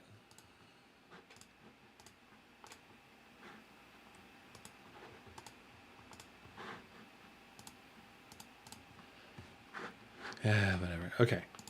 All right. It's time for the final summary review. All right, let me try this again.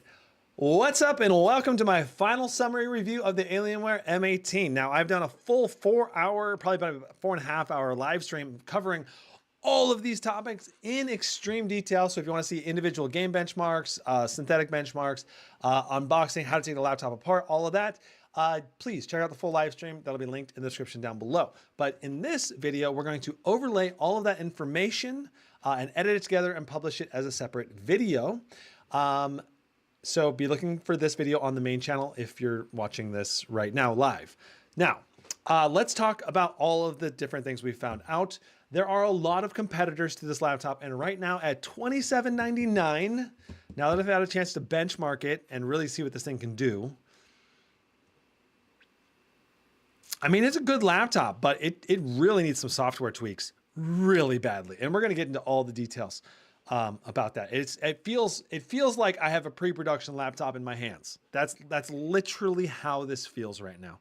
Because I have seen pre-production laptops from other companies that have better power limits, BIOS setups, and more up-to-date drivers than this. Now, the current drivers we have on this were from July. That is the most up-to-date driver we can download and install without it crashing. I have tried installing the AMD latest driver with Adrenaline. It causes the screen to go black. I have spent an hour and a half on support with Dell support, could not resolve the issue. I tried using DDU to uninstall it. I had to use an external monitor to be able to access the laptop and uninstall the new drivers to go revert back to the Dell drivers, like I said, that are from July 11th, which is a really long time ago. So literally the drivers that are on this laptop would not run Starfield. Okay, all right, so that was issue number one. Drivers updates needs to be taken care of because they are not up to date at all, not even a little bit. Like they really need to be updated. Like, yeah, Starfield literally just crashes on load. But the other issue with the laptop is thermal throttling. These are the two main issues. Thermal throttling right now can be addressed by switching the laptop to quiet mode or balanced mode, or potentially by adding a laptop cooler, which we tested in today's live stream for about half the games. And basically, when you reach thermal throttling, what we're seeing is severe 1% low stuttering, like really badly. And this doesn't always happen when you thermal throttle, but with this laptop, you stutter really bad when it thermal throttles. So you'll notice it because you're going to be looking at a slideshow, all right? Now, to fix thermal throttling, you can increase the airflow, you can increase the max fan speeds, or you can lower the power limit on the laptop. And in this scenario, what Alienware needs to do is lower the power limit on the laptop to about 60 watts when under a dual load and the max fans are running and the GPU is also under a heavy load. That'll give us usually enough headroom in the vast majority of titles to never thermal throttle, I think. Might have to go down to 50 watts, but 60 will probably do the trick and you'll still get very good performance overall. Yeah, so we saw a horrible 1% low stuttering in Apex, well, lower than it should be in Apex Legends, Counter-Strike 2, God of War, Cyberpunk 2077, Hogwarts, Dead Space was the worst, Last of Us, Starfield we couldn't test, Baldur's Gate 3 was very good. We actually didn't run any problems, but we also ran it in quiet mode for that game. Witcher 3 also didn't thermal throttle either. It was GPU bound, so no problems there. So it's going to depend on the game whether you're going to run into that thermal throttling. But the simple fact is it's going to be simple for Alienware to fix this.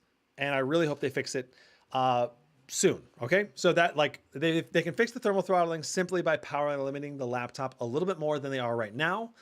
And if they do that, the performance on this laptop is really good. Like I couldn't even really fully grasp the performance because we would have to switch it to quiet mode, which really limits down the GPU.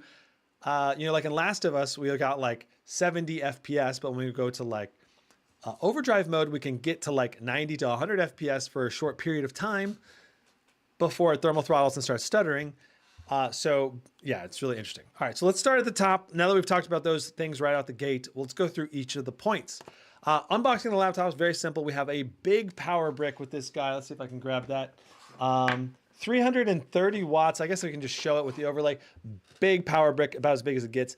You can probably get a slim power adapter, 330 watt on your own in a third-party situation. I just wish Alienware would provide a slimmer one at this price point. Like, I don't see why they couldn't. Quality control on this laptop was good. No problems there. Everything seems to be working. Hinge is very rigid, very stiff. I love the quality of the hinge. Keyboard feels really good to type on. And this is not the mechanical one. This is the regular chiclet keyboard that's no upcharge to it. I'm pretty sure the mechanical one would feel even better, but it would also be a lot louder to type on. So it's up to you whether you want that trade-off or not. The touchpad, I can't tell if it's glass or plastic, but it works well. I would not be surprised if this is a plastic touchpad because it's not gliding as smoothly as a glass trackpad usually does. But it does feel, the overall build quality of this laptop does feel really good. It feels like you're holding a tank. And this thing weighs about 9 pounds. It's the heaviest laptop of 2023. You got a Tron light on the back, which looks really awesome. Great looks on the back. Tremendous ports. RGB light up Alienware logo. Let's talk about the ports real quick. USB-C 3.2 on the front right. Big old fan exhaust over here on the right. On the rear, 2 more big fan exhausts. You got 2 more USB-Cs with DisplayPort out. USB 3.2 Type A, HDMI 2.1, mini DisplayPort 1.4, full-size SD card slot, and then the power adapter port over here. And then on the other side over here, 2 more USB-As, a network port, and a headset port. This thing has arguably the best port selection of any laptop currently on the market. And I would say it is the best port selection of any laptop on the market. And the full-size SD card reader went to super fast speeds, 275 megabit copy speed from my really fast pro grade SD card. So that's phenomenal. Like literally the best ports that money can buy in a laptop, which is what you'd expect because this is clearly a desktop replacement category laptop. That's going to be a lot harder to pack around with you. If you're looking for an Alienware to pack around with you, I'd recommend something like the Alienware M16, X16, X14 as options to look into for something more portable. Now, let's talk. BIOS was very simple, not many options in the BIOS. You can enable CPU overclocking, but you can also just enable that in the Alienware Command Center, so not really any point of really going into the BIOS at all. The only setting maybe worth changing in the BIOS is turning the laptop on when the lid lifts up. I don't really like that because I don't want the laptop accidentally turning on when I'm not expecting it, and then I put it back in the bag when it's on. That can cause problems, like an overheating laptop. Okay. Webcam quality was very good. Windows Hello on this laptop is awesome. I would say the webcam quality is above average. Good color reproduction, decent detail. I wish it was higher resolution. That's the main thing I would criticize it for. Overall, like a 7.5 for webcam quality.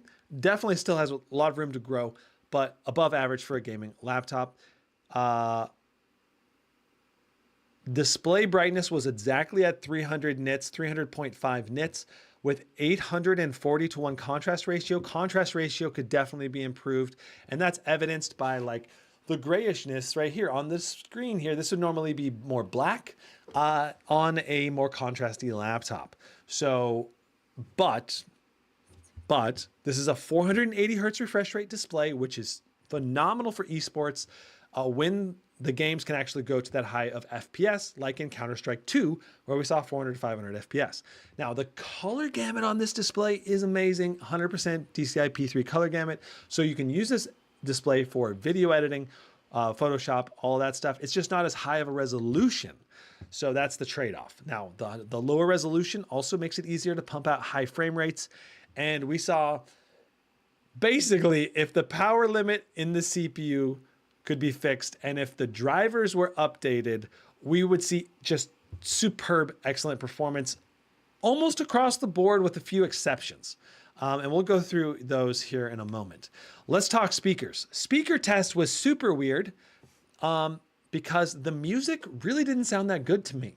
There wasn't very good bass, there wasn't very good mids, there wasn't very good highs. I gave it like a 7.9 overall because it was quite loud, but that was about it. When I got to gaming with the laptop though, the speakers were consistently punchy and delivered good game audio, much better than average. And I feel like Alienware spent a good deal of time tweaking the speaker audio quality to be superb. So you can really feel immersed in your game, and you also have decent left-right audio separation. In Warzone 2, I could easily tell where the chests were and what buildings were around me, and basically pick up on where footstep locations are, which is rare. Most laptops, you can't do spatial audio with just the onboard speakers. And for single player story games, I think this would be very good for single player storytelling. Just don't expect like high fidelity and really good bass, but you can expect kind of like immersively loud audio with decent quality, you know, like okay-ish quality. Okay. Fan noise testing was shockingly quiet, only 53 decibels at max fans and overdrive mode, dropping down to like 49 decibels in performance mode, 48 decibels in balanced mode, and 46 decibels in quiet mode. Quiet mode really wasn't that quiet. You could still clearly hear the audio from the fans, which is not usually how quiet mode is tuned. Usually quiet mode is tuned to be like really, truly quiet. But maybe the power limit on the GPU, CPU needs to be higher to play games well or something. I don't know. I would expect quiet mode to actually be quieter, and I would expect the quiet mode power limits to be more like the balanced mode, typically. Okay, so Apex Legends. Well, let's talk Time Spy. Time Spy we got almost exactly on 17,000. But in the previous test I did, we got 19,000. We got 19,000 in Time Spy GPU, which is an above average score compared to RTX 4080 laptop GPUs. That said, I did get 19,700 in a previous Time Spy test. This one oddly tested a little bit low for some reason. I don't know why. That said, in the middle of the test, I did see the GPU wattage drop from 175 or 180-ish range down to 150 for about 10-15 seconds. And I think that's probably why we had a lower score. BIOS, I don't know if there was some thermal throttling that occurred or something. I don't know what caused it to drop for a little bit, but it did. And I think that's what hurt the Time Spy score. I think we reran it a bunch of times. We would get closer to that 19.7 thousand score more often, or maybe even 20K, especially if you could overclock this. But as far as I know, there's no GPU overclocking available currently for the 7900M. But I think that maybe there'll be third-party tools that will enable you to do it. But I could not use MSI Afterburner to overclock currently. So Cinebench R23 is phenomenal. 34,500 out the box and stayed very consistently right around that score, right around 34,000. And even on battery, we were getting 27,000, which is just phenomenal for a battery only run in Cinebench R23. Absolutely love the performance. So if you're looking to video edit on the go, I guess this is going to do it. But it's going to be one big laptop to take with you. So yeah, let me clear my throat. Okay. Apex Legends, 300 FPS on high settings, 300 FPS on low settings. But when we went to low settings, we started CPU throttling, which caused poor 1% low stutters. So just keep them on high settings, or maybe Alienware will fix the power limit issue, and then you'll get even better 1% low performance. So 170 FPS for our 1% lows on high settings was very good. And 300 FPS, approximately at like 285 or something, for our average FPS was also very good. Warzone 2, we averaged 120 FPS, 60 FPS for our 1% low. Definitely, I was hoping to see better performance. Like I was hoping to see like 135, maybe 140 FPS, but we didn't see it. And don't know why. Driver updates maybe would help. I don't know. But we have seen better FPS with the Ryzen 9 7945HX with the Zephyrus Duo 16. So oddly lower performance here. Warzone has gone through a lot of updates, so that could also be related. Counter-Strike 2. High settings, we were seeing 200 to 400 FPS. typically on low settings, we were seeing 400 to 600 FPS quite regularly, really taking advantage of the 480 hertz refresh rate display. And my goodness, it was so smooth to aim with. Highly recommended experience if you're a Counter-Strike 2 player or maybe Valorant player, maybe League of Legends. Really, really awesome display for those kinds of games because you can really hit those high frame rates if you set the settings correctly. God of War, very interesting performance. We had our first, that's when we really discovered, right, that we were really thermal throttling and that was really causing bad 1% low performance. So that was when I started playing with the quiet mode. And as soon as we switched to quiet mode, and the original graphics settings, we were doing like 130 to 140 FPS with very high 1% low performance. It was super buttery smooth and it still looks great on original settings. So anyway, definitely if Alienware can just fix the power limit on the CPU so that it doesn't cause thermal throttling, so then we don't have 1% low stutters, the performance of this laptop is going to be awesome. Like it's such a minor thing to change. Like literally it could be like probably done in like an hour of a software engineer's time and then deployed. Obviously you want to test it before deploying it, but like it would not take long to change that. And I'm going to try to see if I can figure out a way to change it myself without Alienware doing it. So be ready for maybe an optimization video in the future for this laptop because this laptop really needs some optimization. And especially if I can get the new updated drivers, that would also be another reason to retest this laptop. Yeah. Okay. Cyberpunk 2077. 1% low stutters, again, because of CPU thermal throttling was happening, definitely causing issues. So it's really hard to test the real performance that we would expect, but definitely possible to get like 120 plus FPS when you turn ray tracing off. But Cyberpunk is one of the games where you probably would want to turn ray tracing on because it does make a visual improvement in the game, in my opinion, where it doesn't always in every game. Like The Witcher 3, I turn ray tracing off on purpose. So Cyberpunk, I would say we were getting about 60 FPS with ray tracing on Ultra. Definitely playable, but turning off ray tracing really, I think, makes the experience much better, pushing us more towards the 120 FPS range or greater. So my recommendation, at least for now, definitely would be to turn off ray tracing. Hopefully FSR 3 can come through and really help this GPU out in these newer modern titles that are very demanding and that have ray tracing. Currently FSR 3, which is the competitor to FrameGen from AMD, is only available in a handful of titles, like 2 titles, I think. But more titles are slated for release, including Starfield and a lot of the newer titles. So I'm expecting FSR 3 support in the future, just not right now. And that will make a night and day difference if it's implemented well. But I have seen some mixed reports so far about FSR 3. I have not tested it yet. I want to do a live stream about it sometime in the future. But I don't own any of the games currently with FSR 3 enabled, so I got to buy those and download them and test them and all that stuff. So Dead Space. This was the game where we started using the laptop pad. Dead Space, such horrible 1% low performance, stuttering like crazy. It was a slideshow when it was thermal throttling nonstop. Switching it to quiet mode drops the power limit on the CPU down to like 40, 50 or whatever. And suddenly, bam, the gameplay is buttery smooth, really great high quality gameplay. Like really good 1% low performance. Fantastic. It was like 50 or 60 for a 1% low performance. That's better than most Intel laptops that have much higher power limits and all that. So like this laptop, I feel like could literally be better than an RTX 4080 laptop, potentially with the right power limits in place where thermal throttling is not ruining the experience. Yeah, definitely was.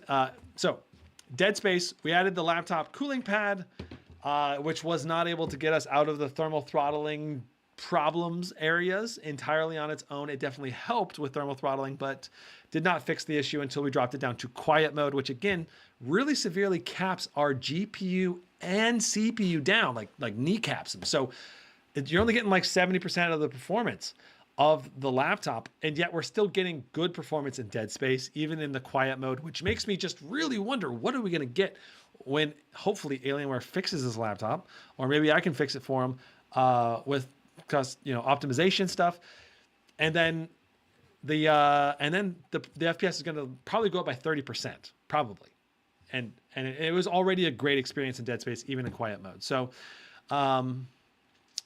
Hogwarts was another game where we saw thermal throttling happening sometimes, but it wasn't happening all the time. It wasn't a terrible experience with the default mode. So, but in general, probably going to see thermal throttling in certain areas. So probably quiet mode. And again, only about 70% of the performance of the laptop can be had right now in a game like Hogwarts as well. All right. Baldur's Gate 3 was phenomenal. It played great.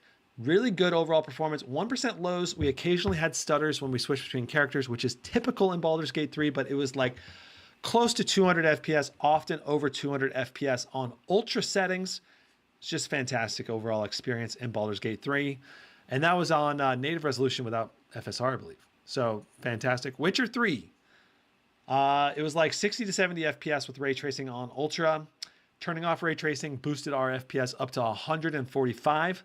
Definitely recommended using. I highly recommend in general, when you're using a 1080p display, run it at native resolution, or at least this is full HD. It's 1200p display technically. Run it at native resolution. Don't use an upscaler. It adds a fudginess to the display. Don't add FSR. Don't add DLSS if you're running DLSS. If you have an NVIDIA GPU. Because either running it at native resolution or running it with anti-aliasing on like 4x or 2x at least is really going to help make this thing look visually crisp and clear, especially on the 18-inch display. Like if you set the wrong FSR settings or you run it without anti-aliasing, the resolution really stands out as being poor and kind of crappy. So if you set the anti-aliasing on, or run it at native resolution, especially native resolution with anti-aliasing on, is really the ideal situation with ultra settings. And I think this GPU should be able to do that in nearly every game as long as ray tracing is turned off. So that's the key. And then you'll have a great visual experience with this laptop, I think, in virtually every game once the thermal throttling issues are fixed from Alienware. And I really hope they get them fixed right away. Like, I got this laptop early. To Alienware / Dell / AMD's credit, this laptop was not supposed to get to me until November 15th, but Alienware sent it out to me early. I did not get any special treatment. They didn't even know that I was getting this. I ordered this as a personal laptop. So yeah, this is the true experience though. Like I'm conveying the true authentic experience of this laptop, and it is totally crappy out of the gate. All right. The only playable fan mode is quiet mode. And in quiet mode, you're only getting, like I said, about 70% of the potential performance of the laptop. So you really just, this thing is kneecapped right now hard. It's like limping along. And I can't believe Dell shipped this thing to me with really outdated drivers so much that the latest and greatest games literally can't load. And there's no option to update from AMD. On AMD's website, the official driver from AMD literally crashes the laptop and black screens it. So, I mean, putting those two things together makes it really hard to recommend the laptop like a 100% recommendation, especially at the full price, because $27.99 is a spicy price for this laptop, because you also usually got to pay sales tax on top of that.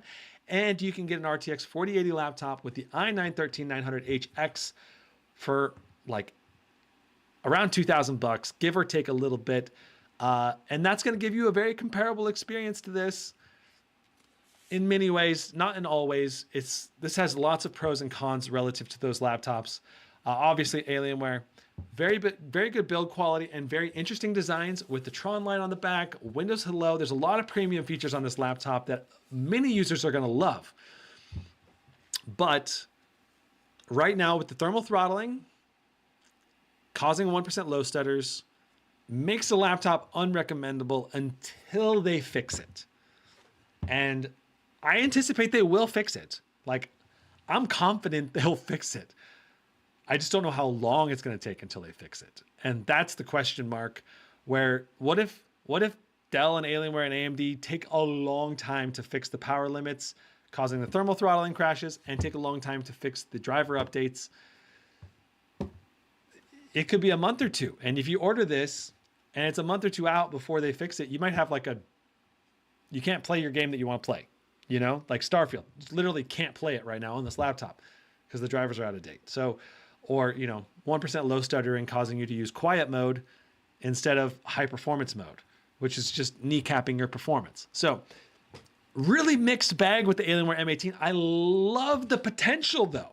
Like, give this laptop an updated BIOS and updated drivers, and let me test it again, because oh my goodness, this thing's got power. The AMD Radeon RX 7900M definitely is at least punching very strongly with the RTX 4080 in a lot of the games.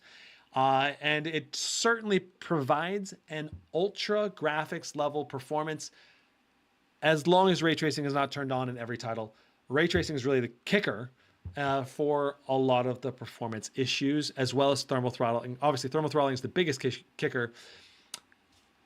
And then, of course, FSR 3 is the giant wild card, because if that thing comes in and really delivers, this thing becomes super recommendable once all the drivers and updates are put together for it. But if FSR comes in and kind of drops the ball, then I think a lot of people that bought this would kind of wish they had just gotten the RTX 4080 instead. So I think right now, probably stay away from this one until driver updates, BIOS updates, and a sale happens. Like I would probably consider taking a risk on this at $2,300, $2,400. That's the price range.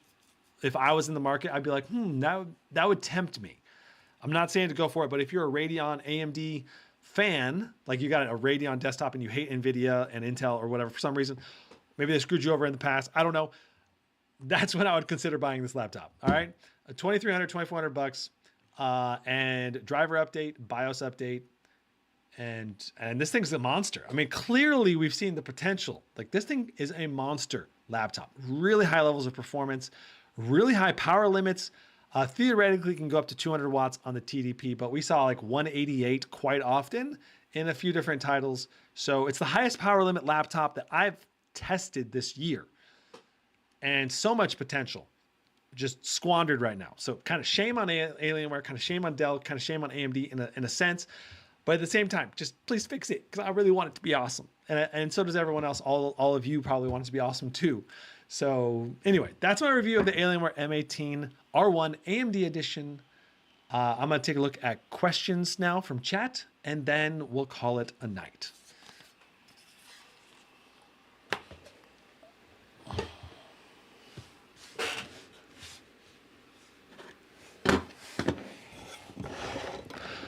So M Gashi says, I think that Alienware is loud. We had the laptop cooler running, the GT500 laptop cooler. I think I can still show it right here. This sucker is the main noise. It actually makes more noise than the laptop, Alienware laptop. Check the fan noise section if you want detailed fan noise testing. The laptop's fairly quiet, actually, compared to most. Poochie Head says, I've waited all year for this laptop GPU. I guess I'm going to wait a little longer for it's worth buying. Yeah, and maybe there'll be another manufacturer that uses the same GPU in another system. I would not be surprised if we saw something from Asus, MSI, or Lenovo with the 7900M. I hope we do. Simon Riley says, hey, Gizmo, Lenovo Legion Slim 5 R7, 7840HS 4060, or Helios Neo 16 i5 13500 HX 4050, mainly for gaming. Will the powerful CPU and the Acer match the Slim 5 level for gaming? So